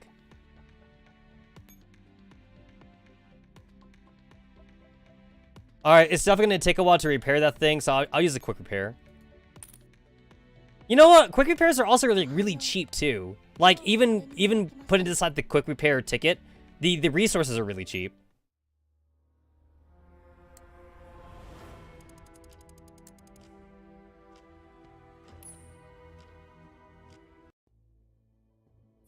Sometime earlier. After scrutinizing the commander for a while. Okay, that's a typo. That's a typo. Like, Rami's name shouldn't be here. Also, spoiler! Spoiler! I mean, like, I kind of figured it was Rami, though. I already figured out it was Rami, but, like, yeah, this is a text fuck-up, though, on Mika. Mika fucked it up right here. As because the commander for a while, the figure points her pistol up at the ceiling, and all traces of hostility vanish from her. Still keeping their weapons trained on her, the doll stared at her in confusion. Mika, you fucked up. You fucked up, Mika. You know me? Your reputation precedes you. The figure slowly steps out of the shadows, revealing herself as a woman in full tactical gear while holstering her pistol. Despite having so many muzzles pointed at her, she shows no sign of fear. Pleased to meet you, Griffin Commander. Yeah, it's like, again, I already sussed that it was Rami, but like, yeah, like, for those that couldn't figure it out, though, that's definitely a fuck-up. That's definitely a translation fuck-up. Not even a translation fuck-up. It's just a box, like a dialogue box fuck-up. It's like the Rami thing with tag was too soon. I am Rami Rostenfall, current Chief of Ministry of Status Security for GDR. Chief of Stasai? Stunned for a second, Star 15 lowers her weapons at a reflex. M16 squints at Rami, her fingers still poised on the trigger. What is a Stasai boss doing here of all in Paradius Lair? This doesn't make much sense, does it? If you want to talk, at least show some proper manners. M16, put your weapon down. The same goes for all of you. She means us no harm. At the commander's orders, the dolls slowly lower their weapons. Now, can you explain? Why do you think this is a Paradius Lair? Because Jay said so. The commander is just about to give this reply when they suddenly remember that this woman is Jay's superior. Because this place is filled with Paradius soldiers, no? If you hadn't come, you wouldn't have seen these soldiers. If you hadn't seen these soldiers, you wouldn't have identified this as a Paradius Lair. Rami easily points out the logical fallacy in the commander's answer. You don't want to tell me, that's okay. We were holding each other at gunpoint just seconds ago, after all. However, I can tell you that this isn't a Paradius factory. It's ours. Yours? The government's. Then these Paradius units... They're mercenaries, or paramilitary, whichever you prefer. But the gist is, they are currently under my command, not Paradius. In other words, the German government does actually have a cooperative relationship with Paradius. No comment. No comment. Then why are you destroying this place? No comment. You don't have to ask her about that, Commander. The answer to that is quite obvious. The reason why they're destroying this place is you. 45 cuts in the awkward, perfect moment where the conversation comes to an awkward pause. Me? Chief, if I'm not mistaken, this plan is for refining those weapons, isn't it? You were planning to clean up this place in secret, while much to your surprise, the one who found those weapons happened to be the commander. If the commander knows, that means the Earl also knows. In fact, the weapons are currently in the Earl's possession. Now that the lid has been blown off, you must destroy the evidence before the more secrets come to light. Since Paradius won't destroy the evidence, the government has no choice but to step in. Looks like you have a very competent informant. But the Earl sent you to obtain more bargaining chips? Did the Earl send you? Rami's tone and expressions remains unchanged, but she suddenly starts radiating menace. No. It was your subordinate who informed us this location. We agreed to meet here. His source claimed that this plant has something to do with the weapons. We rushed over here to investigate and decided to move first upon observing unusual movement inside the plant. Then we ran into Paradius soldiers. You know the rest. To be honest, we know nothing about this place. Our only clue is that it's related to these weapons. My subordinate, Agent J. You're quite proactive, I'll give you that much. I envy the Earl for having such competent people working for him. Well, it's been a while since you entered the factory. Why is there no sign of Agent J? I have no idea. Rami lowers her gaze and strokes her chin in deep thought. I didn't see anyone else the whole time I've been here. Are you sure this is your rendezvous point? Jay sent me the coordinates himself. He also knows that this is a factory. There are other similar buildings nearby, so he couldn't have gone the wrong place, right? Rami looks up. Not necessarily, Commander. We actually have 2 such plans. 2? The Commander's eyes widen. I see. Jay takes a towel offered by Row 65 and buries his face into its warmth. He wipes away the dried bloodstains and tear streaks on his face and takes a deep breath. He survived. But he's the only one who survived. Mona! Is Mona alright? Don't worry, she's a complete wreck, but her core is relatively intact. 45, why?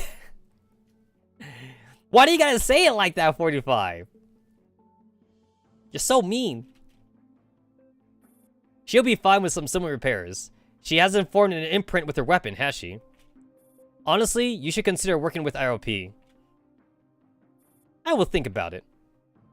Romy is standing off to the side, her face carefully blank. She does not reprimand Jay, she simply gazes at the plant in the distance thoughtfully. I didn't expect you two to team up. Thank goodness Miss Rauschenfeld told us about this place, or it would have been too late. I never would have guessed you'd be somewhere else. I never thought I'd be led to the wrong place either. By whom? RPK-16. Jay tightens his grip in on the towel. His eyes start burning with fury. It's been her plan to lead us into a trap right from the start. RPK-16? Wait, which RPK-16? How many RPK-16s do you know? She's still alive? What about Angie? Hang on, she led you into a trap, but why? The unexpected name sends the commander gushing incoherently.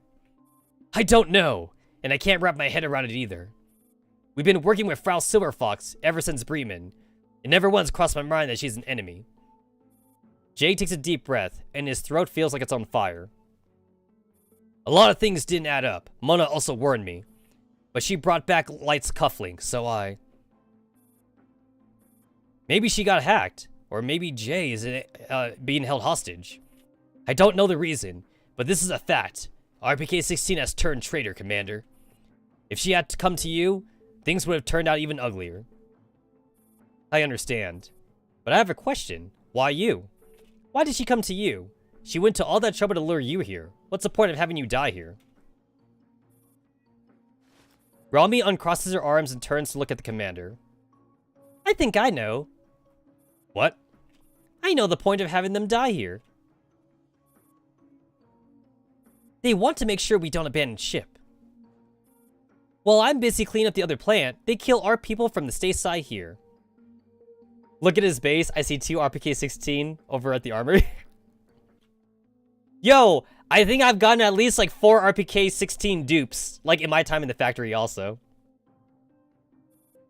With so many people dead, it would be hard to keep a lid on this.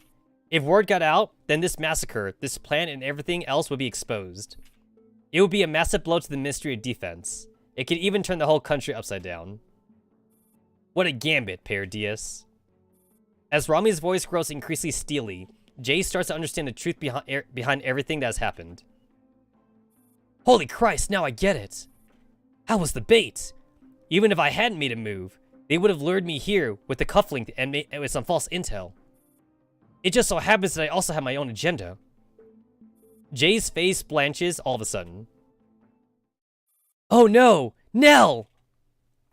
Nell? My informant! The one who gave us the coordinates! Jay fumbles for his communicator and dials Nell's number. Click.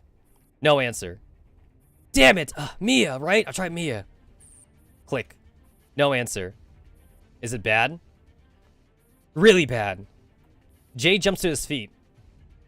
She's been compromised. RPK-16 knows she's been feeding me information. Where is she? Come with me. We have to save Nell, if it's not too late. Don't mess with me. You better not be messing with me. I can't afford to have another death on me. With Jay's navigation, the commander's vehicle rushes back to the city proper. Nell's street is very close. However... Hold on! Stop! Something's not right. What's the problem? 45 suddenly tells 65 to stop the vehicle. The brakes let out a shrill squeal, and the vehicle skids to an abrupt halt in the middle of the road, straddling 2 lanes. This looks strange. The area seems to have been emptied out. 45 gets off first and scans the dark and empty streets warily. Mika pumping all that guilt straight to his veins? I know, right? I know, totally. Our signals are being jammed. There's interference in the entire area. That sounds familiar. Jay's heart is hammering in his chest. Nail's apartment block is just ahead. Nothing has happened yet. They got here in time. They can still make it. What's that? Star 15 points at a certain window in the apartment block. Smoke! It's smoke! There's a fire! Jay has seen this before, the day when Angie's apartment came under attack. This is exactly what happened that day. They're making a move! They're there! Nell! No, no, no, no, no! Jay suddenly dashes towards the entrance of the apartment block like a madman. Wait, damn it! Go after him!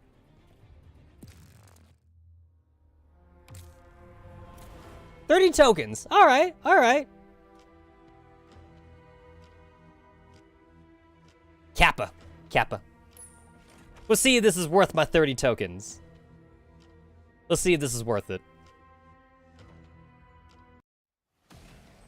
Hey, look, it's the commander! I was just talking about that. I was just talking about that. Let me see. Let me see. I see a command post. Eliminate all enemies map. Flush out enemies. Station the commander at the command post. Oh! So not just get any unit at the command post. It has to be the commander. Oh, okay. That's a little bit different. All right. All right, all right. All right.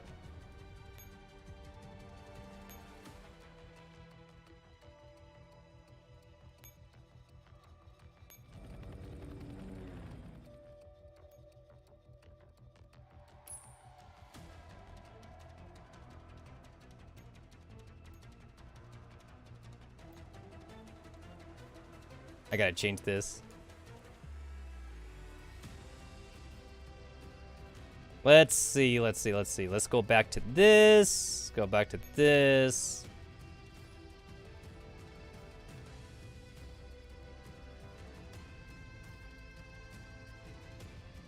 God, I hate how every time I do that, it's like I gotta like reapply. I gotta like reapply all my units again. I hate having to do that. That's annoying.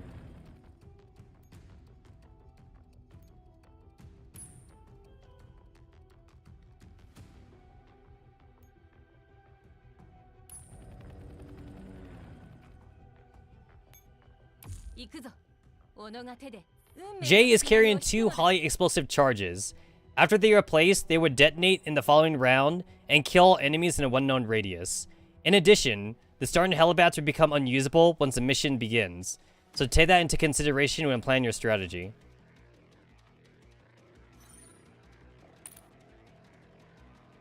Alright. I see bombs! I see bombs.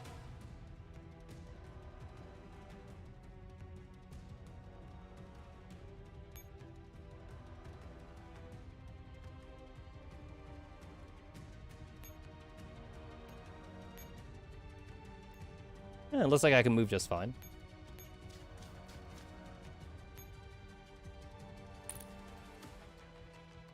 Oh, the echelon's paralyzed. Okay, I see. The echelon's paralyzed. Cannot move. Got it. I see.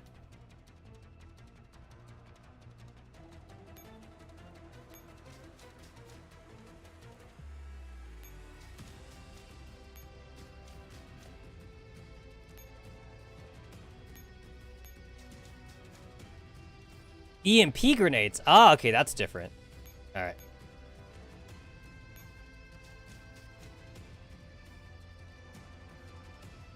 We have those. So those are like regular dudes over there. That one's also like a prime bomb spot. But I also don't like these guys either, though.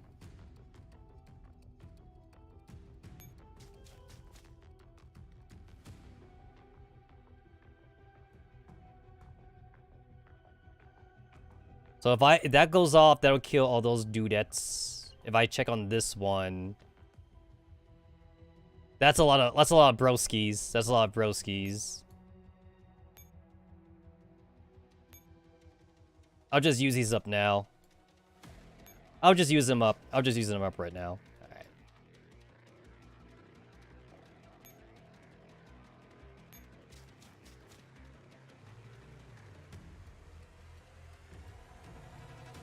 Yeah, I'm gonna move down here.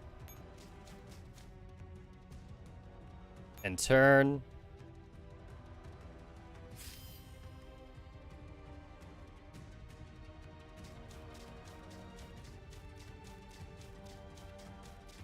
They moving.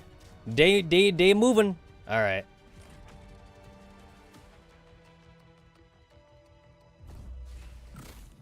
They moved, but they didn't move too much. So my bombs are still in some good places.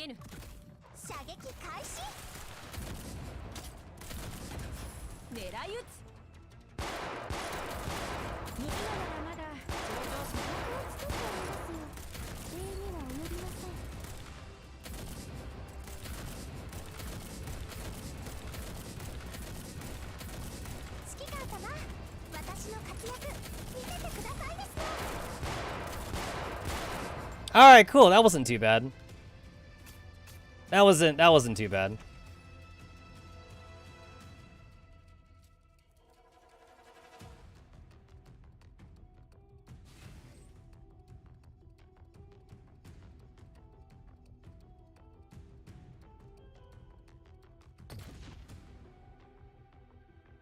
Okay, I guess if I were to redo that turn, I'd probably pick a different spot for the second bomb.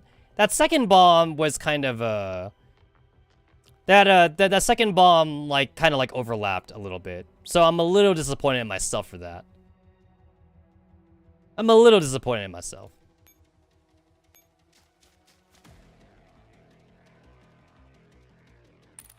Ah, okay, I see. I see. Alright, game. I see what you're cooking. I see what you're cooking up. Alright, so Jay's just got that EMP bomb. Now is not the time for the EMP bomb.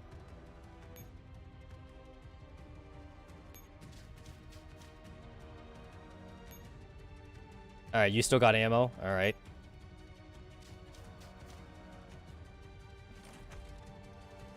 Okay, so there's a little bit of a puzzle element to this. I might have wasted my second bomb already. Might have wasted a little bit too soon. Might have been a little bit too soon.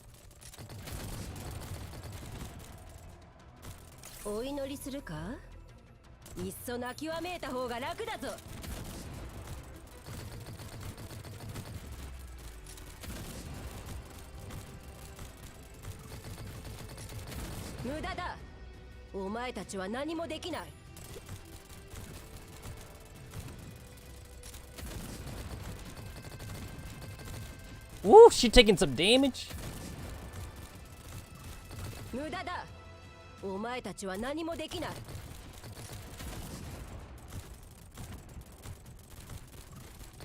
There we go.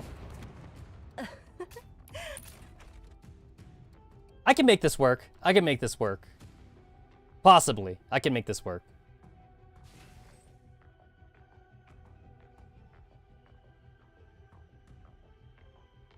Alright, this broski's in my way.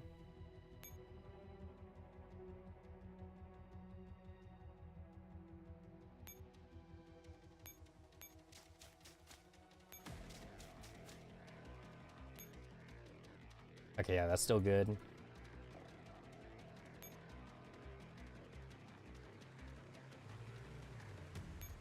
I see 9. I see 9 chain thingies. All right.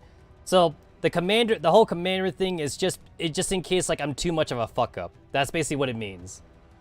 If I'm such a fuck up, then I have that as a backup, I suppose. So you're not meant to try and cheese this with the commander. It's just there in case you run out of ammo and shit. In which case, once you're out of ammo, then like you're basically just kind of just stalling for time.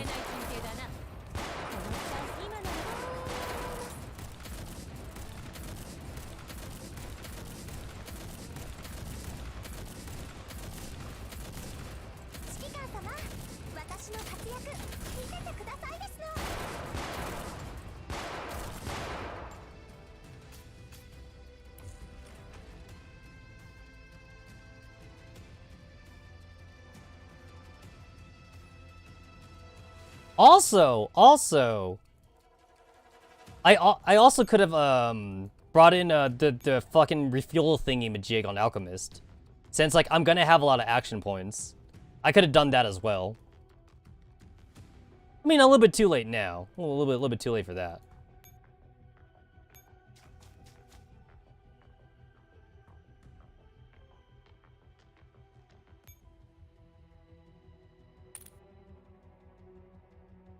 Alright, I'm gonna end my turn right here.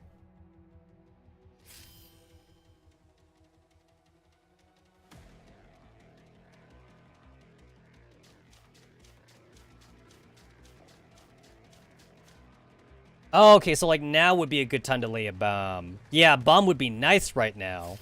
Bomb would be nice right now. Oh well. Oh well.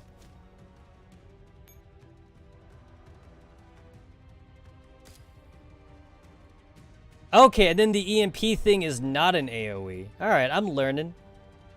I'm a learning. We'll still see if I can make something happen here. We'll still see.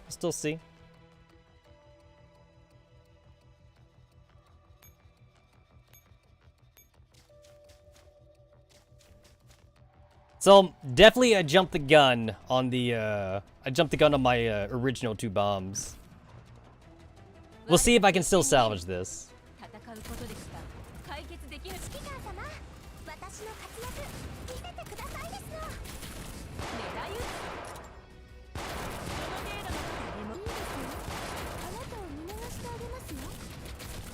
Oh, I didn't even see the patrollers. I didn't even see the patrollers. Didn't even see the patrollers. Oh, that would have been nice to. That would have been nice if I checked beforehand.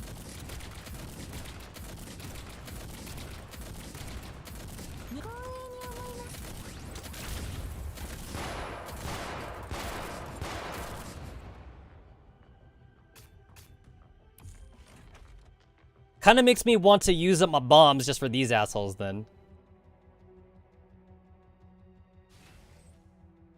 I mean, they're not unkillable. They weren't unkillable, but definitely annoying. Definitely really annoying.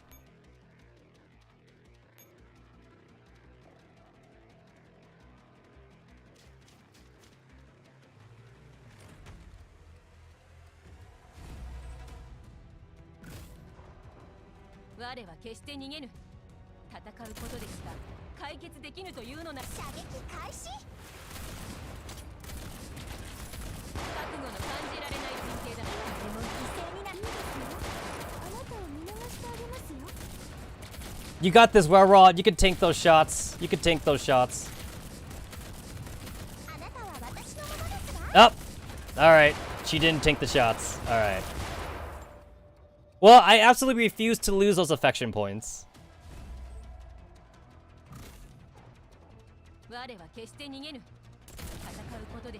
I absolutely refuse to let those affection points go to waste. Even though, like, I have like 1,000 cake in my inventory. I have 1,000 cake in my inventory, but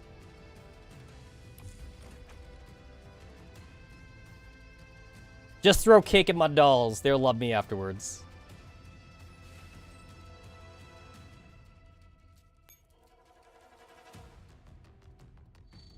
Oh, okay, wait, I can do this. Oh, I can't even do that no more. All right. I'll at least do this so I can save a little bit on ammo. Oh, gotcha. Because they're locked. Got it. Okay, so it doesn't actually matter. Does not matter. All right. All right, I got it. I got it.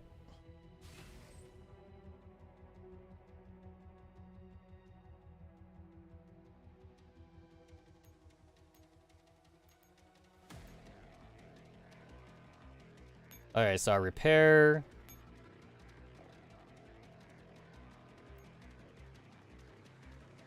All right, so I don't need this, I don't need that dinghy.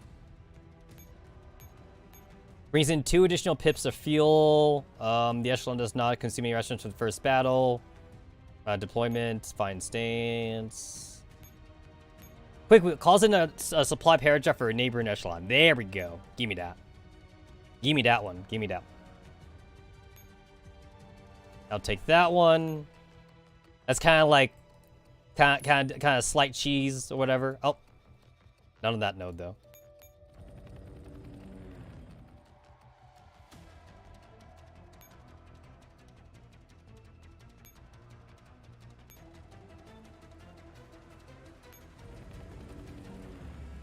All right, so bring you out.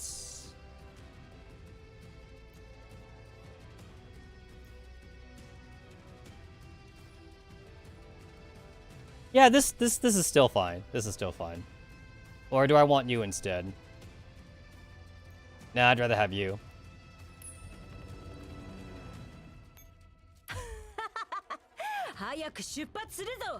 Alright, so now that I know that they move around, now that I know.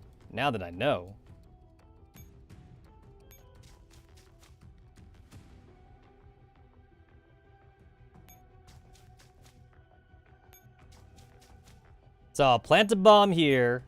Alright. Alright, so all of these assholes are moving forward.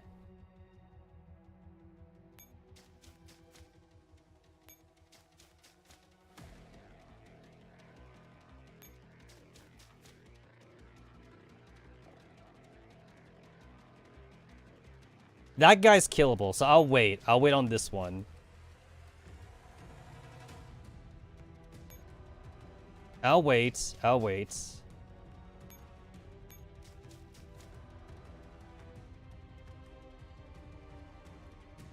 I'll wait until, like, everybody up there moves down a bit more.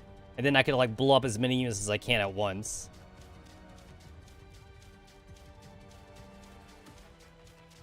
Yeah, okay, so this is a good bomb right here. This is a good bomb. So Jay's the MVP. Yeah, Jay's, like, totally, like, the MVP of this round.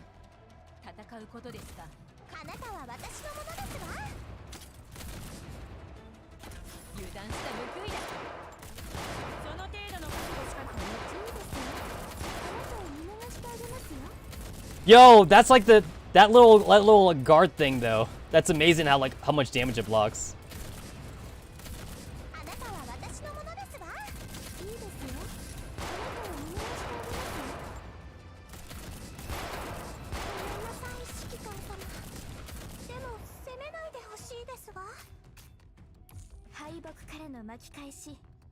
I could see some shenanigans if you have like the right rifle buffs on like Railroad or something. Since like it reduces like the cooldown. I could see some shenanigans.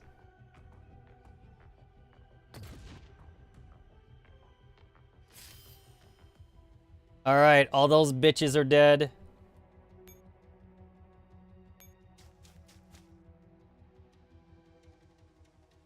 Then I'll lay a bomb right here. Because you guys are set to expand. Alright.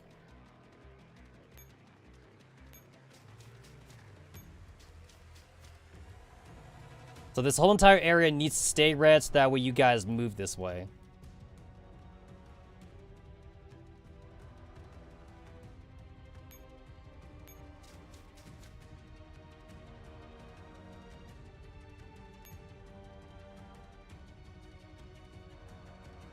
I'll take out that guy. That guy can live.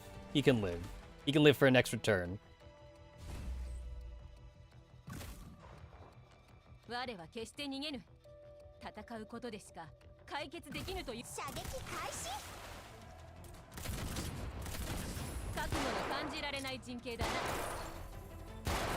I'm just like waiting for the thing to pop off. There we go. Oh shit, that didn't pop off like when I wanted it to pop off.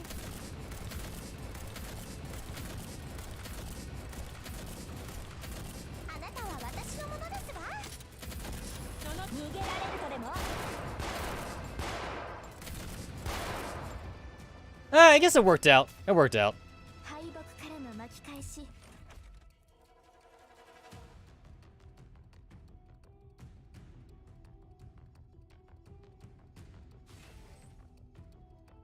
So I'll take that. So there's my little ammo thing. That takes 3 action points. And I could spend 3 action points on this turn. Cool. There is a 2-turn cooldown. I'm okay with that.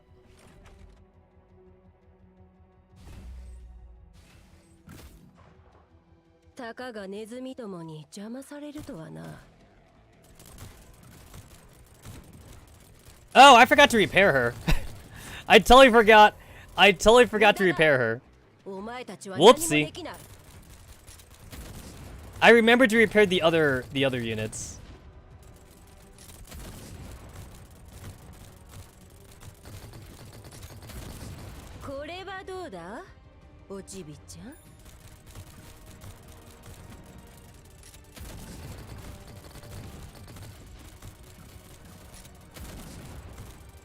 My Manticore taking some heavy damage here.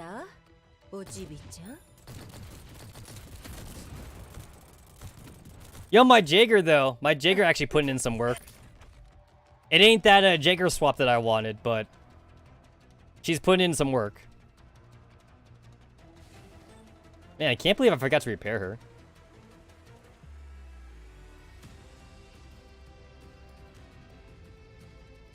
Alright, so all you units will probably move forward, and that's fine. Y'all ass is gonna blow up.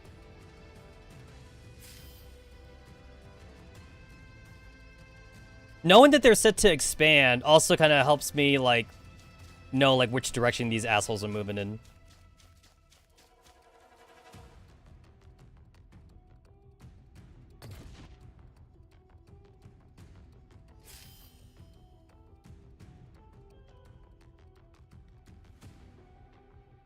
So I have all these, I have all the beefy boys up here now.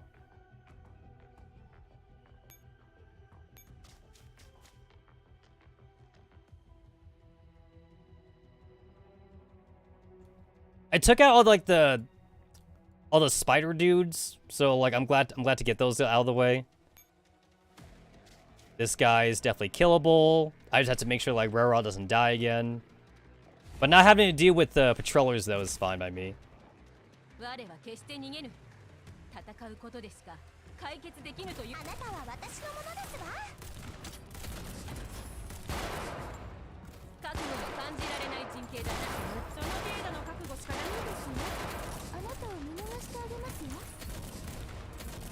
I think that's what I have too. I have a medium. I have a medium swap unit. Yeah, I think I got the same thing. No large. No large for me. No large.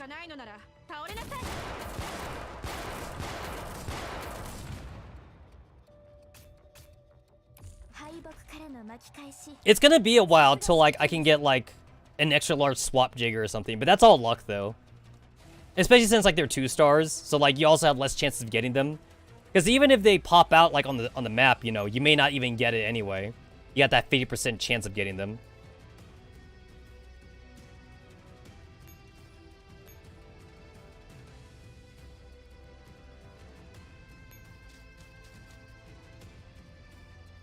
All right, I guess I should move Jay up a little bit. He's got that EMP grenade when I want to use it for something.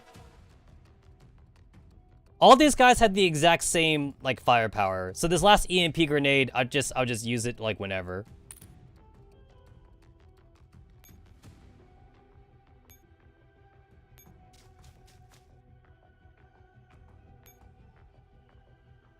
All right, I guess I'll find out if this works.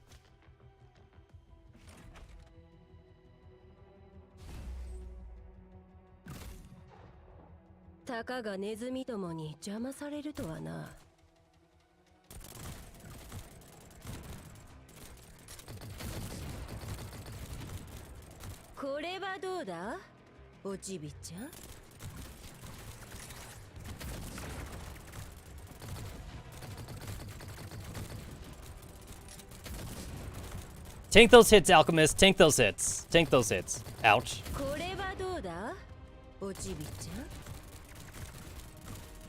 There we go. There we go. As long as we get like a majority of them, then Alchemist can tank those hits. Okay, these guys aren't too bad actually. They have like over like 100,000 like power level, whatever, but power levels don't mean anything. Just like in Dragon Ball Z. It got kind of ridiculous. I remember like in the data books when it said like the characters are having like 1 billion power level. It's like 1 billion power level. Like that number is meaningless. That number is honestly meaningless. Like, what do you mean 1 billion?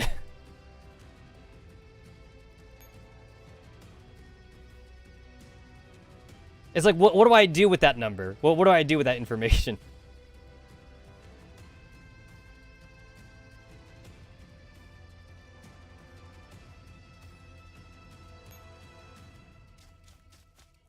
Back at the beginning of Dragon Ball Z, they had like a power level like 300, 400. 600 was considered a lot. And then Frieza got that one power of like a power of like 1 million.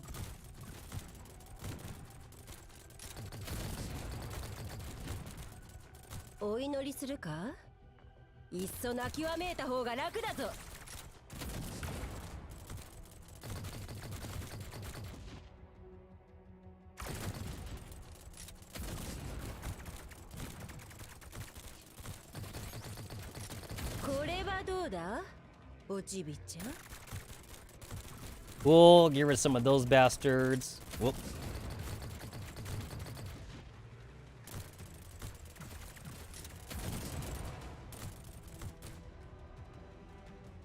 I would be in such a better position right now if I remember to repair Alchemist.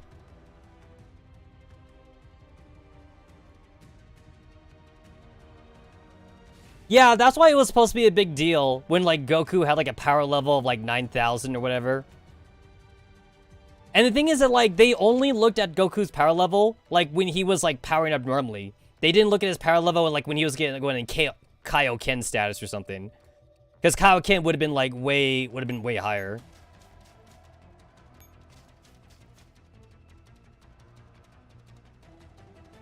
Kaioken!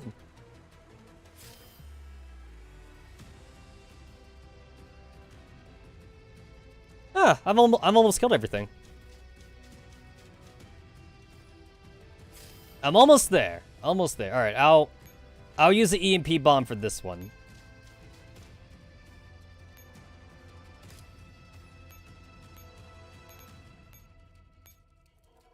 I'll use an EMP bomb here. I remember trying to do some like weird ass strats back in Arctic Warfare ranking, and yes, that far back. In Arctic Warfare ranking, I remember like doing shit like trying to use Rescue Fairy to like get some like impromptu repairs going in or something. Because like Rescue Fairy like can like recover dummy links up to like 3 or something. And like there wasn't like a lot of helipads in the Arctic Warfare ranking. So I thought, hey, wait, if I can't repair a lot, I could use Rescue Fairy to like kind of like semi-repair. You wonder if it's doable with armor stacked SG for these stacks? It might be. It might be. Yeah, like save one of these assholes. Add target. Yeah. Save them for future play around.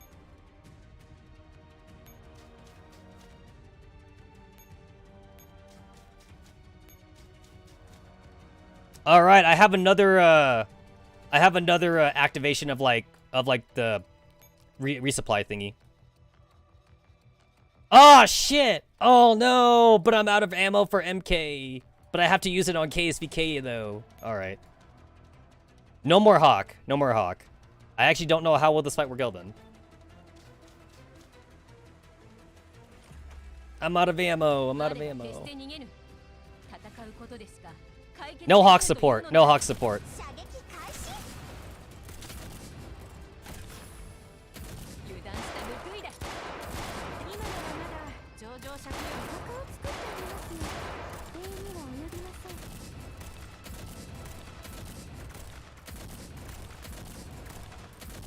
Yo, this is like the most OP ballistic shield ever.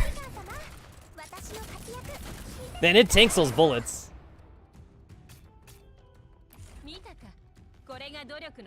Like, that wasn't too bad with that Hawk support, actually. That honestly was not too bad. Alright, so now I gotta... I'll wait one more... I'll wait, I gotta do it on this turn, actually. Just... There we go. Boop. There we go. Back to full. Back to full.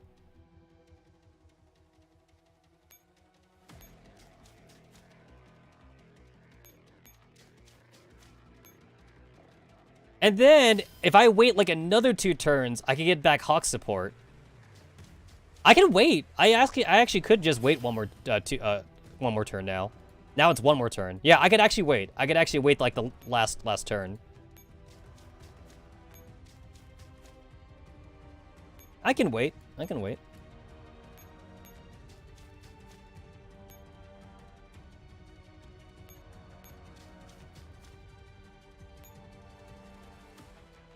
Yeah, this is definitely some bullshit trickery I'm doing, using the using like the weird ass chip things that like the SF units get. Activate. Yay, I have Hawk support again. I have Hawk support. Cuz that helps.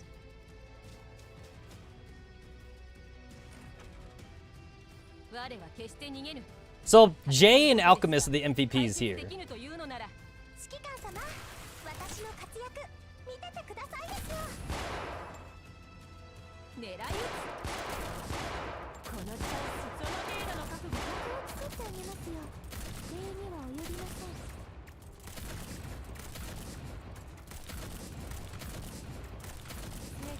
Ah, shit.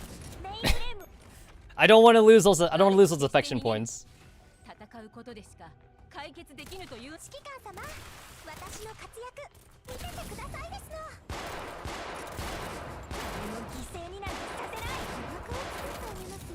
Come on, girls. I need you to shoot faster. Shoot faster.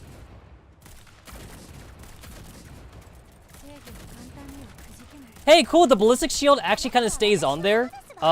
Even after like you retreat right where. Ah, god damn it.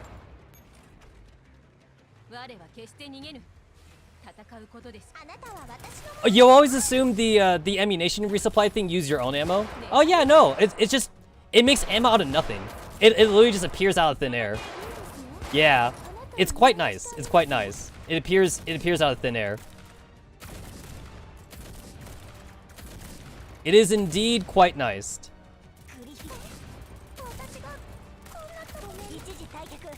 Ah, shit. Yeah, I've used it a few times myself. Like for some rankings. Yeah, I've definitely used it a couple of times myself. There we go. We got the shield way out in front. That's a big help. That's a big help.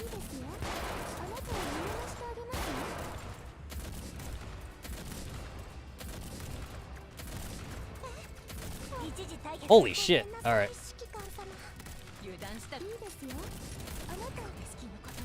I'm not sure if they can. Oh, damn it. Oh shit. Oh, I was trying to restart. Well, everybody gets cake. Everybody gets cake. I was trying to restart that fight.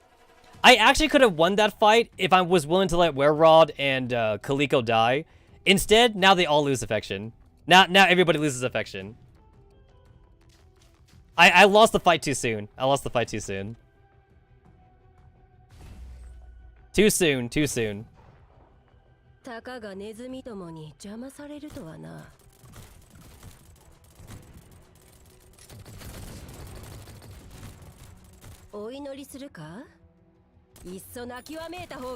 know what? I literally have 1,000 cake though, so I really should just spend the cake that I have. Because I'm not using the cake for anything. Like, I'm literally just not using it for anything.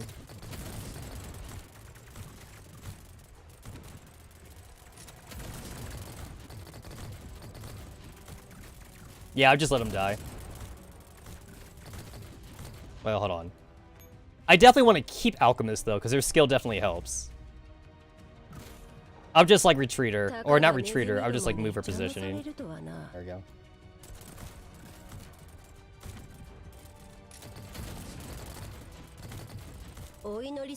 Yeah, like, this definitely helps. Like, that does, like, a good chunk of damage. Like, that helps a lot.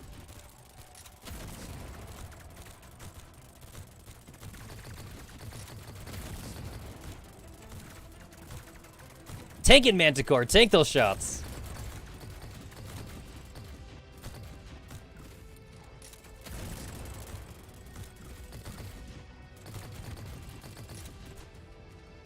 Okay, that's better. That's better. I can actually kill that last dude. I could totally kill that last dude with some proper micro. I don't have to wait. This is the last guy. Yeah, this is literally the last dude. I can kill him. And not a moment too soon. I'm about to run out of rations. There probably was like slightly better placements I could have done for my bombs as well. Like maybe this last fight I would not have needed to do. Probably.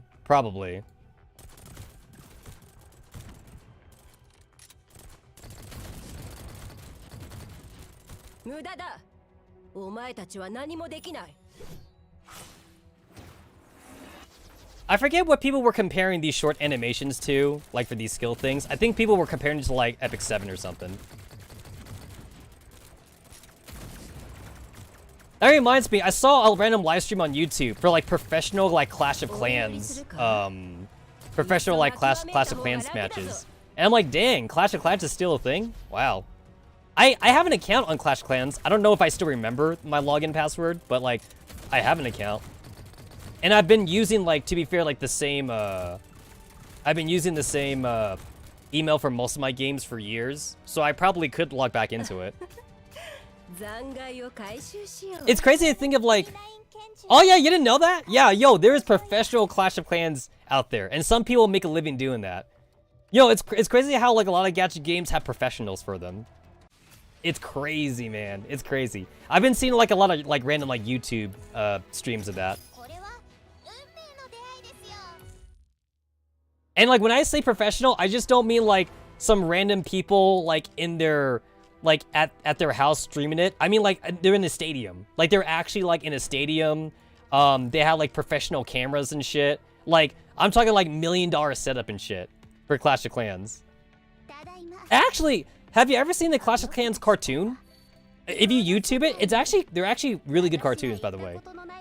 Like when I say good cartoons, I mean like a great cartoon like your like fucking like 7-year-old nephew can watch or something. They're actually quite funny.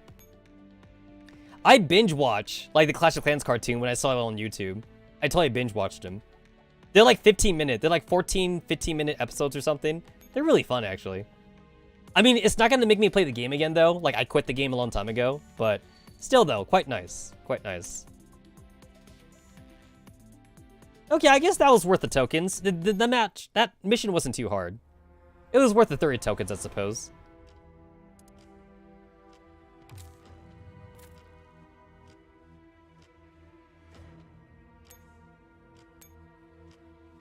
What does a normal look? I don't even think I looked at that.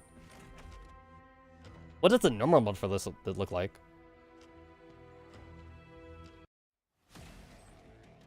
You get 2. I get only 2 thingies. Everyone's at 8,000 power. Oh, wow. Oh, wow. It's like night and day. The normal thing is like so night and day.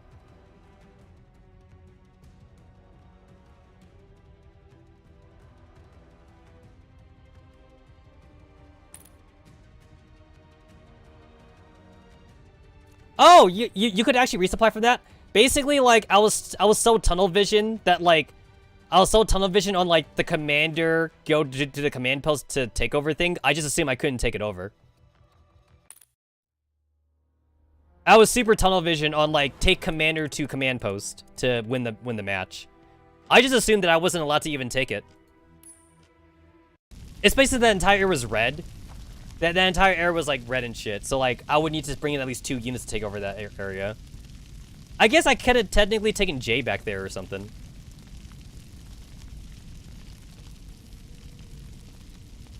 The window reflects a roaring blaze, replacing the blackness of night with a scorching red sky. Coughs heavily. Wait, get off of me! Are you out of your mind? A human would die in this fire. Star 15 drags Jay out of the building by force. The commander rushes over to him. Jay! Let me go, let me go! Please, I'm begging you, Nell! Nell's still in there. She is not in there. Calm down. The signal interference has been neutralized. I've informed the fire department and the police. They ought to be here soon. Having inhaled smoke, Jay shrugs off Star 15's hand and keeps muttering himself in a daze as he looks up at the apartment, which is burning merrily. It isn't just him. The fire is too much even for the dolls. Another piece of glass is shattered. A dark figure bursts out of the apartment window, landing firmly on the ground. 16! 16 dusts off the small sparks in her and shrugs. Might as well give up. I'm pretty damn certain there are no survivors in there. Oh no! They had to draw CG for this? Not this one. I would have liked a CG of Mona, like without a synthetic skin face, but not this. Oh no.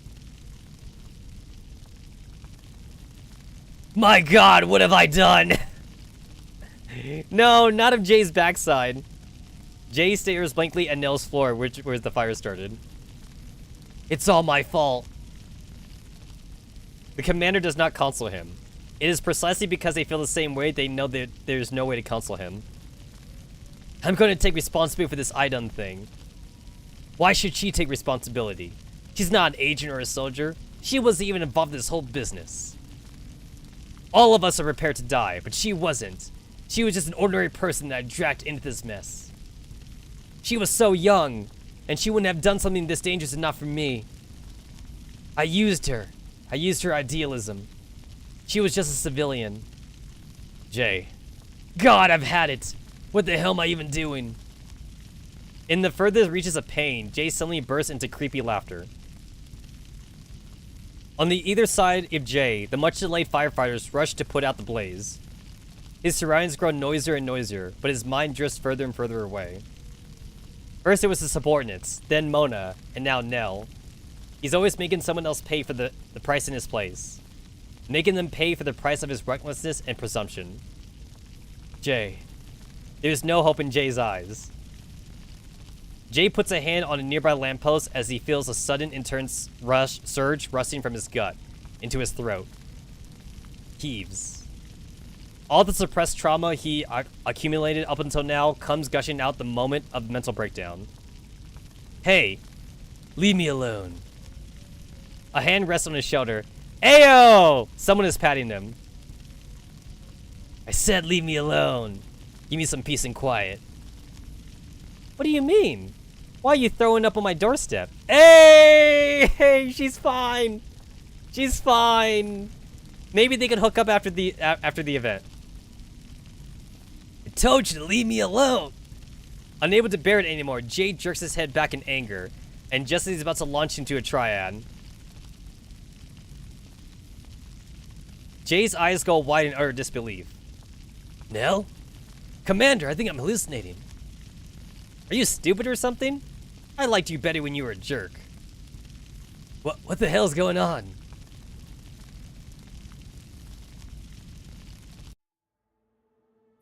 Didn't you want to know who I was? I think I have a rough idea. To think you would be sharper than everyone else here. I knew it. You're not Mrs. Gray after all.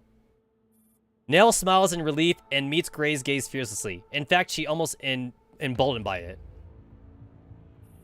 Thank goodness. Did I miss something? Okay. All this time, I didn't know how to confront you about this, but now I'm relieved. That's the technical theory of biological human automation, isn't it? You really are a bright one. I'm proud of my eye for talent. I see. That field of research is practically forbidden. Your very existence is an ethical violation. Nail takes a step back and quickly unplugs the hard disk she connected to the PC. Database 100% complete. Do you think you can walk out of here with that? If you kill me now, then what will Eicher think? He's right outside. He saw me meet you here with his own eyes. That would be my problem. Gray calmly sizes up the girl in front of her. If I had known you cared so much about this woman, I would have reunited the two of you long ago. Since you earned my recognition, you have 3 sentences before you die. That's nowhere near enough. Hard disk in hand, Nell takes a few steps back until she nears the window, where she suddenly lets go of it. The hard disk slides down a pipe into a densely packed region of vegetation. Looks like the police would be coming by to issue us a ticket for a high-rise littering. But don't worry, I'll be happy to retrieve that item. You have 2 sentences left. If I were you, I'd retrieve that hard disk right now. There's no rush. In just a few minutes, the main entrance will be surrounded by reporters, here to interview Mrs. Gray, the chairwoman of Galatea Corporation, who's been incommunicado for a long time. ... Looks like I have your attention. May I? Interesting. I'm lifting the limit. Proceed. I know the amount of time is more than enough for you to silence me, but is it really enough for you to hide my body? And then there's evidence which has fallen somewhere on the grounds. While I don't know why, you've been trying to stay off the news recently, am I right? You've got guts. I simply want to live. I want to live, so I can make sense of all this. Nell gulps. I was right about you, Nell. You aren't just intelligent, but talented too. Gray smiles at Nell. An almost imperceptible sound comes from behind her. In a stateside interrogation room. What happened next? Well, a horde of reporters poured into the building. I met Mia when I was going downstairs, and she kept me safe until we got outside. I wouldn't have made it otherwise. I knew that woman wouldn't let me go. I wasn't stupid enough to go home. Smart. Almost too smart. Kay puts away his notepad and gives Nell a thumbs up. You're certainly much smarter than someone I know. Who do you mean? Oh, it's nothing. We understand the situation now. Thank you for your contribution to the security of the state. The state side will be taking charge of your personal safety from now on. We will not let your life come under any danger. I'll be counting on you then. Frankly speaking, my legs are still trembling even now. Still, it's not too bad. I had to find a new apartment, but I didn't lose too much. After he finishes taking her statement, Kay soothes Nell again, and leaves the interrogation room with his notepad. Outside the interrogation room, Jay is pacing back and forth restlessly. The moment he sees Kay, he immediately rushes up to him. I truly did not expect to be called back because of something like this. Kay slaps a notepad into Jay's chest, his face filled with exasperation. I'm sorry, I screwed up really badly. In a rare turn of events, Jay makes no rebuke. Instead, he takes the document without a word. Kay takes in Jay's pensiveness and pats him on the shoulder. Don't take it too hard. At least the girl's still alive, isn't she? Yeah. Jay takes a deep breath. And thank God for that. Moo! Okay, I know Moo. I know that one. In the nation's seat of power, the lights are on day and night. Without even taking off her tactical gear, Romy rushes into the office. General. Ah, Schweizendager! I remember you. Yes, of course. Inside the office, Schweizendager holds up a hand to silence Romy, while still smiling into the camera of his communicator. Rest assured, we will take care of this business. That's right, I know very well who my real friends are. I look forward to our fruitful cooperation. Earl. Call ended. Earl? Sigh. General Schwarzenegger puts down his communicator with a sardonic chuckle. The ashtray in front of him is filled with countless cigarette butts, many of which are still partially lit. Good news, I hope. Please tell me you've already buried the skeletons in your closet. Indeed, both production lines have been taken care of. Not a single piece of scrap will remain by daylight. Well done. Schwarzenegger claps his hands together. If the Soviet and the agents actually died in there, I would have had to take the blame and resign when they leaked the story to the press. His smile turns even more bitter at the only good piece of good news he's had so far. Alright, at least we managed to keep the roof from crashing down on us. Who cares about windows anyway? Romy says nothing, and glances silently at the communicator that Schwarzenegger just switched off. The fact that he had to contact the Earl directly is proof enough that the situation is terrible.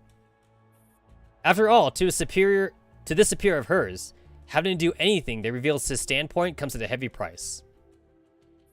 I heard your subordinate had been doing the Earl's trusted underling quite the favor. Apologies, I should have kept a better eye on him. Oh no, you misunderstand. No need to be so nervous, Romy. You know I trust you.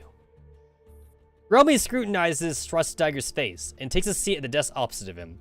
She has a feeling this is going to be a long conversation. In fact, the young one has also done us a huge favor, isn't that right? If it hadn't been for these unexpected developments, we might have lost the cargo for good. Do you know what that means, Romy? We have to thank him. Exactly. Since we now owe the Earl, we must express our gratitude. But here comes the problem. What should I do about Minister Oberstein? Romy pauses for the moment. If I were you, I would be furious. Oh? Schwarzenegger narrows his eyes at Romy's reply. You are an old hand, and the Premier trusts you. You have no enemy within the party, and you're friends with almost everyone on the 3 frontmost benches in the Volkskammer. You're right, people like making friends with me. I've never been in the habit of making enemies. To put it bluntly, you're probably one of the most powerful men in Germany. But Minister Oberstein is completely oblivious to that, and he has not considered your standpoint at all. You're implying I should blow up at him. Romy lets out a shuddering breath, her heart lodged all the way up her throat. Her following answer could make or break her future. Yes, if I were in your shoes, that's what I would do. Just not as a provocation, but also as an insult. However, yes? However, I'm not you. I'm sure you've taken more things into consideration than me. For instance, the people on the 3 frontmost benches are also friends with Minister Opperstein. As someone who cares about the bigger picture, you would never force them to choose between 2 friends. Not to mention, Minister Opperstein's friendship is hard to come by. So, you think I should swallow this? If you lose something, you have to win something back. But I believe the best choice is not to lose something that cannot be replaced. Schwarzenegger lets out a sigh and lights up another cigarette. The Minister of Finance is reducing the budget every year, and the military keeps demanding an explanation from me. If we still can't deliver any results, they'll throw me to the wolves next year. My position has never been secure. Too many people are eyeing my seat. I'm starting to lose my cool, Romy. I can't afford to lose Minister Opperstein's support unless I have a better alternative. If Minister Opperstein is genuine in his support for you, he is indeed your best option. Go on. Schwarzenegger peers at Romy's face with narrowed eyes. However, the way I see it, the one who Minister Opperstein is actually supporting isn't you, but himself. Are you certain? I am. Romy returns Schwarzenegger's gaze evenly. Schwarzenegger breathes out a puff of smoke. Perhaps it's time we have a new best friend, Romy. I like making friends, but I dislike making bad friends. Especially when I get burned by the fire they're playing with. I hate nothing more than that. So, what do you intend to do? Romy already knows the answer to that question, but she still voices it cautiously to get an explicit answer out of Schwarzenegger. Arrange a meeting with the Earl. Schwarzenegger puts out a cigarette and dusts off his hands. Temporary Command Post Berlin. This is where I'll leave you. Right, please relay my gratitude to Chief Raffenstahl. And say hello to Agent J and K for me. Sure thing. After dropping off the commander and the dolls, the young stateside agent gives them a salute before getting back to the car. Wow, we've been away for so long. It has been a long time, right? Right? I like seeing Sop 2 always say something in this entire event. It's like, she's the only one who I feel who's like not super serious. She's just happy to be here. Sop 2 is just happy to be here with her friends. And the commander. Sop 2 dashes through the door in excitement the moment she sees it. Sop 2, wait! Roll 65 calls out after Sop 2 and rushes in after her. It does feel like they've been away for quite a while, but it's really only been several days. Staring at the temporary command post, the commander can't help but think of the dolls of Squad Griffin, who barred them from entering the first time they were here. I hope they'll still remember me when we meet again. You're always so hung up on trivial stuff that people don't care about, Commander. Everyone else has entered the command post, leaving only Commander, M16, and the Star 15 outside. Do you count yourself among these people you mentioned? You know, I never belonged in the majority. M16A1 conjures a bottle of whiskey, seemingly out of thin air, and starts taking massive gulps from it. Ah, that felt good.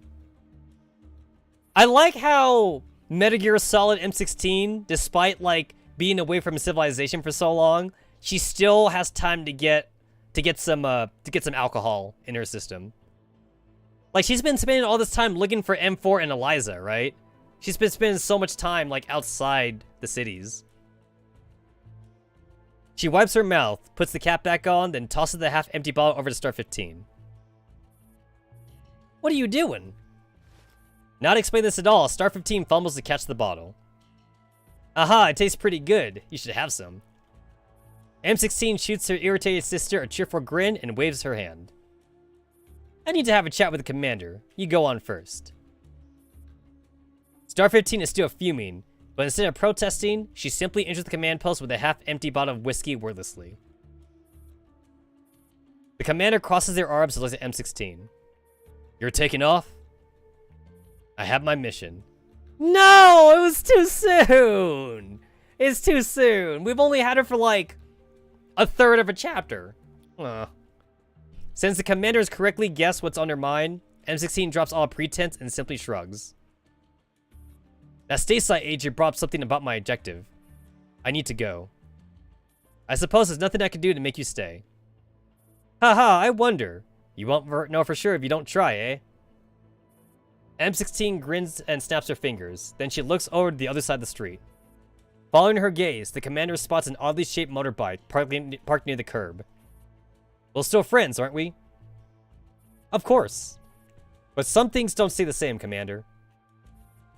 Well, no matter what SOP2 wants to do to you the next time we cross paths, I won't intervene.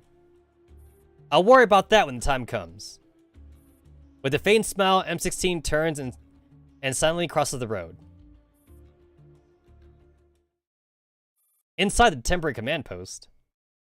Woo! My collection's still here! SOP2 darts around the room in high spirits, while Ro trails behind her, a little exasperated. The commander closes the door behind themselves, and looks around the room. Looking for AR-15? 45 suddenly appears out of nowhere, and speaks up right next to the commander, startling them. Yeah. Where is she? Hauled up somewhere, probably. I saw her come in with a bottle of whiskey. I'm guessing that woman left without saying goodbye again. She said goodbye to me. Humph. The commander chuckles at 45's annoyance and finds a chair to sit down. They stroke the surface of the tactical table with a sigh. A chessboard with chess pieces messily strewn about is still lying on the table, not far away. A reminder of Colibri and Puresa's final bout. Oh, that hurts. Oh, that hurts me to read. She's gone. Does that mean we're also done? I seriously doubt it, but I suppose you could say we're done with this phase of the operation. You found those weapons and even retrieved them. If I were your superior, I'd given you a raise, as much as it pained me. I must have done pretty well to deserve such generous compliment from you. The commander gets up from the chair with a smile. Of course, this isn't over yet. Angie's fate is still unknown, and RPK-16's betrayal has to be reported. M4 has once again become unconscious. A contingency has to be arranged before she wakes up. Most importantly, Moradal. They must figure out what to do with this hot potato. The problem with the weapons has been resolved, but the fight is far from over. Beep. Huh? Just then, a sudden noise of incoming transmission shouts to peace in the room. The commander walks over to the comm station to check it. Their brow furrows. Commander? Confused by the commander's expression, Roll 65 joins them at the console. Unknown caller. Is that not the Earl? He hasn't scheduled a call. Besides, if it were the Earl, the system would display his caller ID. Click. Call connected. Not a sound comes through the communicator. This disconcerting silence lasts for several seconds. Is that panting they hear? The dolls look at each other tensely. Commander. Hey! You know what? I'm kind of sad that the game kind of spoiled that it was Angelia, because I would have been able to figure it out just by looking at the bottom part. It would have been better if it was a question mark, question mark, question mark. But, like, I looked at the picture. I could tell it's Angelia. Anne! The commander jumps to their feet. Angie? Where are you now? They shout into the communicator anxiously, but a different voice answers back. Good afternoon, Commander. Oh, okay, no, really? Really? Okay, now you have a question mark. But I can easily tell that's Mrs. Gray, though. I can easily tell that's Gray. Some question mark. I hope you don't mind this abrupt call. Who are you? What have you done to Angie? The commander immediately gestures for a Row 65 and 45 to turn on the computer quickly. SOP2 is crouched under the table, facing the communicator with a murderous glare. K-Bar is also focused on the communicator. The face isn't shown, but she swears she heard the voice somewhere before. That isn't something you need to know. I doubt you care about that anyway. After all, you are much more concerned about something else. The commander takes a deep breath and forces himself to keep calm. You have Angie. What do you want?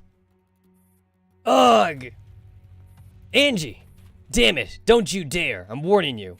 What exactly do you want? Moradal. The voice on the other end suddenly grows steely. An exchange of hostages. I hand Miss Angela back to you. In return, I demand that you give us Moradal. K-Bar's eyes widen. She turns to the commander. The commander just stares at the communicator, their face completely blank and devoid of emotion. Location? Airport. The caller's speech is curt, concise, and extremely matter-of-fact. I will inform you the time momentarily. We will both get what we want. Everybody is happy? Don't disappoint me, Commander. The airport is your territory. Why should I trust you? Ugh! Enough! The commander slams her fist on the table angrily. You touch her again, and I'll send Mordor off to the next world. This could be the last chance you get to see Miss Angelia. You wouldn't do something so unwise. You wouldn't dare. If anything happens to Angie at all, I'll show you all the things I very much dare do. Let me see her. I want to make sure she's safe. Gripping the communicator tightly, the commander speaks through clenched teeth. The other end of the call falls silent for a while. Then a familiar face finally appears on the previously blank screen. Angie! The commander's voice almost breaks upon seeing Angie. Through the screen, she looks deathly pale and rather battered, but she doesn't seem to be too badly injured, much to the commander's relief. Are you okay? Getting my tats hurt more than this. She has tattoos? Huh, I feel like I don't remember that bit of trivia about Angelia. Angie's voice has lost its unusual edge. She gazes at the commander silently for a moment. Don't do anything stupid, Commander. Aye. The screen flickers once before going black. Wait! Time's up, Commander. Don't lay a finger on her. I await good news from you. Transmission terminated.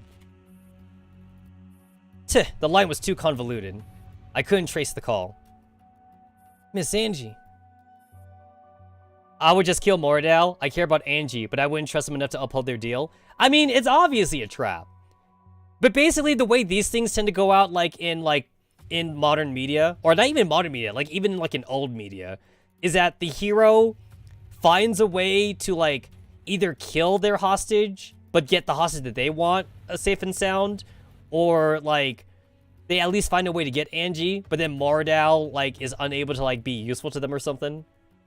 That's usually how these things tend to turn out. Or, in the worst case scenario, they both die. We're gonna go at the exchange point, and then they both just die, because it's a fight breaks out or something. The commander clenches their fists and turns to one end of the room. Mordor's sitting there, utterly silent and still. New. Ah, Moo and New. I know those two. Fireworks night. ID card. A lot of ID card things. Outside the Reichstag, Berlin. During the annual Unity Day celebration, the Reichstag, being the symbol of the nation, finds the streets packed full of people. Well-dressed VIPs come and go, pour into the entrance and greet each other warmly. Herr Frick! Please answer our questions. What is wrong with Yatia's drug? Does the government really not care about our lives? Protesters sporting a strange face paint or holding up placards. Held back by security detail, consisting of police and dolls significantly larger than before. They shout at all the people they recognize as they pass by on the red carpet. At times, these upper-class guests are subject to the crude attacks. There's no way they can avoid seeing the vulgar gestures made at them. Elsewhere. Air Minister, we would like an interview. What do you have to say about the recent spat of terrorist attacks taking place in Berlin? Air Minister, please answer us. I'm from Berlin TV. It's sometimes very hard to tell the difference between these journalists and those lowlives. They push their way through the crowds, clutching their worthless peer press cards. Abusing the authority of their organization, these youngsters are insolent enough to set off building flashes in people's faces, yet too cowardly to actually get themselves in trouble. They are like greedy maggots, unwilling to let a single nugget of juicy news go, whether it's true or not. The protesters and the opportunistic reporters have blended together into a rowdy mob. The packed crowds push on each other, turning the near-winter streets into a sauna. They have been obstacle after obstacle during the year's celebration, but it's been successfully held nonetheless, becoming a symbol of current peace and prosperity. Inside the grand gilded dining hall, the smells of champagne and freshly cut flowers blend together and fill every corner of the room. In a secluded corner of the room, a pair of powerful men stand together in front of a gigantic window. Schwarzenegger is holding a champagne bottle as he tops off the other man's glass. It's been several years since we last gathered here. I like this place. It's quiet, it has a good view, and you can see the clear night sky. Schwarzenegger laughs and puts down the bottle before picking up his own beverage. Oberstein watches him quietly. The bubbles fizzing in the champagne mirror his own bubbling unease. Oh, my apologies, Mr. Oberstein. I've been abstaining from alcohol recently. It's good for your health, you know. He smiles apologetically and raises his drink to prove his point. Then he downs it in one gulp. I hear you have encountered some problems recently, General. I hope you have not allowed these things to affect your well-being. Aha, surely you jest. Problems? I have never run into any problems. Schwarzenegger puts his glass down and pats his belly, almost boorishly. I have many friends, Mr. Oberstein, and I can take care of my own problems. Of course, and I am one of your friends. Oh, of that I have no doubt. At least right here and now, I might be the only friend within reach. Oberstein's eyes suddenly flash dangerously, but Schwarzenegger does not seem at all perturbed. It is inconvenient for the Earl to make an appearance at venues like these, but that does not affect my friendship with him. Minister Oberstein, there is one thing he says which I find very true. Only a man who knows how to pick his friends can be considered an intelligent man. By that standard, it seems you are every bit the man you appear to be, General. Many people have said that. Just then, the lights go out in the Great Hall, and a spotlight suddenly shines on the two of them. Schwarzenegger takes a step back and politely yields his space, stepping out of the flare. Now let us invite Minister Oberstein to deliver our celebration address. Bit. Schwarzenegger smiles and raises his glass to Oberstein in the darkness. Oberstein shoots him a glance, then walks towards the speaker's podium. Does this mean the countdown to the fireworks will be starting soon? Schwarzenegger pays no more attention to the man delivering his speech to the enraptured audience. Instead, he steps forward and gazes at the night sky outside the window. For Germany, today is a great important day. 10. Oh, that's not good. Oh no, that's not good. Are they in position? 9. Target confirmed. Ammo loaded. We are gathered here to celebrate the rise and growth of Germany. Let us bear witness to a glorious moment as people of the German Democratic Republic. 5, 4. There is no doubt about it. This will surely be a grand celebration.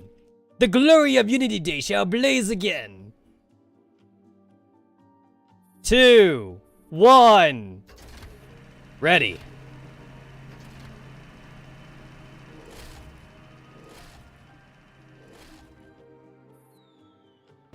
Schwarzenegger takes a sip of the champagne from his glass and smiles as he looks into the distance. Grand fireworks display blossoms in the night sky without a care in the world. What a lovely sight. Vroom! Vroom!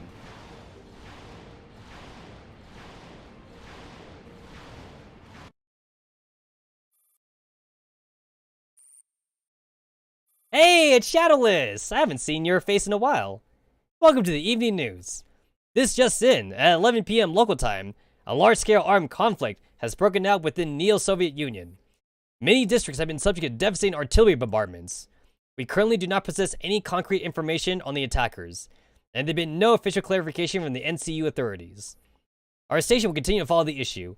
Thank you for watching, ladies and gentlemen. I'm Shadowless, and we'll meet again soon.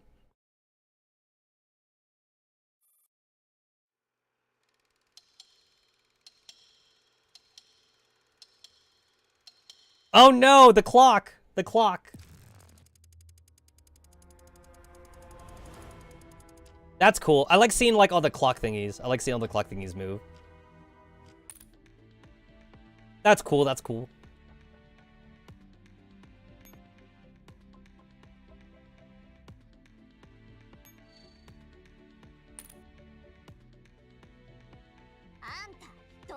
Is there something that I didn't get here? Oh, just that. Okay.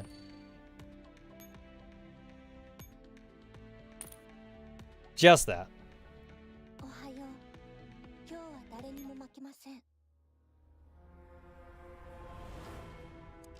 Alright, so we got chapter 5, we got chapter 6. 1! Oh, like numerical 1? Just 1? Alright. 11 o'clock at the Smokewath border.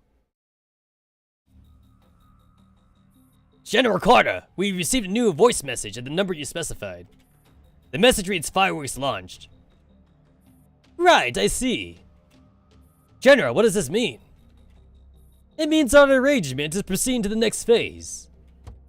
Carter gets into his car and orders the driver to set off for their next destination, the Griffin base in Area SO9. Really? We're going back there? Wow. The Spetsnaz officer holds the door open for him and politely prepares to close it. Are the forces earmarked for the Griffin base deployed? Yes, sir. We are fully deployed. We're fully prepared. No need to get to such lengths. Our comrades have brought ample time for us. The Griffin base is now a rabbit in a snare. Yes, sir. Still, you must not be careless. Cornered animals have been known to put up surprising amount of resistance. We will not disappoint you. Carter winds the window shut, and the car drives off. Through the murky night sky, Carter looks in the direction where the transport aircraft has vanished. Late at night, the State Sec office in Lubyanka building. Bang. Zelensky pushes the door open and enters. KCC aren't a threat at us anymore. Come in, comrade director. Yo, I haven't seen Zelensky in a while. Wow, I haven't seen this guy. Calm down, comrade. What is the report from the Ministry of Defense? It's all here. It's been logged. Zelensky rubs his temples as he walks towards his desk and picks up the military intelligence notification system log. The notification screen for the entire Western Military District is almost completely covered with air defense warnings. Begin brief. Around 02:15 today, a border outpost reported that they were being attacked by unidentified armed personnel. And then we suddenly lost contact with the border military base on the border codename Kubinka 2. So we sent our recon drone to investigate the battle conditions. We have verified that many military targets were subjugated to bombardments, and due to electronic lockdown, the current casualty status is unknown. After the attack, we began losing contact with military bases near each combat zone. This region is still under a comms blackout at the moment. After the break in communication, the Western Military District Air Defense System detected many fighter signals in the air. Fighters? I want models and exact headings. The Western Military District picked up several aircraft of unknown affiliation 14 minutes ago. 2 MiGs have appeared in Krakow's airspace. At the same time, what appears to be Sukhoi has appeared over the skies of Prague and is heading north. In addition, 2 Ilyushins are heading for Lvov, ETA 30 minutes. None of these fighters respond to any kind of communication. Have you contacted the 1st Air Defense Corps yet? Other than the 105th Guard Mixed Aviation Division in Voronezh, which happen to be where our people are assigned, we have been unable to contact the various air traffic control centers and aviation units. Voronezh base is preparing to launch fires to intercept. Also, the comms breakdown isn't just affecting the aviation bases. We're also unable to contact our army bases. Director, could they have been? Keep calm. Start telling me where the air defense alerts first originated. Ignore the radar stations. Go in chronological order. A moment, please. It's the Western Military District Air Intelligence Center. How could that be? That'll do it. Notify Voronezh base immediately. Cancel all takeoffs. Cancel all takeoffs immediately. Stand by and wait for orders.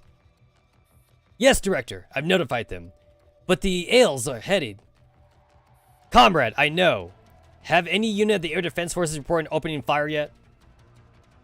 The PVO units on the western border are currently under electronic suppression, and no effective communication can be established. The Western Military District HQ has sent out a helicopter to establish direct communications. What about radar? No reports of SAM launches yet. That's good. Are they all online? Yes, the Western Military District 6, the command staff of the Air Force Air Defense Command, and the Minister of Defense are waiting for you online too. Good. First, we need to restore communication to the early warning radars in Kaliningrad. I want to know what they saw. After that, give the Air Force Commander's office a call. See if he's up yet.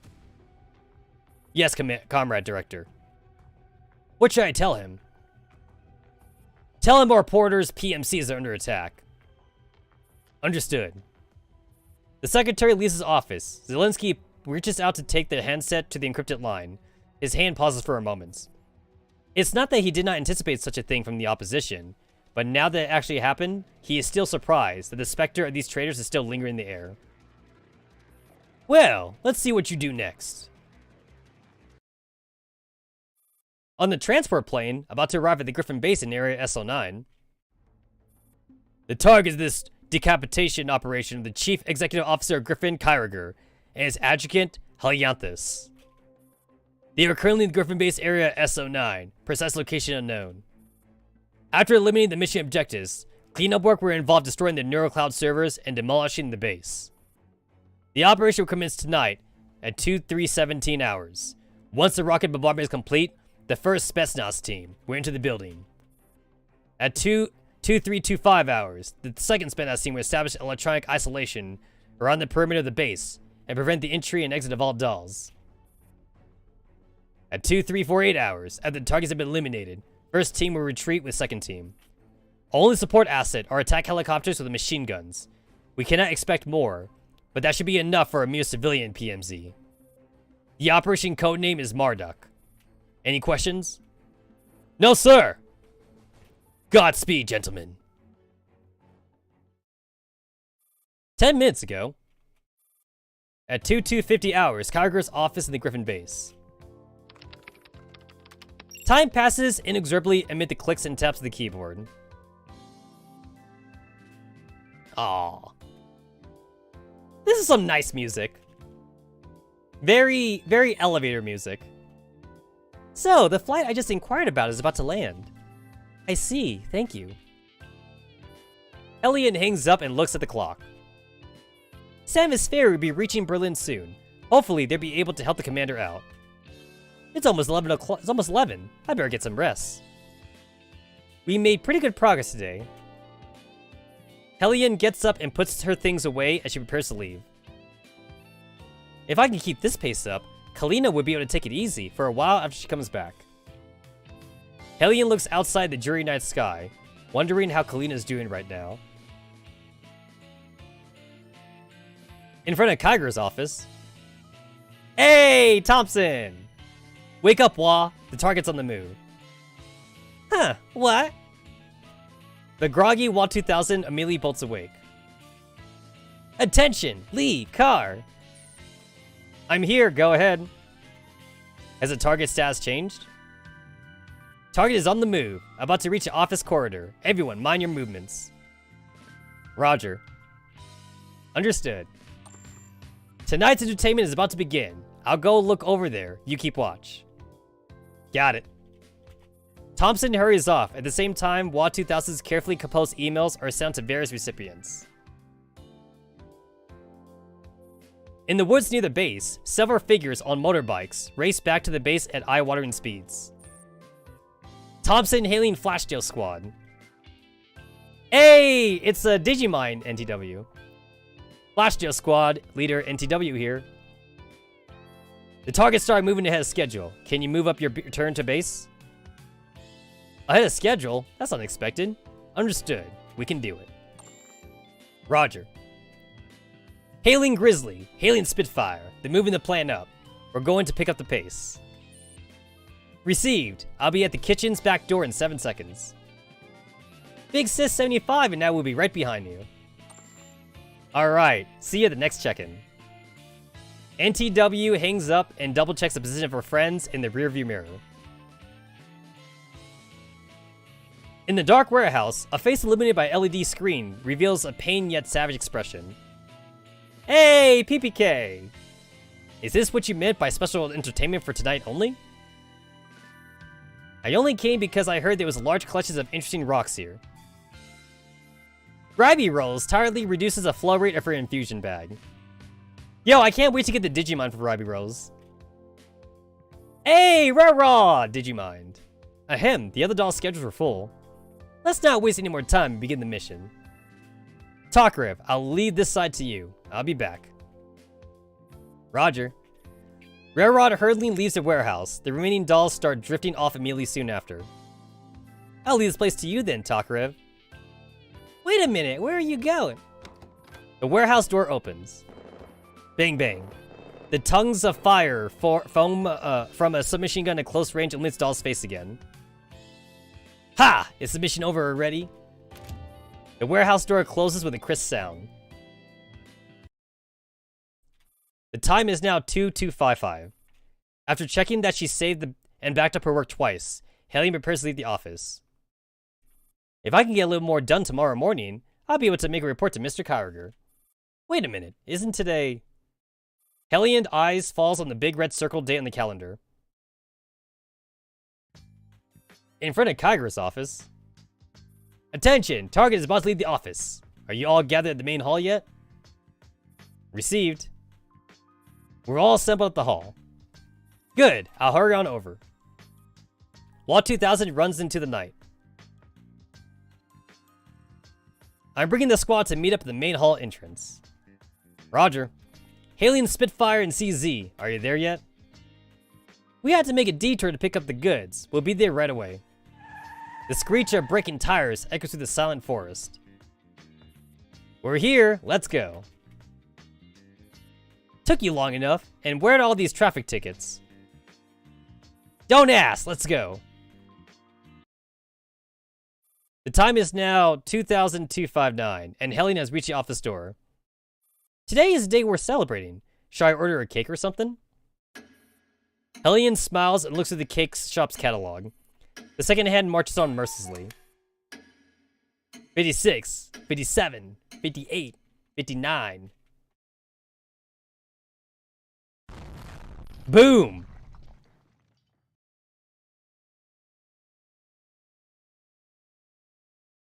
Hellion blinks, but all she sees is endless darkness. What's wrong? Is there a power outage?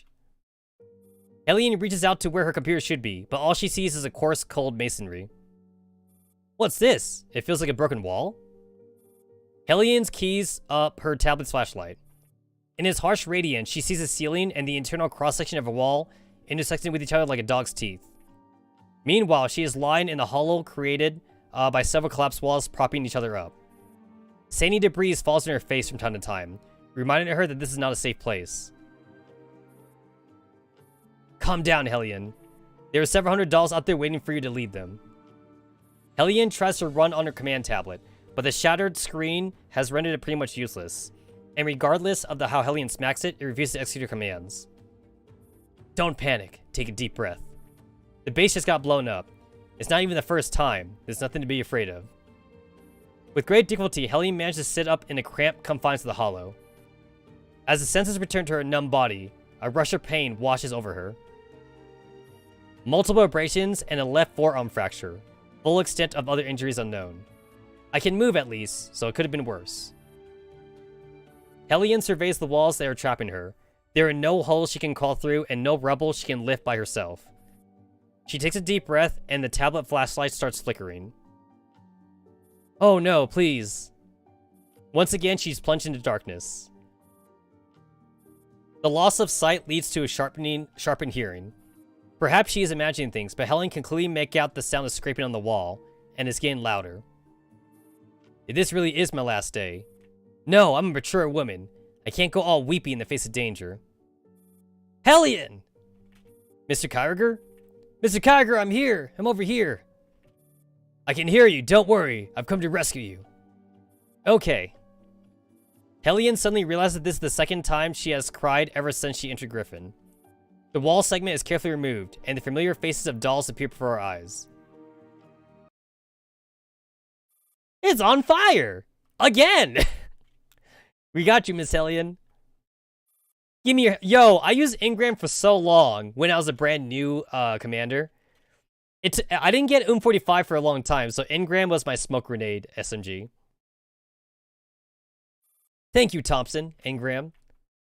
Are you hurt? Nothing too serious. Kyogre hands a brand new tactical tablet to Hellion. Sorry, Hellion, but there's no time for you to rest. Our base has come under heavy bombardment, and comms are down. Judging by the method, I have a feeling that Carter's behind this. General Carter? Wasn't he already... We don't have much time to think about that. There are enemies approaching the entrance. I'm taking the frontline combat team to plug the opening. You need to stay behind and initiate our emergency defense plan, and make preparations to withdraw. If our defense can't hold, carry out the emergency retreat plan immediately. Understood, leave it to me. Thompson, put a few squads together and come with me. Got it. Ingram, take care of Miss Hellion. No problem. I won't let those scum harm a hair on Miss Hellion's head, even if they shoot me to bits. Kyogre nods solemnly to Hellion. Then he flicks his handgun's safety off and walks into darkness outside. After performing emergency treatment on her broken forearm, Hellion immediately begins commanding the dolls with her tablet. All dolls who can still move, listen up. GH-18, form a rescue team and perform first aid on our damaged dolls to bolster our numbers. NTW, organize 2 squads. One will break through the signal blockade and restore comms, while the other will attempt to outflank the enemy and get messages outside. Wererod, organize several squads to transport our vital resources and destroy dangerous items. Reply immediately, once you have your assignments, and report your status once every 15 minutes. After finishing the preliminary deployments, Hellion is about to move to a safer place, when she realizes Kyogre is still standing on the doorway. Mr. Kyogre? I came to give you a gun to protect yourself. Thank you. I'll leave my back to you then. Hellion smiles and executes a picture-perfect salute. You can always count on me, Mr. Kyogre. 10 cores! Really? 10 cores. That's all. Alright. I'm not gonna do the EX mode, but I'll just see what it looks like. I'll just see it. 10 fucking cores. Wow. Alright, KCCO, what do you got? What do you got for me? Alright. Alright, alright.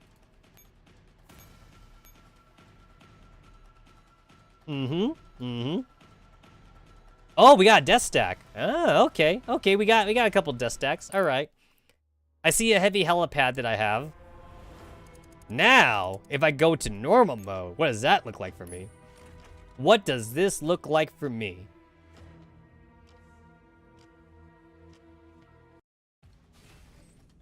Holy shit, the map is so different.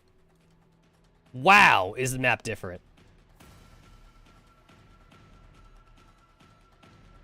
Huh, okay then.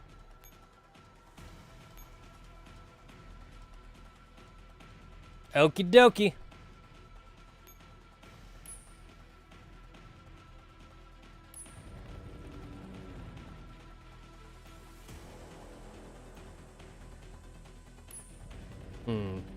Maybe not this one.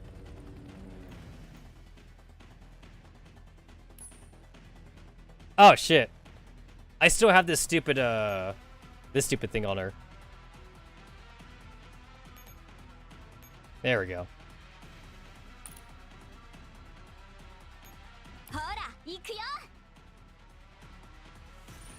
Hold out for round 6. Occupy node, hold the line. The defense line is represented by radar icons. All you need to do is capture all of them. Clear all enemies within the defense zone. Note, enemy unit tracking begins at the start of the round, and victory conditions will be checked at the end of the round. Ah, okay. Okie dokie, game.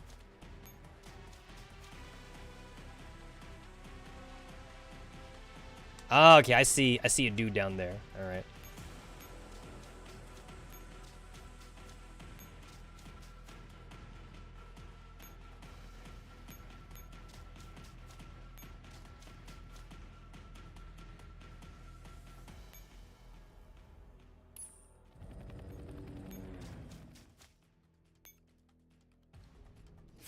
Alright.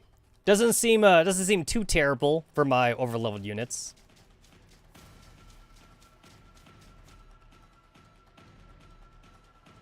Does not seem too bad,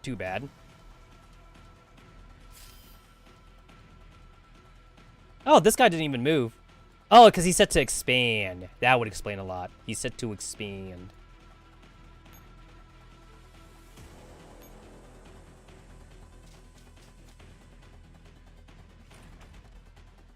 Wah! This music, man. Wah!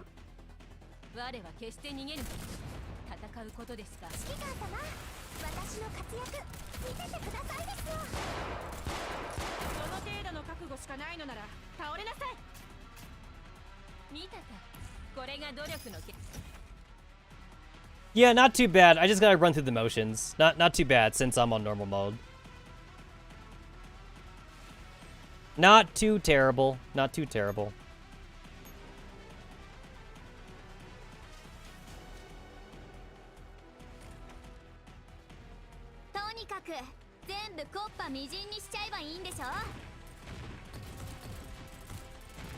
Wow.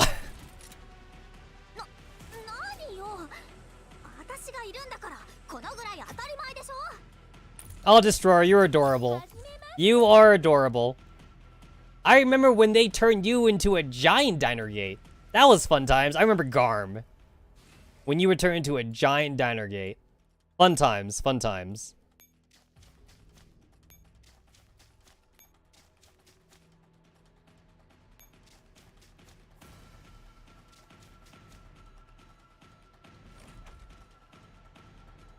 I could definitely see ammo being a problem, so like I do see the helipads I need to like take over so I could actually at least like refill.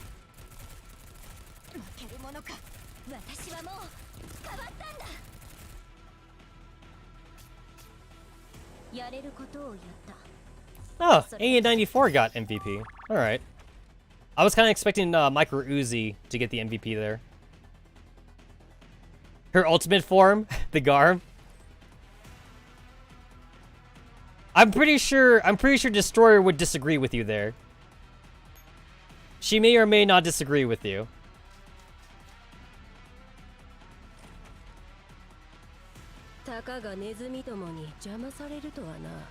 Those were the good old days, you know? Those were definitely the good old days. The story was so much simpler back then. There weren't that many factions or anything to worry about, you know? And now everybody wants a piece of the world pie and shit. Everybody wants a piece.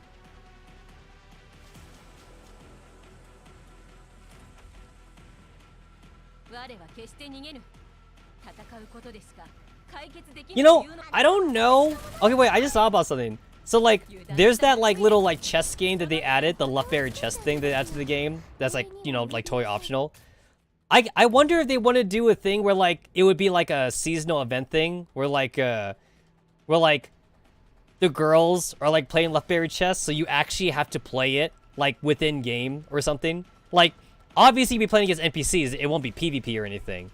But like I just thought about like how they could probably integrate that though in the story or something. It could be like I don't know, like maybe an Easter event or something. Easter event or like maybe a beach summer event or something. Maybe like MDR. I could see like MDR like holding a contest or some shit. MDR would hold like a left berry chess contest, and then like the player would actually have to play left berry chess. I know a lot of people are like up and down about left berry chess though. A lot of people say the game sucks. Some say that like there's no reason for it to be in the game or something. Honestly, I think it's fun. I think left berry chess is pretty cool. It's possible that like left berry chess could have been better, but then like maybe Mika was like held back by the programming of the game though. Like they could have done better, but they couldn't do as much as they wanted to. I don't know. It's possible. There's definitely a lot of programming issues within the game. We all know about the spaghetti coding. So, like, it's definitely possible that, like, maybe the game could have been better. Oh, wow. She took a hit. She took her hit. That went straight through her shields.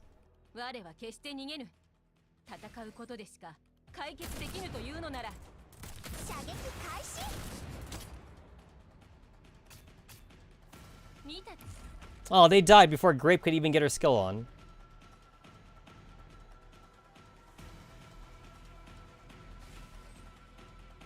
Good old Grape and Strawberry. Grape and Strawberry.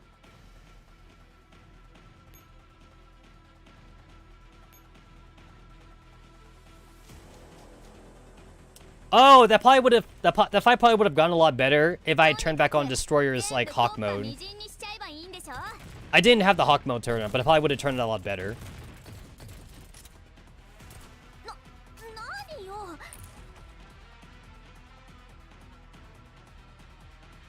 I would love to get Garm as a coalition unit.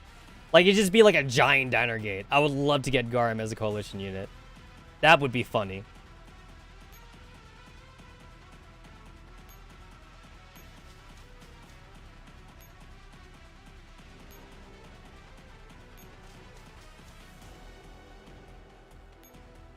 Alright, this is like the strongest dude here, so I'll turn on Hawk support for this at least.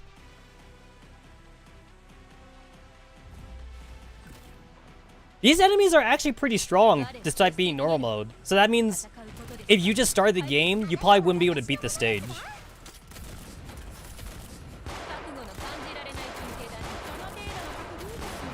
Yeah, these guys are pretty tanky. Another thing too is that like when you first start the game gives you a lot of SMG assault rifle units, but you need rifle units for some of these armored dudes. And at the start of the game, you don't get good handguns either. You get like piss poor handguns.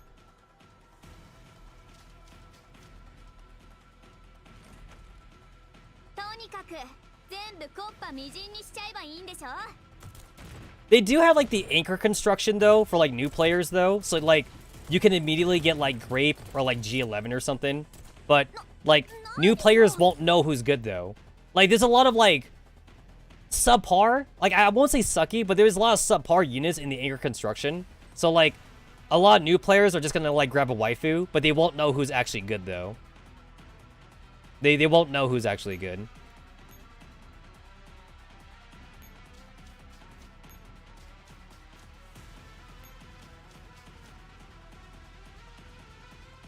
I'll go ahead and turn off the Hawk thing here. I don't need no Hawk. Oh shit, off there, now it's off.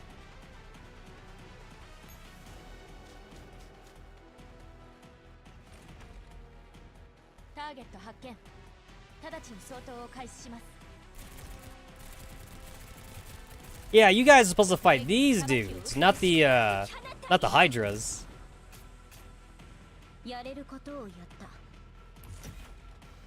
It kind of annoys me that like I have like fancy costumes for like most of those girls, and then Micro Uzi is sporting her regular Digimind outfit. I need like a fancy outfit for Micro Uzi.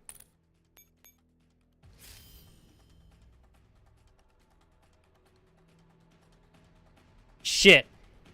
I accidentally double-clicked, so I ended my turn too soon. Because I still had action points. I accidentally double-clicked.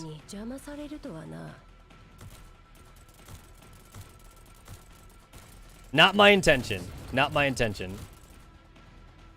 That was a waste. I could have killed more dudes. I could have definitely killed more dudes.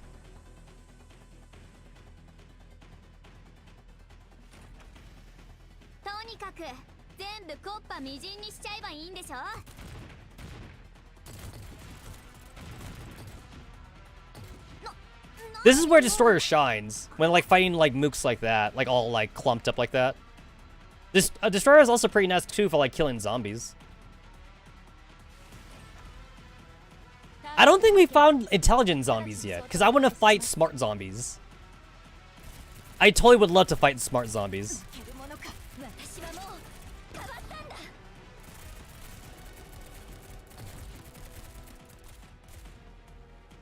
I don't know if like we had to like maybe finish off the whole Paradia storyline first or something, but maybe like also do like as a Halloween event.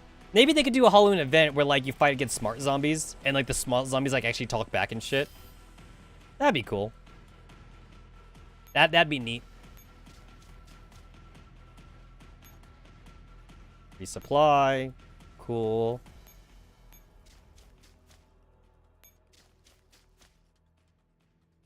You got one more ammo. Yeah, you only have the one more ammo.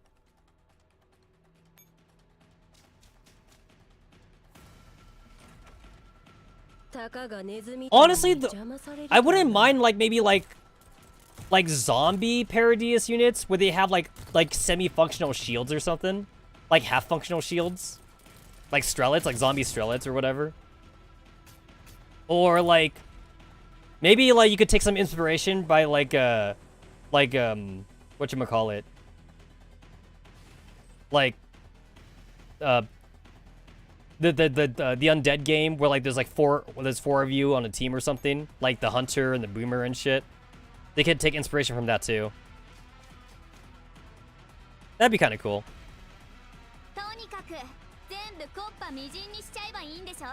Like if you were to take like the hunter for example from that game, Left 4 Dead. There we go, Left 4 Dead.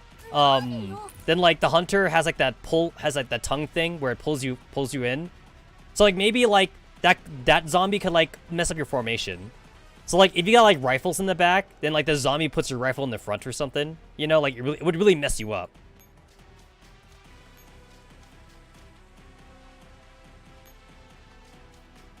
It will pull your rifles to the front, and then like if you have Kaliko in the party, it will make Kaliko really good because at least everybody can like retreat or something.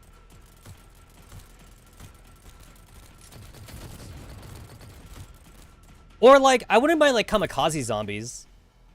Like basically like make them similar to like red beans or like black beans, but at like zombie form or something.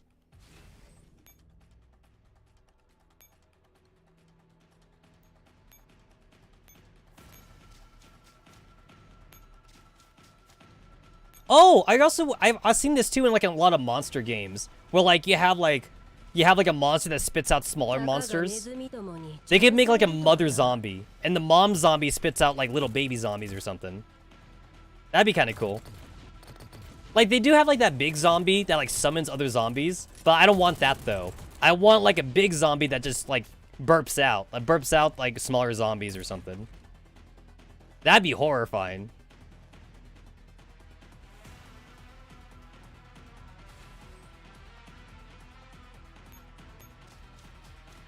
Fast melee zombies with high DPS. Yeah, shit like that, man. Shit like that.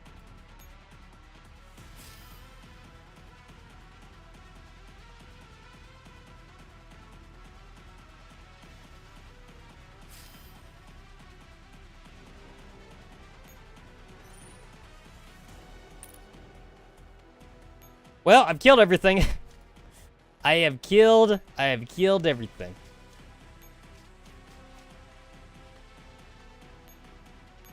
I could just end my turn, but like, I feel compelled to capture the helipads.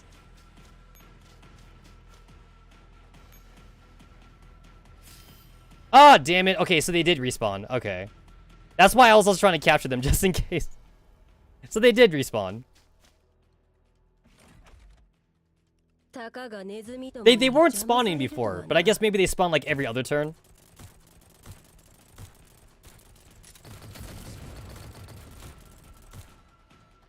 Man, look at these ugly bots. They're not even husbando bots. They're just like regular droids. They remind me of Star Wars, like Star Wars droids. They're not waifus or husbandos. They're just random. They just look like random droids. There we go. We good. Got that S rank.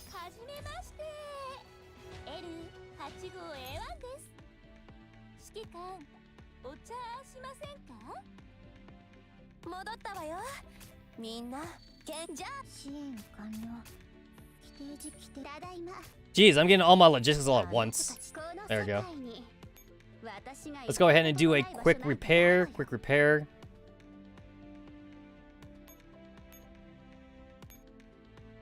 I wonder how annoying it would be to try and do an event without any quick repairs.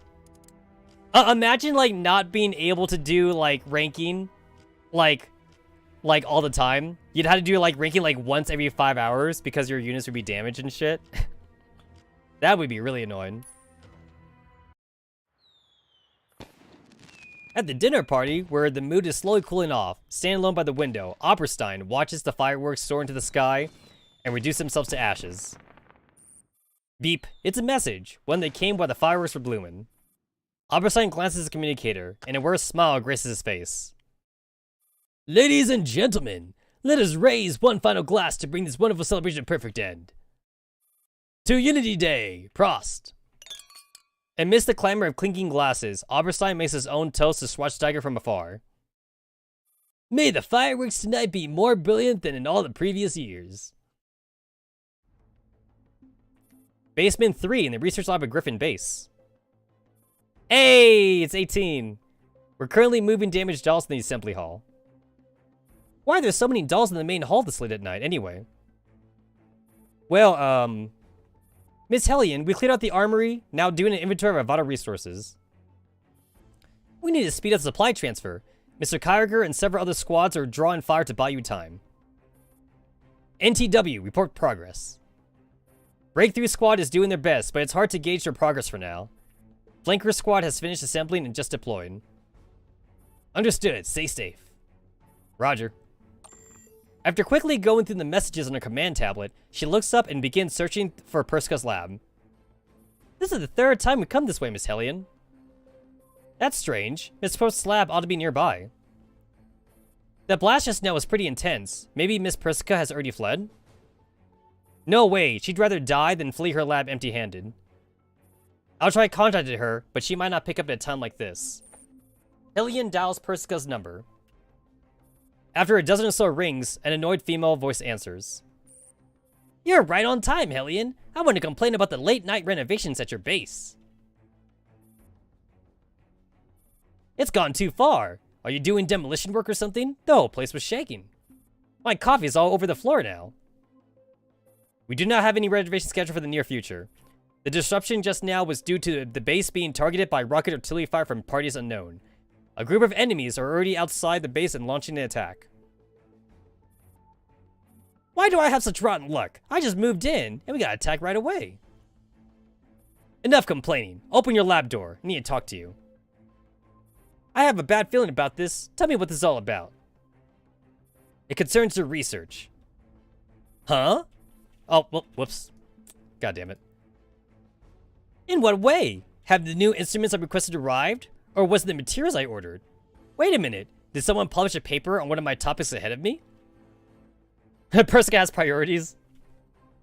It's none of the above. I'm referring to the NeuroCloud servers. If things go badly for Mr. Kyriger, we need to make preparations for a full retreat. That would involve taking the NeuroCloud servers with us. What? Whoosh! A small panel on the wall opens, and Perska's angry eyes glare through the hole. What do you think a NeuroCloud server is? A slice of cake you take home from a deli? You think a cute little maid doll can deliver to your house for you? It's a NeuroCloud server, don't you get it? Absolutely not. I'm completely opposed to this plan. Just open the door. We can talk this over. Do you even know what could happen if you move a NeuroCloud server without preparation? You might lose some data if you're lucky, but if not, you could end up losing all of it. The entirety of all the data and knowledge that Griffin Base has accumulated in the last few years gone down the drain. Okay, I get the idea, so please open the door. I refuse. The last time I opened the door like you asked, you sent in your dolls to scrub all my coffee mugs. That doesn't sound so bad. I won't open the door. You can just forget about it. Whoosh! Perska closes the little panel behind her. Ingram, where's that piece of gear I told you to bring? Here. You see where that panel is? Cut the door open from that. No problem. I'm very good at this. With a mechanical grin, Ingram revs up the specially made chainsaw she's holding. Nice.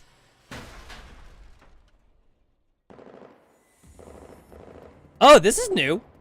Oh. Cam status. I like that. Well, you know what? Like, it's new, but at the same time, it's not new. Because, it's basically like all the other backgrounds that we, slice together. It's, semi-new. At the base entrance, all the defense systems are offline due to the rocket bombardment, and the enemy can walk right in. The shotgun squad was the first to reach the entrance, and they are engaged in an intense firefight with the first wave of enemies.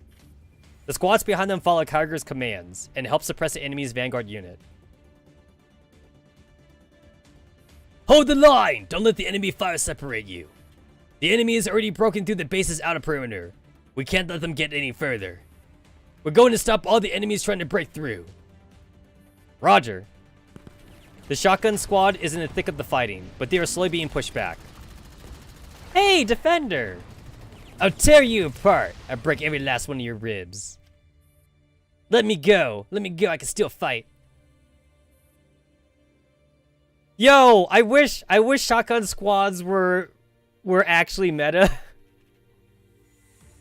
Imagine like 4 shotguns, like with offensive shotguns and defensive shotguns, and like 1 handgun for buffing or something. If only like a pure shotgun team was meta. Defenders lost it. Cover me. Commits an emergency evac. Shotgun Squad A, fall back quickly for treatment. Shotgun Squad B, take their place. Thanks to Kyogre's leadership, the battered doll squad somehow managed to keep their fragile defense line intact. Hey, Webley! Remember how like Team Webley like sacrificed himself at the submarine base and shit?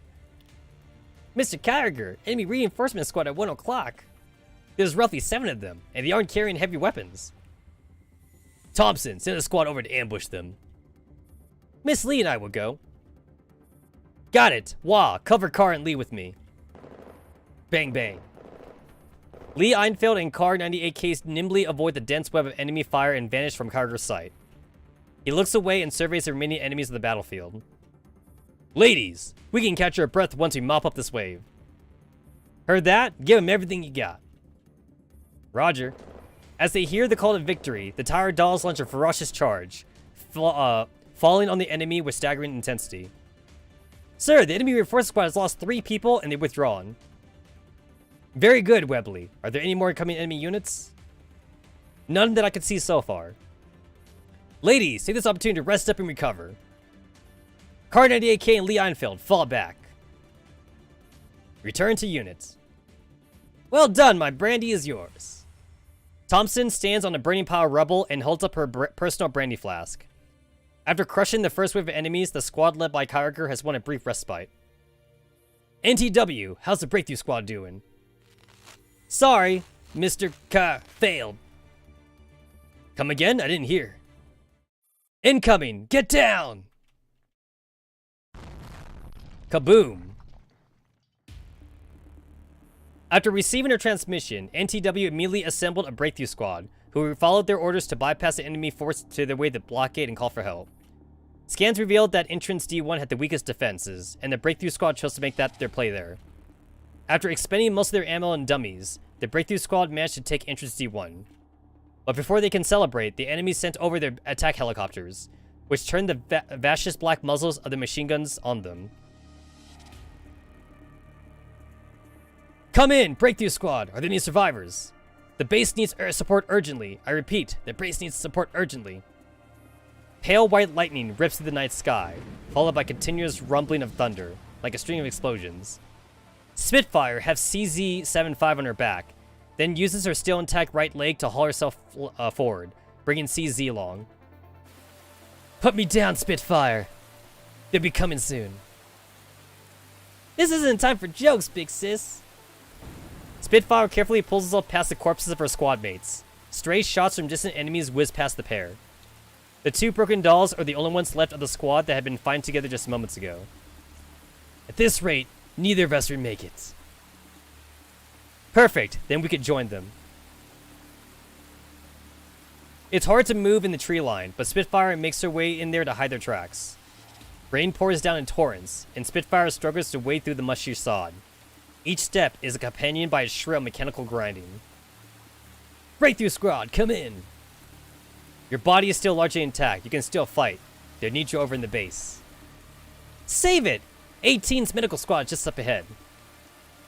CZ-75 looks back. The bodies of their squad mates lie in the dirt like lost children, quietly accepting the baptism in the rain. Spitfire, keep fighting. Give them hell for us. The faint sound of rustling branches comes from behind them. Dread fills Spitfire, and her pace starts becoming erratic. Crack! Her hastily repelled left leg burst open again, sending Spitfire and CZ hurling towards the ground. Are you okay, Big Sis 75? Spitfire quickly puts her left leg back together and prepares to sling 75 on her back again. Big Sis 75?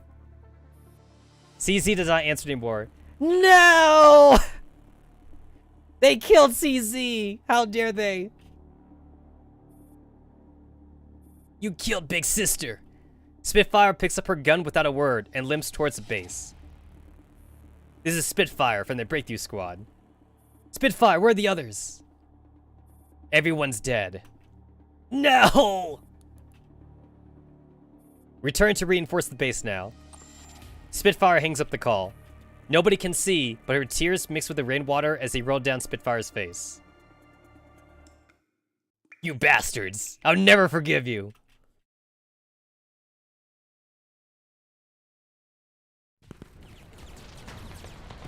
At the base entrance, the defense line with Kyogre has fought so hard to build crumbles in a single blow. The enemy's second wave of troops successfully break through and enter the base. Thanks to the doll's protection, Kyogre managed to avoid the enemy scout teams.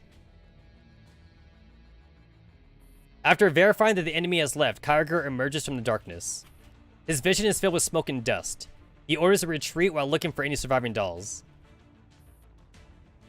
All doll forces, retreat! Fall back immediately! Shotgun Squad! Are you from the Shotgun Squad? Hurry and cover the retreat. Kyogre notices a badly damaged shield in the drifting smoke. He feels his way over. Can you still move? There's only a mechanical arm behind the shield. Are there any more survivors? Come in. Wah and I are here. A doll limps into view in front of him. Gather survivors. We're pulling back immediately. Roger. Aw, Watt 2000 is damaged. Lee, Carr, say something. Behind Thompson, Wall shakes the bodies of Lee Einfeld and Car 98K. Watt 2000, we haven't lost yet. More of our comrades still need us. I understand. Requesting backup. The transport team is requesting backup. The enemy made it to the warehouse, but can't fight back. Receive. Backup is on its way. Mr. Kyogre, can you hear me? Thompson, hailing Thompson. Requesting backup. The enemy has us trapped in a warehouse. She can't hear our replies? Goddamn signal. Watt 2000, you end. Kyogre gazes wanders around the empty ops room. There are no dolls in sight. Leave it to me, Mr. Kyogre. I'm counting on you. After some quick repairs, Watt 2000 rushes over to the warehouse. Thump, thump, thump. Inside the warehouse, Railroad has organized a team to go and transfer the most critical supplies away on Helion's orders. With the transfer almost complete, most of the team members have already left the warehouse to escort the supplies, leaving just a few people behind. Just as Railroad is about to fall back with the last team members, the enemy breaks through the defense and set up by Kyogre's squad with the help of sustained bombardment. A drop of blood splashes on Takara's face, accompanied by a visceral sense of metal from the warm blood of a human being. Out of ammo, Takara wrenches a shovel free and shoves away the corpse of a rebel soldier away from off herself. Something in Russian. Countless human doll and corpses are piled up here. Takara has already become indifferent to all the death and destruction around her. She just keeps wielding her shovel like a machine. Mr. Kyogre, can you hear me? Thompson, hailing Thompson. Requesting backup. Railroad yells furiously in the comms channel, which offers no response. Frankly speaking, Railroad, this event is much more exciting than the previous one. Stop talking, Ribby Rolls. PPK needs urgent repairs. Talk, Riff. Take PPK's place. Got it. Bang! Railroad helps take out the enemies in Takara's blind spot as she rushes towards PPK. Railroad, this is Thompson. How are things on your end? Thompson, huge enemy forces surrounding the warehouse. We can't break out while carrying the supplies. Wall's heading over to help you out. Hang in there. PPK, just hold on a little longer. Help is on its way. Don't bother with us troublemakers. Takara's still intact. So take her while she's still standing. Break out and fight Mr. Kyogre. Born in the night as I am, you and the commander are my only source of light. No matter how boundless the darkness is, I'll never abandon my search for the light. Bam! One of the warehouse ventilators is kicked off the ceiling. Wall 2000 throws down a rope ladder from the hole where she used to be. Well, Rod, I'll cover you. Hurry and climb up. Load up your supplies and evacuate. MP443 carries PPK and goes up the rope ladder first, while Tokarev carries Robbie Rails and follows close behind. Railroad shoots down the enemies who are rushing at them like a madman. Railroad, you're the last one. Got it. Railroad climbs up the rope ladder. Kaboom! A shell goes off at almost blank point range. Blazing heat chews into Railroad's back. Amidst the confusion, the fiery shockwave slams her into the wall.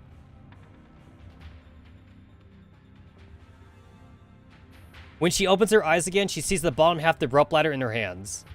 Railroad clearly examines her body and concludes that she has lost all combat capability. Railroad! Can you hear me? The blast knocked us down. You should go. Leave this place to me. This is no time to be acting cool. Railroad, come out already. Railroad grimaces as she looks at her ruined body. Alerts flash continuously in her field of vision. The wall itself has also been damaged. The ceiling is tilting at a dangerous angle, and chunks of debris are falling down steadily. Hold on, I'll find some other way to save you. Don't worry, it's only a few enemies. There's no problem for me. Not far from her are the enemy forces, which have also taken heavy casualties. However, they're already regrouping with the incoming reinforcements. Railroad calculates the angle and pulls her last grenade out from under her vest. You're not planning to die just to save us, are you? I am worthless. If only I was in my Digimind form. Everyone is worth saving. Well, move! A burst of static comes over the comms. Railroad switches off the choppy transmission and clutches the grenade tightly. This is all I can do for you. The rustling of the enemy footsteps draws close. There are 8 of them in total, and judging by their footsteps, 6 of them are military automatons, and the other 2 are the humans commanding them. A dull thumping echoes through the warehouse walls, as though someone is pounding one in grief. Railroad, don't. Keep the channel open, wait for me. Railroad lets out a chuckle, but she suddenly feels like crying at the same time. The enemy notices the activity at the wall, and cautiously approaches the source of the sound. Railroad forces herself to stand up, and uses the last of her strength to slap her hand down on the warehouse shelves. Do not go gentle into the good night. Old age should burn and rave at close of day. The enemy team turns and moves towards Railroad. With her back against the shelves, Railroad ducks into their blind spot and suddenly counts the enemy's footsteps. Closer now. Closer. The Grim Reaper's tread draws even closer. Railroad smiles and pulls the pin on her grenade. Rage. Rage against the dying of the light. Kaboom!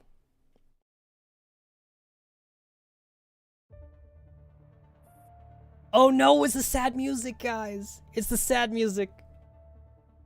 Thompson has gathered all the survivors in the ops room in preparation for the final withdrawal. Kyogre contacts the various squads and gains the latest information on the progress of the battle as well as the degree of enemy penetration. Hellion, we've had it! Time to initiate the evacuation plan. Roger. Is Persica ready to move the NeuroCloud server? She's making the preparations. But we are really going to relocate underground, Mr. Kyogre? The damage underground isn't too bad. None of the original structure was destroyed. Don't forget, the layout of our base favors the defender. Understood. All Gryffindors still in the comms channel to immediately withdraw to basement 3. I repeat, fall back to basement 3 immediately. Don't get caught up in combat. Hellion voices reaches the hearing modules of every single Gryffindor through the communications channel. However, most of them are unable to respond to the call. 100. 100 special that's worthless to me because I literally have everybody maxed out. But I will see what the hard mode looks like. But that's actually worthless to me though. That does nothing for me.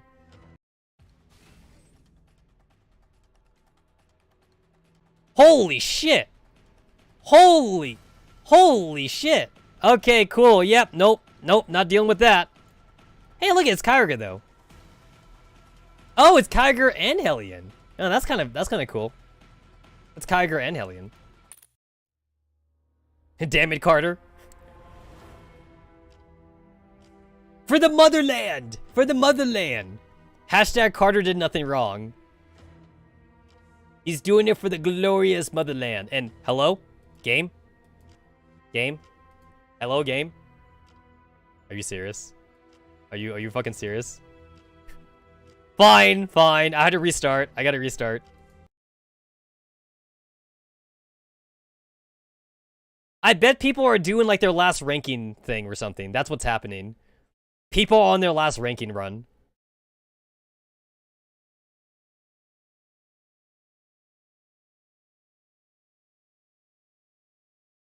My game froze.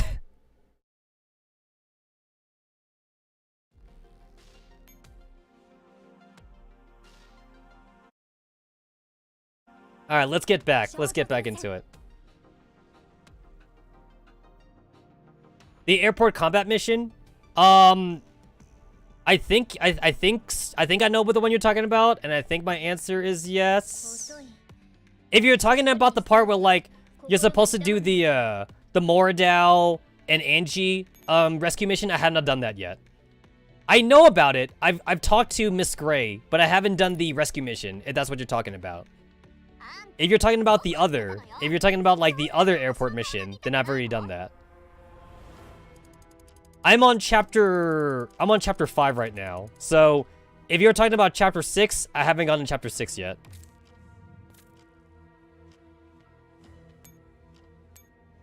Alright, go into normal.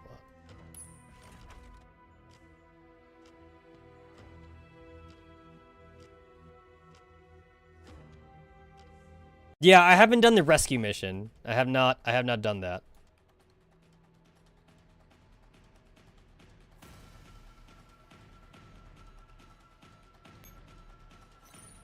Move Griffin Squad to the evacuation point. Note, the evacuation point is on the lower right of the corner map. The mission is failed if Griffin Squad is defeated. Got it. Gotcha. Gotcha.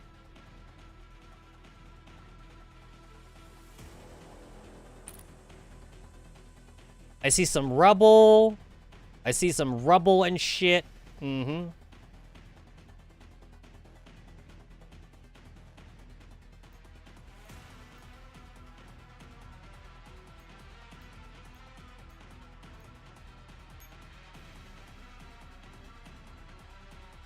Alright, we're cool. We're cool. We're cool. We're peachy. We're peachy.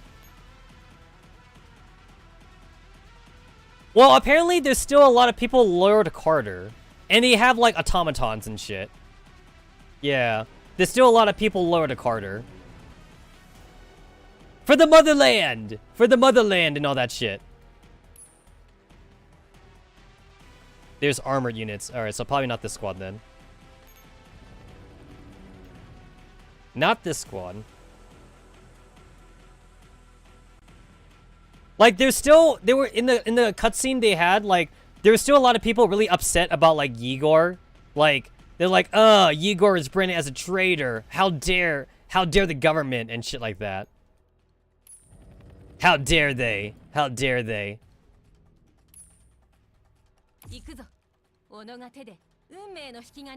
The starting helipads in the stage would become unusable once the mission begins. In addition, enemies will accelerate in the direction of the arrow heads when playing on EX difficulty. So take that into consideration.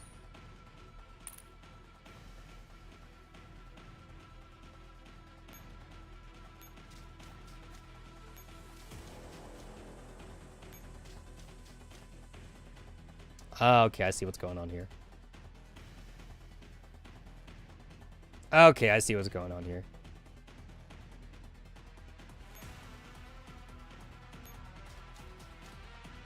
Kyger can arm himself at the weapons rack and gain great firepower, but he can't engage the enemy directly before that. Please take note of this, Commander. Ah, okay. Okay. And then there's also Griffin Squad. We got Griffin Squad over here. Okay, okay. And then there's a defense gate. Got it. Okay, okay, okay.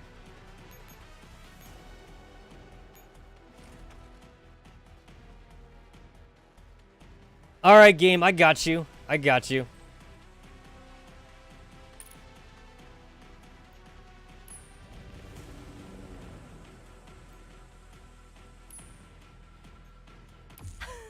Yo, this is like some Save It Private Ryan shit, you know? This is some Save It Private Ryan.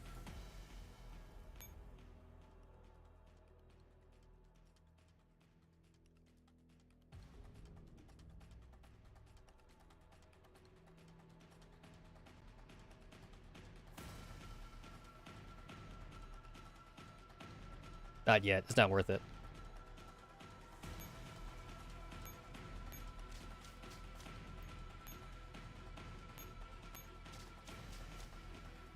For the motherland.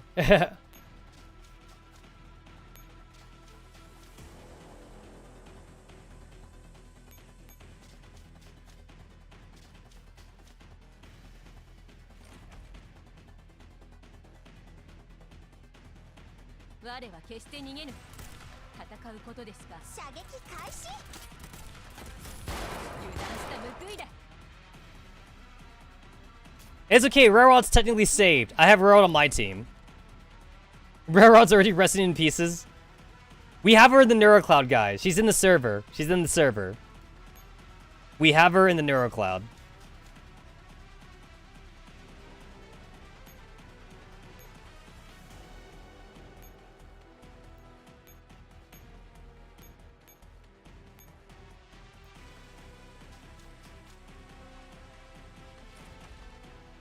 No, it's a prequel. Project NeuroCloud is actually a prequel.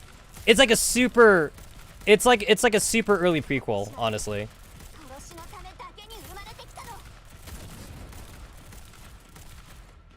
Yeah. So honestly, it's kind of like how like our game is technically a prequel to Girls Frontline 2 and shit. So just think about it like that.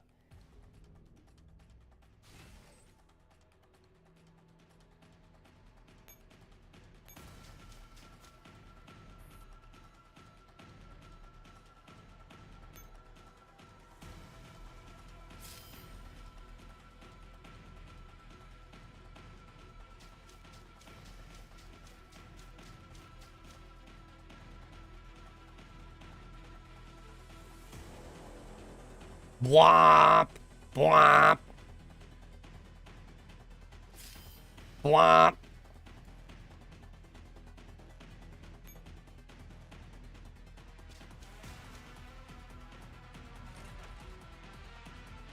I'll save you, Mr. Kyriger. I'll save you. I'll save you.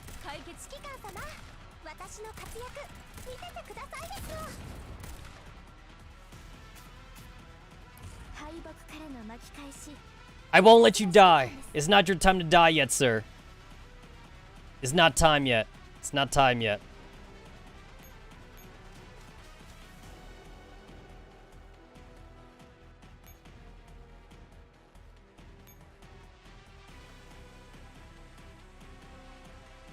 Oh, you're just chasing around Kyriger. I see. All right.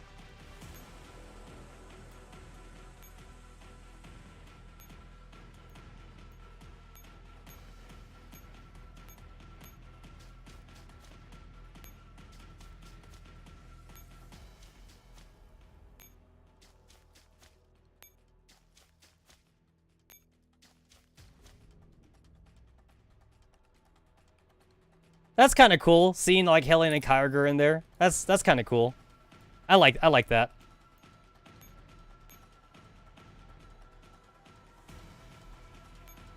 Oh shit. Oh, okay.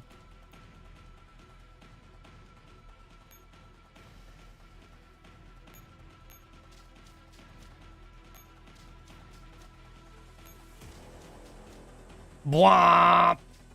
Bwomp!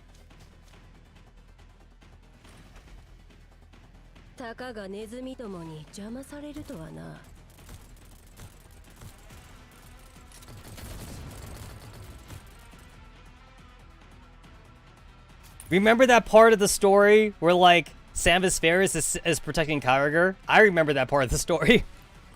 I totally remember that.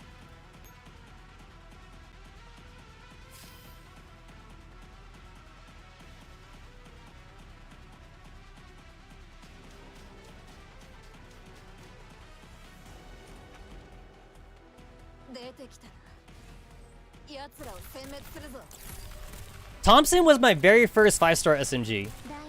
She was my first 5-star SMG. He was not expecting SF loitering around the base. Not just SF, also Paradius, right? We have like the white Naito and the black Naito. So it's also Paradius units too. Yeah, he must be super confused, honestly. He's gotta be really confused.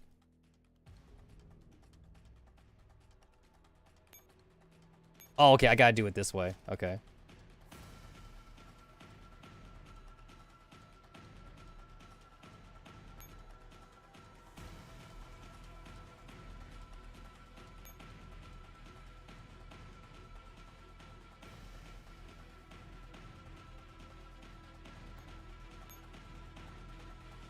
I gotta head over there.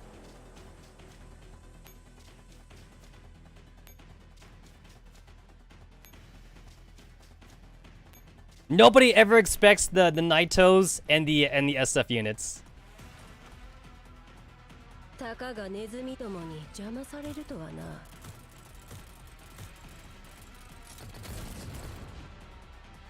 Honestly, what's also kind of funny too to remember is that, like, lore-wise, the ringleaders are really strong though.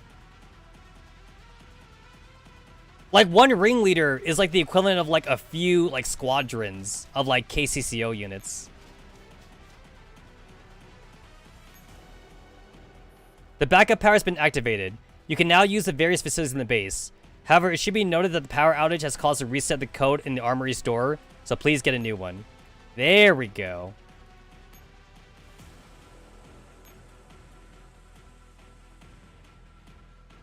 There we go.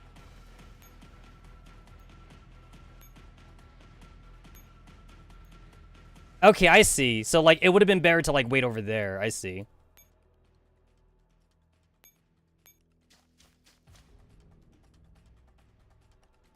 And then Griffin, Team Griffin should have gone this way, too. Oh, well. This is fine.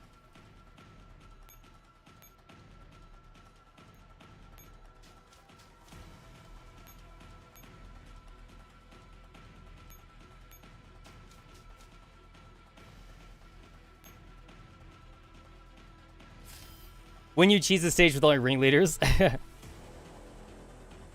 You know, honestly, though, you know what also would have fucked this mission, too? If, like, Anti-Rain was here. Like, if Anti-Rain or Team 404 is here, that would have really fucked up the mission.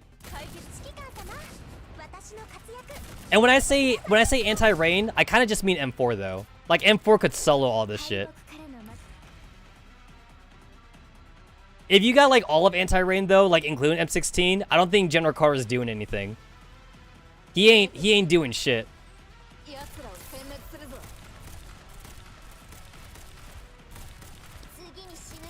Man, what a janky team. You got, like, 2 handguns, an SMG, and you have, like, 2 rifles on, like, one team.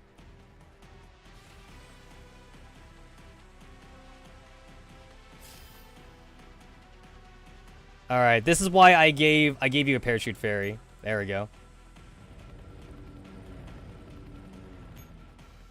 Read code. The current armor code is 2887.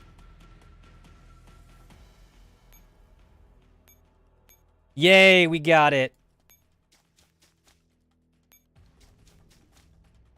Arm yourself.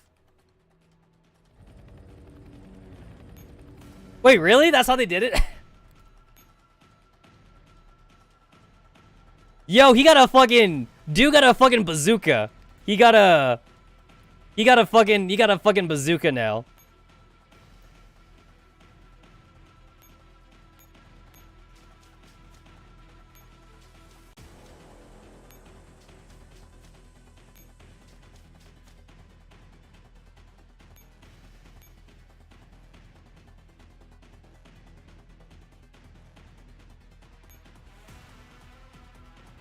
All right, and then we gotta go over here.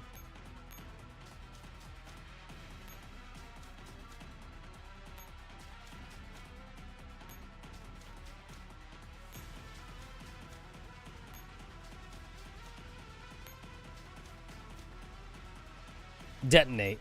Boom!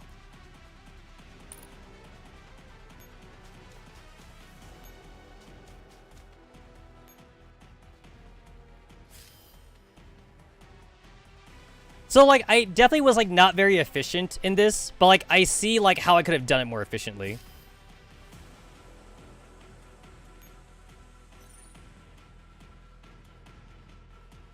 Oh, Move Squad Griffin! Oopsie! Whoops. Squad Griffin. I mean, when you think about it, Kyogre is technically Squad Griffin.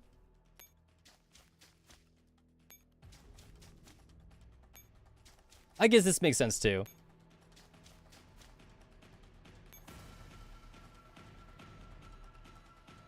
I mean, Kyogre is Griffin.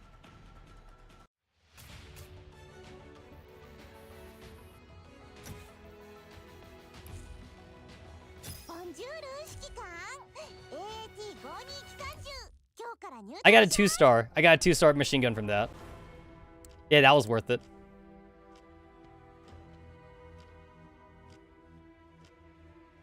That was worth. The tranquil music starts playing in the background. When I come to my senses, I find myself sitting at the table in a bar. A glass of ginger ale is pushed towards me, leaving a trail of water on the table. This one's on me. Angie. Angie swirls her amber-colored whiskey around. The ice cubes knock against the glass, producing a tinkling sound. I'm so glad you're alright. I also found the mirror Moridao. Yeah? Angie shrugs off indifferently. She gets to her feet and places some cash under her empty glass to put the bill in tips. Where are you going? Angie ignores my question. She draws her pistol from her belt and points it at me. Angie? Not everything you see is real. Don't rely on your eyes too much, Commander. What? Bang.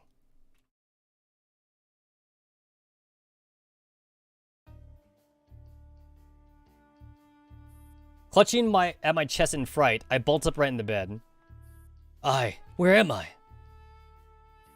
You're awake. Hey, remember that Skyrim opening? You're finally awake. You're awake, Commander. Kalina? Kalina's sitting next to me. She looks a little haggard, but she seems to be in good spirits otherwise. Have you recovered? What did the doctor say? I'm all good. I don't need to be hospitalized anymore. I'm being discharged today. Kalina is packing her bags with a cheerful smile. The flowers on the bedside table are in full bloom. Has the doctor really given you permission to go home? The hospital bill is too much to bear. Just looking at it broke my heart. Your heart? It's my card they swiped. Now that I'm out of the hospital, you won't have to run around searching for medicine for me. Kalina suddenly straightens up and looks me right in the eye.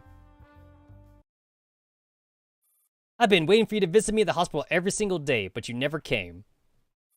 I'm sorry, Kalina. I look away in guilt and suddenly notice that the flowers on the bedside table are now withered. Thud. Kalina has lost consciousness and collapsed on the floor. Colleen! Colleen! Are you alright? Wake up! Where's the doctor? Doctor! I fling open the door of the ward. Doctor! Is the doctor? I expect to find a corridor outside the door, but all I see is fire and smoke. What the hell? What's going on? The dolls! Where are the dolls? Commander, we're right here. A completely disfigured doll stumbled towards me. I reach out to catch her before she falls. Is this the base? Save us! The doll collapses into my arms. I can feel her body disintegrating rapidly. I hold her tighter without thinking, but no matter how hard I try, I cannot stop her from fading away. Who are you? What on earth happened to the base? She doesn't answer. Soon her dying embers slip through my fingers. Trembling all over, I look down. The ground is covered in ashes.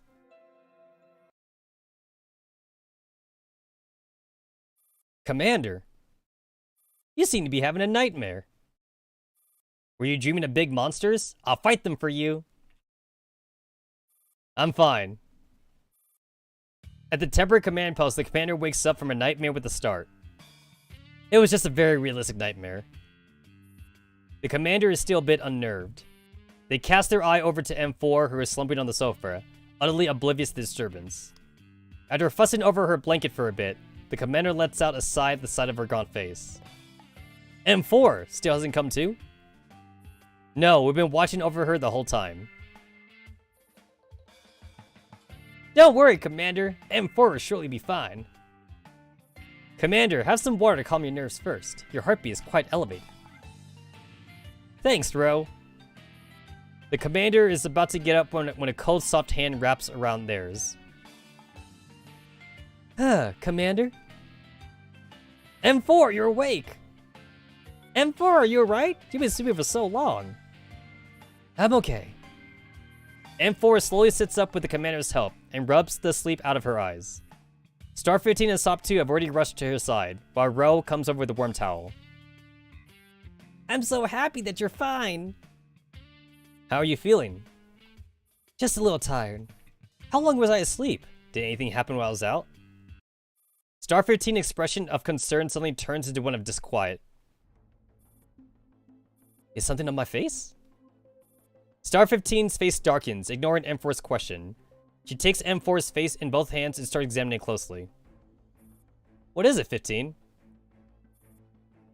Surprised Sop didn't throw a fit when she found out M16 isn't with them anymore. I know, right? Something doesn't feel right. You. 15, you're hurting me. 15, let go. Star 15 lets go begrudgingly and turns to the commander. This isn't M4. What? If I'm not N4, then who am I? 15? Didn't we promise each other we'd go home together? You! 15, calm down! At the sight of Ro struggling to hold back a raging 15, Dandelion drops her pretense altogether. Oh dear, cat's out of the bag. That's no fun at all. Honestly, you could tell also it's Dandelion because Dandelion has like a neutral face. And then like M4 has more expression on her face. We're back to Dandelion though. You're a Dandelion. Where's M4? Where'd you put her? Uh-oh, Sopmod's angry. Who knows? Maybe I consumed her. Liar! Sop 2 lunges at Dandelion and bites on her shoulder. Sop 2! Upon learning that Dandelion is once again in control of this body, the commander plops down the sofa dejectedly. Commander! While Ro's distracted, Star and 15 and Sop 2 charge at Dandelion, filling the quiet command post with a noisy bickering. Wall quickly offers the crestfallen commander a cup of warm water. Commander, M4 would definitely be back. I know. There is an uncertain knock on the door. Standing by the door that got ripped off its hinges, K-Bar looks around the disorderly command post in bewilderment. Commander, is everything alright in here? Yeah, just usual bickering. Is that what life is usually like at the Griffin base? Not exactly. Oh right, the Earl just left a message in response to your inquiry regarding the exchange of hostage proposed by Pero Diaz that I passed on to him earlier. What did he say? He said, "You may do what you will with Mordo. Please convey my gratitude to the Earl for his continued support." Will do. K-Bar skirts around the various obstacles lying on the floor and vanishes from sight. Are we really handing Mordo over? M4 did say she was going to handle it, but what happened at the airport was way too sudden. She mentioned a timing. This happens to be a good one. She can go along with her plan and even get Angie back. But she never explained her plan in detail before she was gone. She didn't leave any concrete instructions, but her intention is clear. I also want to get Angie back, but if we botch this, Morado might return to William with an abundance of information about us. We'll be playing right into Paradia's hands. Our losses would be devastating. The stakes are very high, 45, but this is also a rare opportunity for us to get our hands on William. I see what you mean, but I think this is too risky. 45 has more to say, but she's interrupted by a racket. Don't forget, I haven't run out of instances of immunity yet. You have no such thing. You go and explain this to the commander yourself. Make sure you tell him everything. Dandelion is pushed up to the commander. She looks a little disheveled, and her hair is tousled. But she doesn't seem to mind. She dusts herself off and looks at the commander evenly. N4 is gone. To be more exact, Lunacia is gone. Where has she gone? I'm not sure, but I can feel that she's not here. Do you know where she'll be back again? No, Commander. I don't know any more than you do. What else are you hiding? I also want to see M4 again, after all. She's the only one who has the answers to a lot of perplexing questions. But unfortunately, I cannot get a hold of her, nor can I determine when she will return again. I miss M4. It's been like... It's been at least like 8 hours already. We'll definitely see her again. But before that, we have a job to do. The commander looks up at the Aura team. Ever since they arrived in Berlin, these dolls have never rested. They've been on high alert and in constant danger the whole time.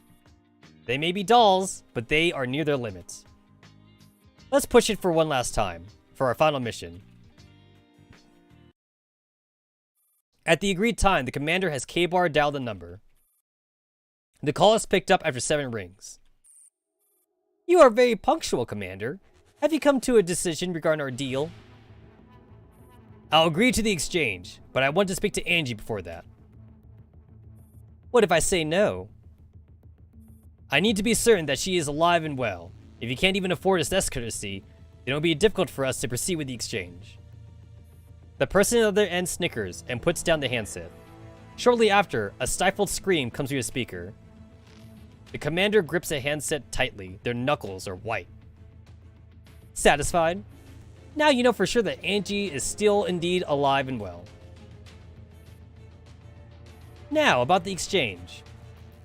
2 hours from now, same place, we'll meet at the airport. No problem.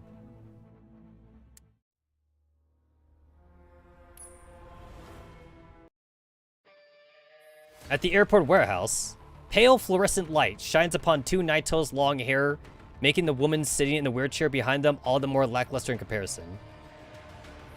I like punctual people. Where is Angie? I brought her. Where's the one I asked for? The commander's gaze darts towards the woman sitting in the shadow with her head bowed, but her features are completely obscured by the dark. Is that really Angie? If I were you, I would not answer a question with another question.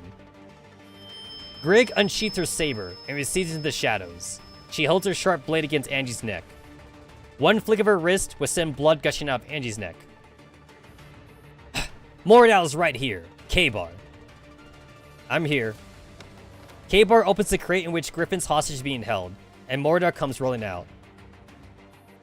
Where have you brought me now? I hope you're switching things up a bit. I'm really tired of your old interrogation tricks. Shut your mouth. K-Bar trains her weapon on Mordal's fatal spot. Teacher. That voice, Gray. It's your turn. Let me see Angie. Sure. Gray lips curl into a cruel smile. She claps her hands. You can wait for Angie in hell. I mean, shit. Which one of us didn't see this coming? Whoosh, K-Bar sent flying in an instant. When she looks back at where she's standing, Mordal's already nowhere to be found. Only the woman with the bowed head remains in the shadow where Gray and Grig were. Verdammt! I knew it! We all knew it, M45. We all knew it. Now certain that Mordal's been taken from them, the commander and 635 exchange a look. Bang! Parodius units lurking in the dark open fire, and the woman's wheelchair is shot to pieces. And it wasn't Angie after all. A black-haired Naito collapses to the ground from her wheelchair. Her long dark hair appeals dull under the pale light. She is wearing Angie's clothes and even bears the same scars. Set up a line of defense and prepare to engage the enemy. Roger. Incoming ambushes at 6 o'clock. From behind us as well, Parodius sure is giving us a proper VIP treatment. Kaboom! The explosion coming from behind knocks the commander off their feet. Through a hail flung up dirt, the commander can barely make out white figure charging straight at them. I'm coming, Commander! Under an intense barrage, the white figure is like a piece of paper that gets fed into a shredder. its fragments drifting lightly to the ground. But soon enough, as if someone had pressed a copy and paste, a new white figure appears and comes charging again. Let's see. 150 memory fragments. It's not that good. Let me see what the hard mode looks like. What does the hard mode look like?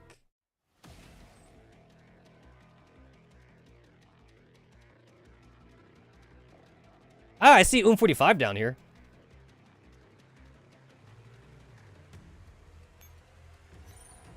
Eliminate all enemies on the map. Occupy our helipads. The mission has failed. The commander is defeated. Okay, okay, I see.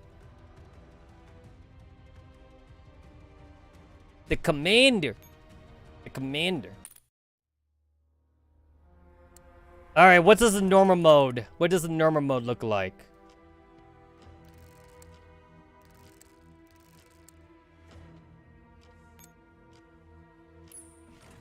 What do we got? What do we got? What do we got?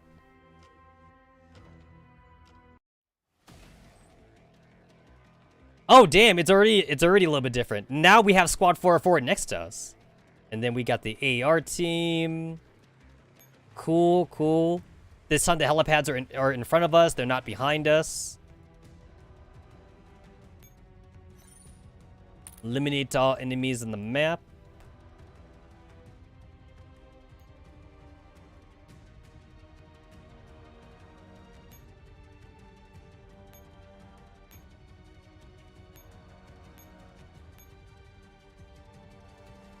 Fair enough. Fair enough.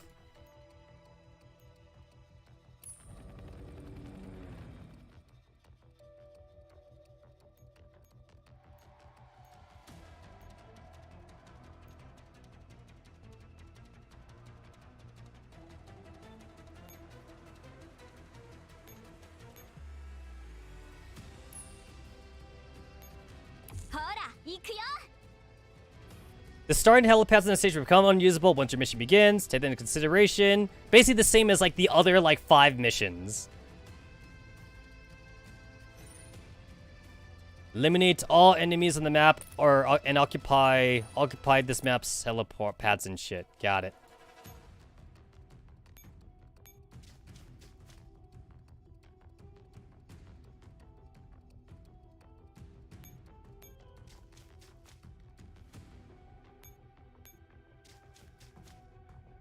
Wait, there's some bombs over here.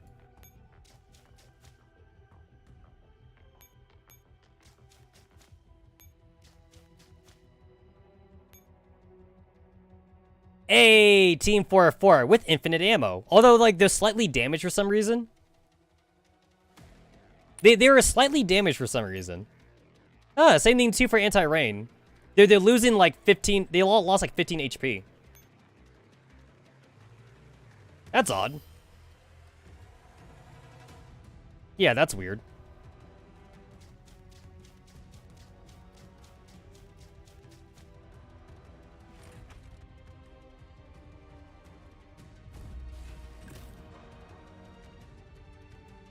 Give me that support fire, Destroyer. Give me that support fire.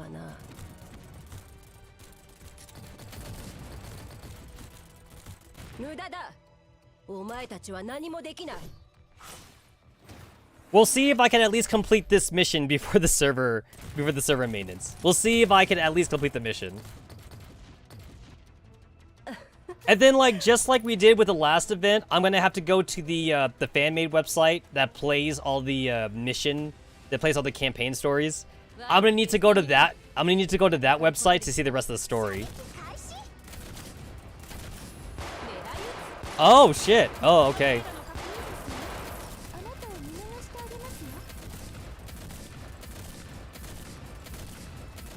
Yeah, like they're untouchable. Like they're literally untouchable. All right.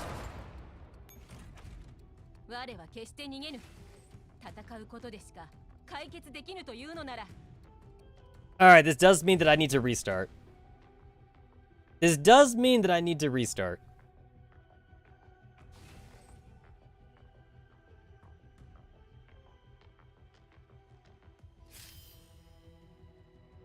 Honestly, like Probably tomorrow's stream. Tomorrow's Tuesday. So probably tomorrow, honestly. But yeah, I do want to read through the story, though. I do definitely want to read through the story.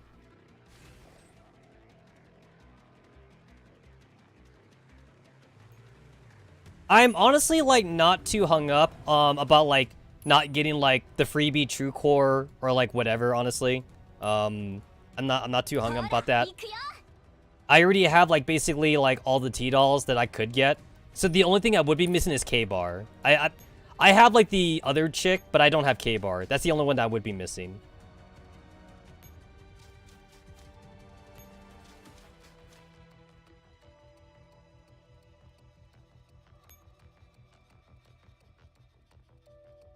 Let me see. There is a tower right there. That looks suspicious. And I can't go there right now. I am also unsure if this guy's gonna attack me or if this dude's gonna attack me. I am unsure. I am unsure.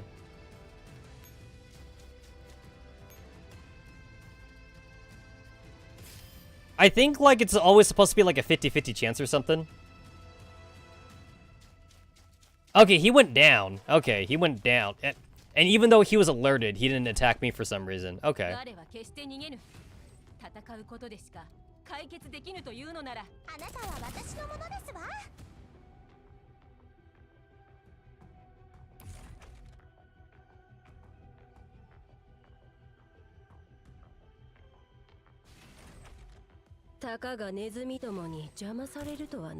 So there's no point in me fighting these battles since, like, I'm about to restart anyway. There's no point.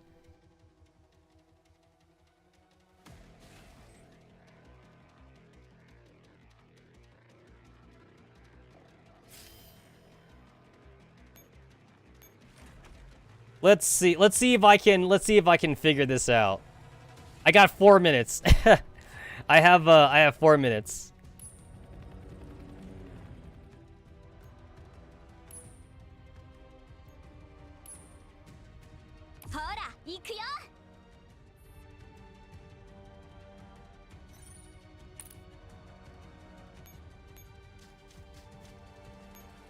Alright, so I am unable to interact with that tower just yet. I am unable to interact with it.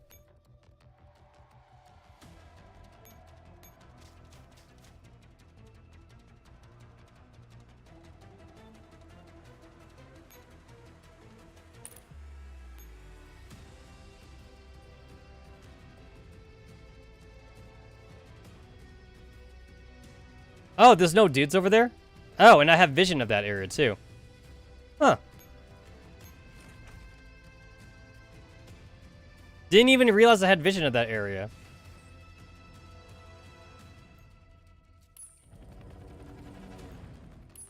Did not realize.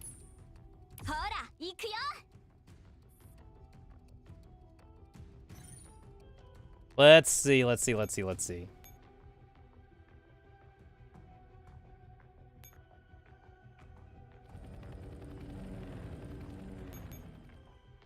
That's interesting.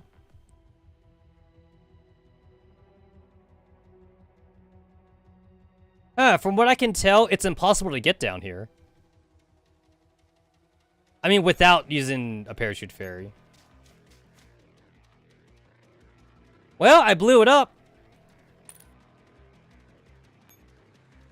It's blown up now.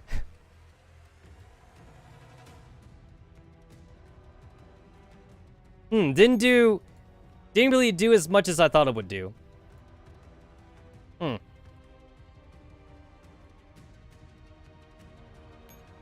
I assume this dude's still gonna go down or something.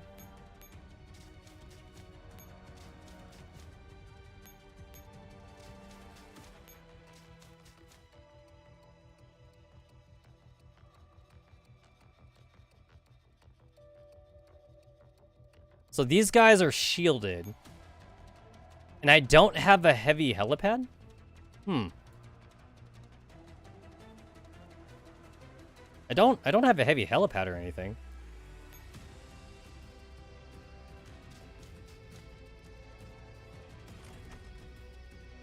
It is 11:58. It is 11:58 right now.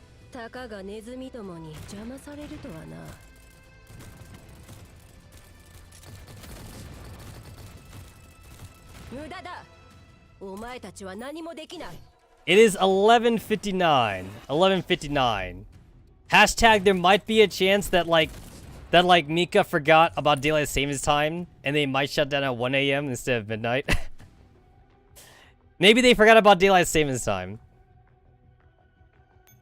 Let's see what happens. Would this guy attack me or would the other dude attack me? Oh, the other dude attacked me. Oh, okay.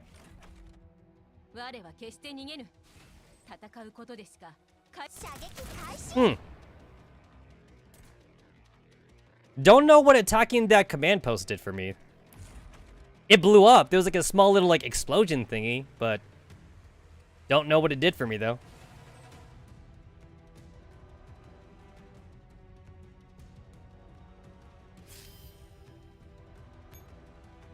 Is there anything over here?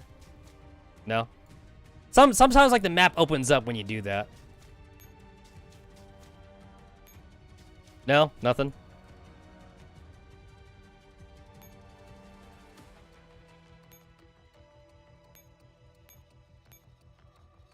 Oh, there it is. Yeah, there it is, guys. Wow, they were on top of it. That was exactly at midnight. That was like practically at midnight. That be it. That be it. That be it for what I could do, for what I could have done on stream. It's like to be fair, you know, it's like I could have like not played Pokemon, but also I've talked about my reasoning behind my actions in the past also, back when Pokemon Legends Arceus also happened with like the other events as well. I will prioritize Pokemon stuff over Ghost Frontline. Ghost Frontline is like, you know, like it's just like a weeb. It's like a weeb thing. Not everyone's playing it or whatever like that, you know? And then like Pokemon's more mainstream. It's kind of like everywhere and shit. So I'd rather not deal with the spoilers for Pokemon than Girls Frontline. And like I've done a pretty good job of like not getting into spoilers for like Girls Frontline usually. The only exception to that would be obviously the RPK 16 spoiler. Like everybody got spoiled on that. Everybody got spoiled on the RPK like sus thing, which still disappoints me honestly. I hate how like that was kind of like everywhere. And the only way for me to like not get spoiled on like the RPK sus thing was literally to like avoid like go into any like Girls Frontline media, you know? That would be like the only way for me to avoid it basically. And that probably like was not gonna happen, you know? Especially when we count YouTube also. That's another thing too. Like I would also have to like give up going to YouTube because like thumbnails and shit or whatever like that, you know, like literally like would be in the spoilers. So I was like, again, I definitely had to prioritize Pokemon. Because spoilers are everywhere, man. Spoilers are fucking everywhere. So like I definitely had to prioritize Pokemon and shit.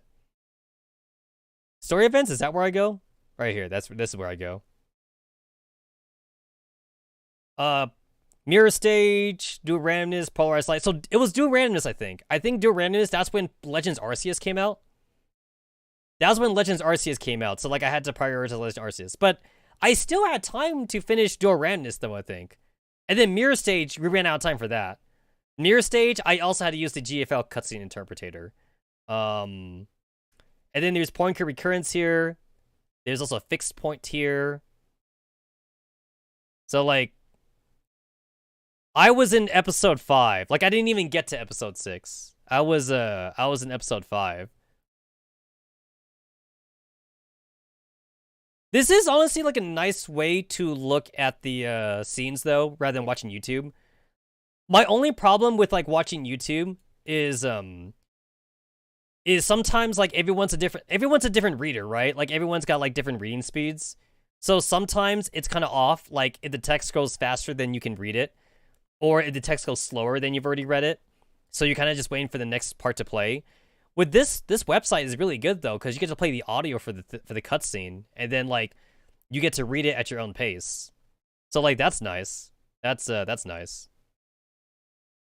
Yeah, Zelensky was here. Yeah, Zelensky was here. He be here. He'd be here. Yeah, like the fireworks happened at midnight, and then Carter like launched all the fucking fireworks shit, which is like codename for rockets. Fire all the stupid ass rockets and shit.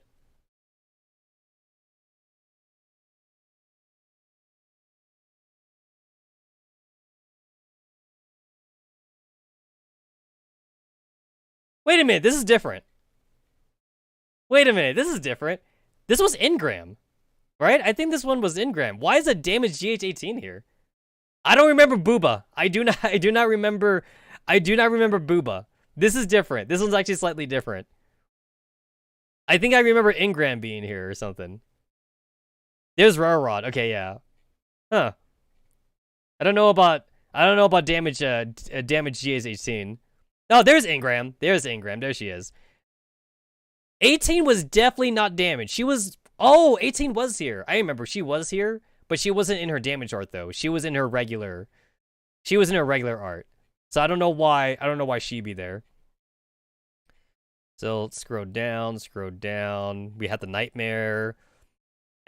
We have Spitfire trying to save CZ, but CZ died. And then NTW is like, Spitfire, where is everybody? And then Spitfire would be like, everyone's dead. Everyone's dead and shit. Oh yeah, here's a Nightmare thing. Oh, look at Okay, yeah, that's kind of a weird thing too about using the interpreter web fan site. You got weird shit like this.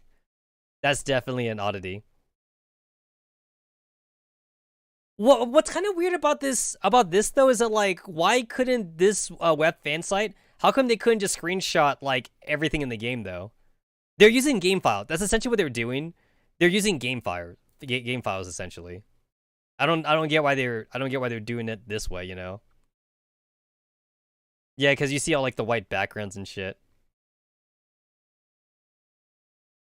And then you have this. This is here we go. Okay, so we're at this point. Oh, now the music is playing.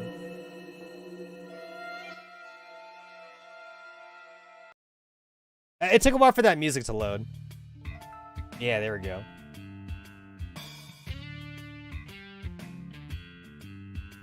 And then here's Dandelion. It says M4, but then we found out that it wasn't M4.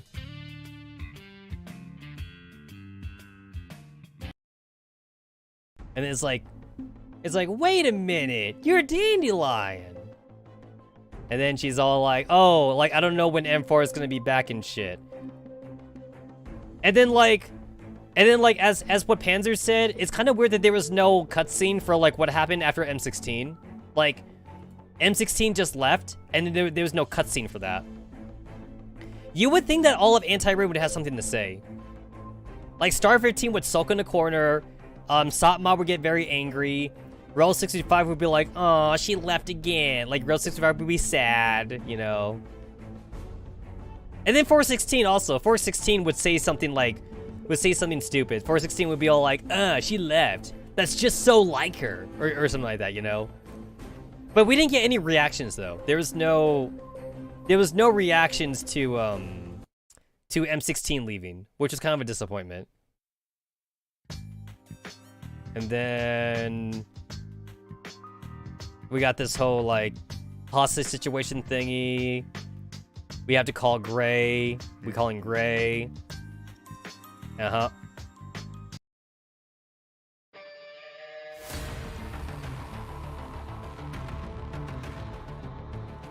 And then there's K-Bar, there's Moradao. And then it's like, teacher, is that you? And then Moradow's like, is that Gray? And then like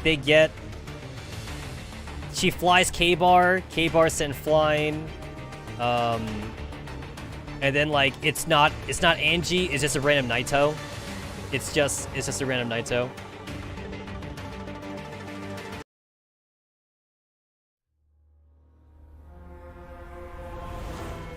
Alright, so this is where I left off. 4857, whatever that means. The flickering white light casts shadows of despair on the dolls' faces. Well, hold on, like let me change the thingy. There we go, that works. K-Bar or KH-2002 is a standard Iranian army Islamic Republic assault rifle. Oh, that's cool. That's cool. The flickering white light casts shadows of despair on the dolls' faces. It also illuminates the approaching Imperious units. We'll cover your retreat, Commander. Don't forget the AR team cannot be backed up, but we can. By the way, remember to pay for our upgrades. Deer's been waiting for the payment for a really long time. You know what? It wouldn't be 45 if she didn't talk about money, right? It would not be 45 if she didn't talk about money. 45 slaps on her final magazine and gestures for the commander and the AR team to fall back behind Squad 404. No, we won't be able to get very far even if you sacrifice yourself to buy us time. 15, how are you holding up? The commander looks at AR-15 worriedly. To save the commander, AR-15 has taken multiple bullets in the leg, which has vastly reduced her agility. Ro and Sop2 can still fight, but her stamina is obviously running very low. Don't look at me. It's not like I want to be useless. It's not my fault that the last user of this body drained so much of its energy. ...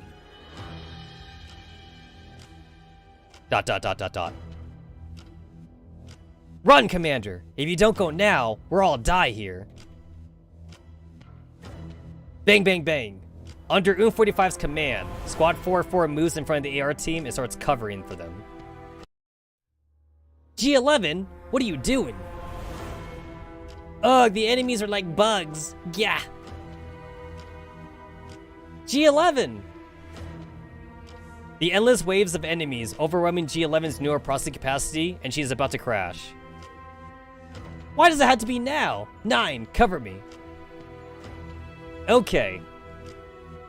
Bang, bang, bang. Under OOP 9 support fire, 416 removes G11 from the front line, but this further weakens her already suppressed firepower. G11 got BSOD, I know, right? Uh-oh, Sopmod's angry. Come on, come at me! Don't be rash, Sop2. A bullet grazes Sop2's mechanical limb and sends sparks flying. Her evasion speed is significantly slower than before. Stop dawdling, Commander. We're retreating together. Blow up the wall and force our way through. Commander, if we get an explosion in such enclosed space, you will. Just do as I say. Yes, Commander. Under Squad 404's cover, Ro gathers all the explosives and prepares to demolish the wall of the warehouse. Commander, whenever you're ready, protect the Commander. The exhausted dolls huddle around the Commander in the hope of neutralizing as much of the explosive impact as possible. The Pyrrhius units, who know neither pain nor fatigue, are still coming for the Commander. Would it kill you to not take any risk? Haha, I guess it would. Ro, on 3. Roger. 1. 416 shields G11 behind herself, while 45 ruthlessly plants herself in front of Squad 404. The Commander got hugs from his harem. 2. Ro steps in block to start 15 and stop 2, while Dandelion surreptitiously shuffles behind the Commander. The Commander takes a deep breath and prepares to state the final number, as if they were ready to finish the incantation of some unknown magic spell. Inhales. Boom! The powerful explosion almost tears the entire roof off the warehouse. Ro, why did you jump the... I didn't. The Commander stares at Ro. Just as confused, gentle morning light comes pouring the warehouse through the wall that's been demolished with great accuracy.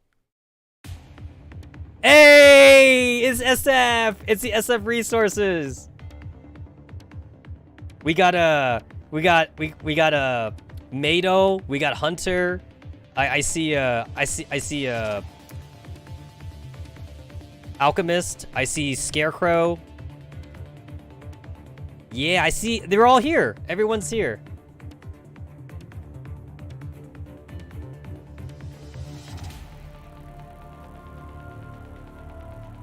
Perfect timing. Outside the wide-open cabin door of an aircraft stand several girls wielding heavy weaponry.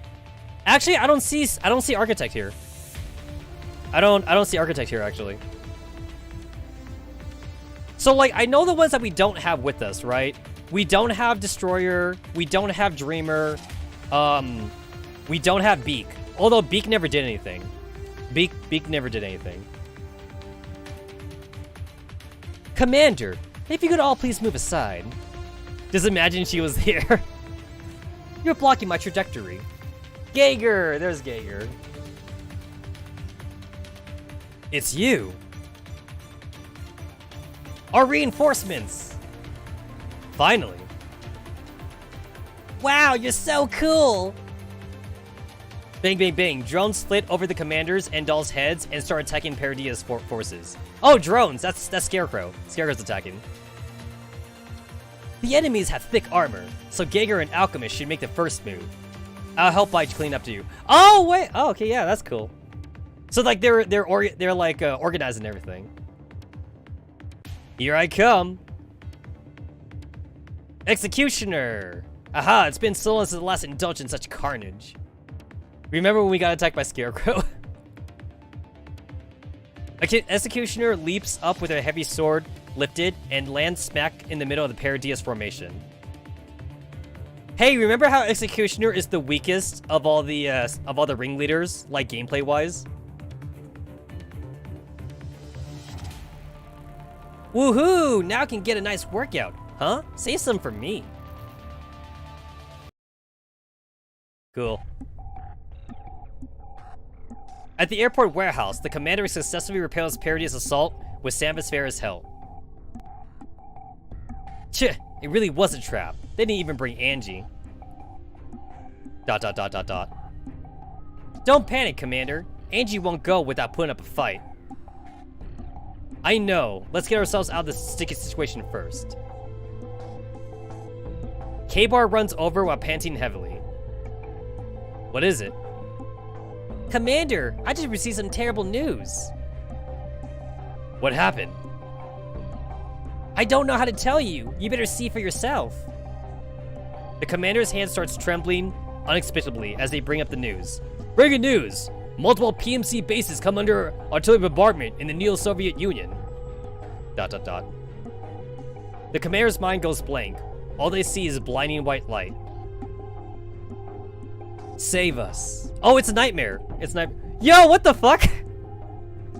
Hey, I think there's something wrong with the, yeah, some of Agent's face is kind of cut off right here. I think they fucked up the PNG file for Agent. Agent, ... Commander. What happened to the dolls? I looked through all the reports, but no one has been able to contact the Griffin base because of an electronic blockade. We don't know what's happening in there. I need to get back right now. K-Bar, get me to the next flight. Yes, Commander, I'm ready to contact the airport staff. However, due to the most recent destruction of airport facilities, it would take some time to make the arrangements. The commander crumples into sitting position, on the ground in a daze. The airport is actually quite chilly, but a roaring fire is burning in their heart.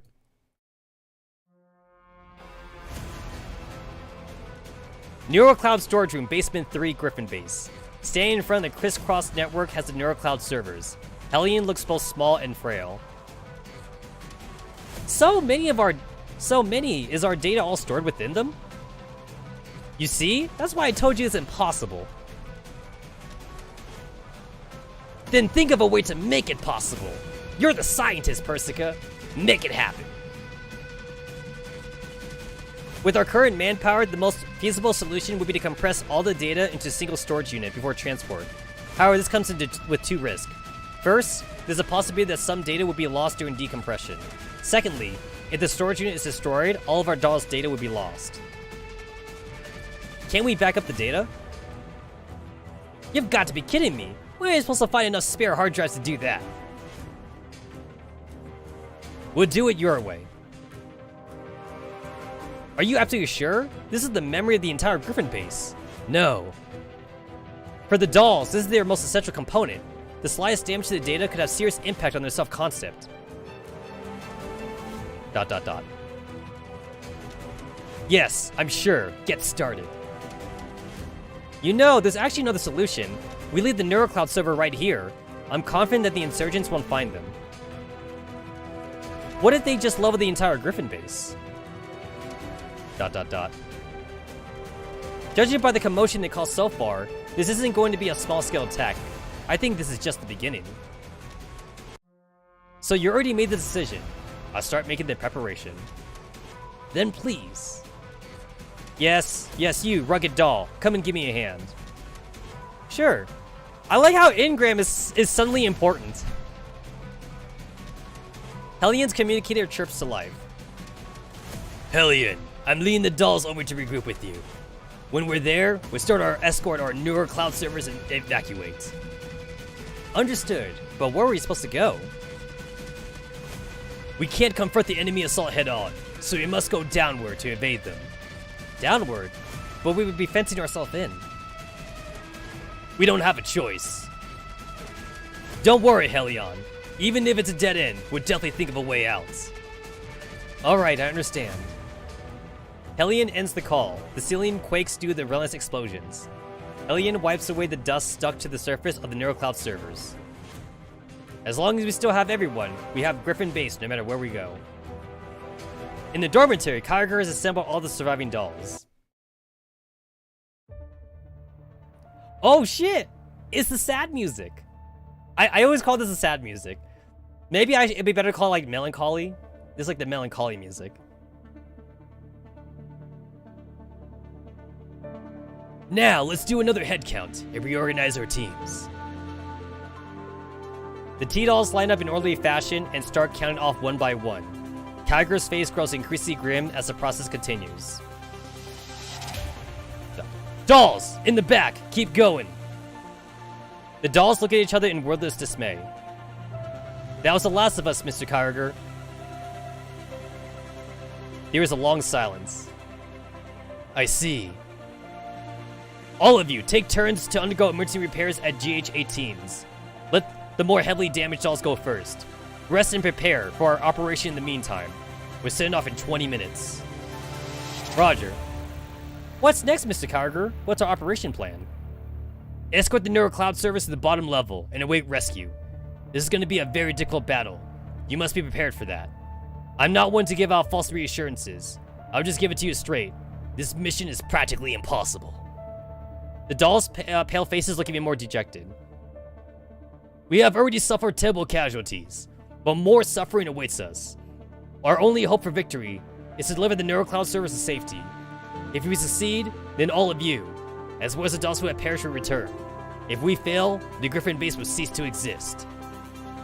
Hey, M14! We'll cease to exist. So I remember M14's Digiminds story. Like, M14 is sad about the other M14s that died, so when she got Digimind, she, like, started using, like, the pronoun for we for herself. To, like, act as, like, all the other M14s. In all my years of military service, frankly speaking, this isn't the bleakest battle I've encountered. It's not even the second or third. In the past, I would have started lecturing you on how to deal with this kind of situation. But now, I know you have already experienced even darker moments.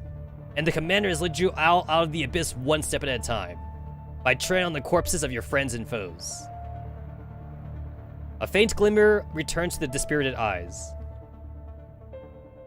To all of you who have already experienced true despair, this is all I have to say. The dolls are now ready and getting back to their feet one after another.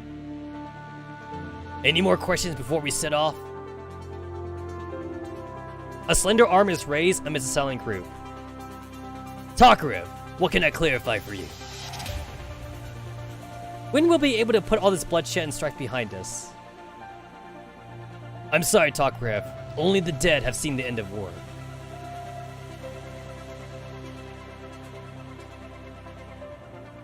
Warning, the following is an important hint for this battle. Please do not skip it. Well, I'm not even in that battle. As you can see, these are our NeuroCloud servers. They may look heavy and bulky, but they're actually very fragile. If you fight near them, there's a very high chance that you damage the hardware, which leads to data loss and damage. The NeuroCloud servers contain the precious memory of the dolls, so please consider carefully their position in battle. Wow, that sounds like a hard battle. I won't get to do it until like it gets added to the campaign.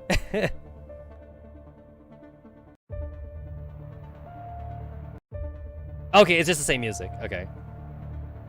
After meeting up with Persica, Kyger directs the doll squads to begin moving the NeuroCloud servers. The original plan was to avoid the enemies using the factory elevators, but the continuous explosions that block their path. The omnipresent enemies and the severe damage to the friendly squads make every decision of Kyger a vital one. As Kyger decides the next move, the doll squad stop in the factory to rest. Isn't that BG from Chapter 1 and 2? No, it is!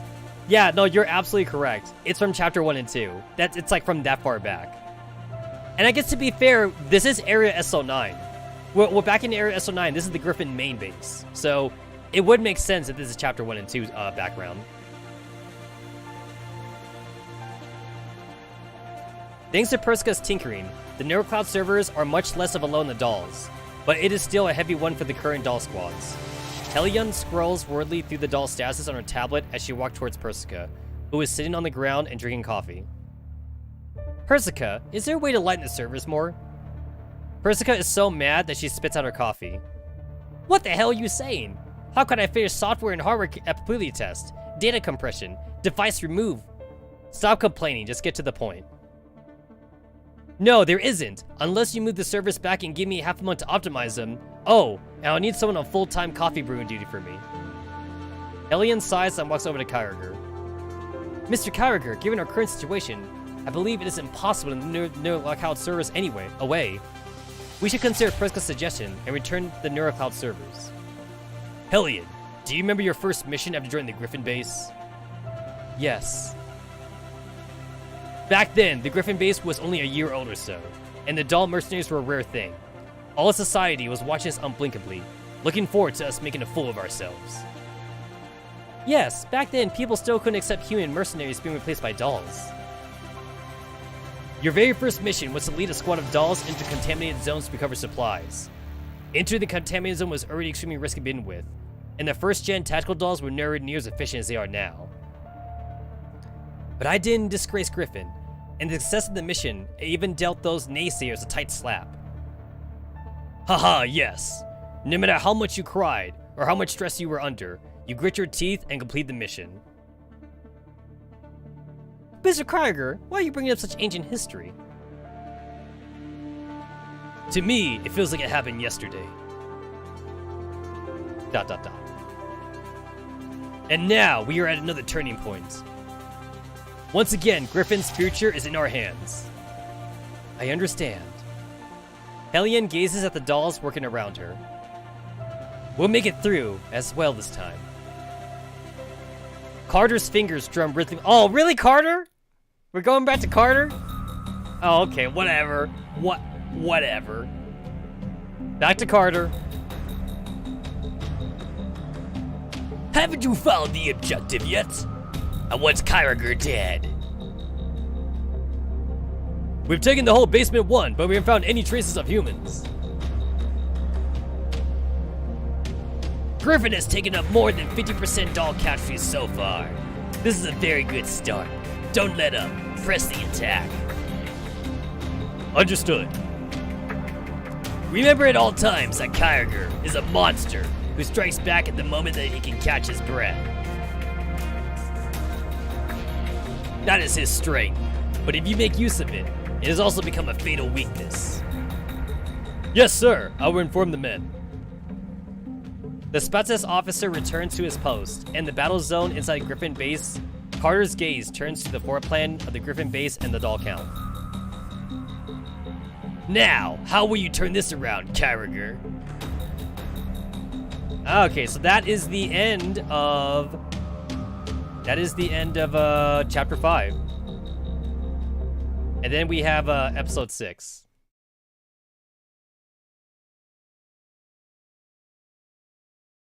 Cool.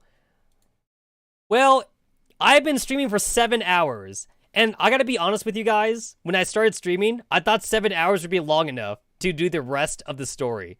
I didn't realize how story heavy it was. Tomorrow, or I guess technically today or later on, I will do the rest of the read through episode 6. I'll do some gacha, probably on Girls Frontline. Next live stream will be a Girls Frontline stream. It won't be a Pokemon stream. I'll go back to Pokemon like for Friday or something, but I'm gonna do some more Girls Frontline for the next stream. It's already been 7 hours, so I'm hungry. I will reconvene back here for the episode 6, which is probably gonna be super long. I'm looking at the fucking scroll bar here, and the scroll bar is like super long and shit. So definitely next one's gonna be all of chapter 6. So thanks guys for hanging out, and I will see you guys for the next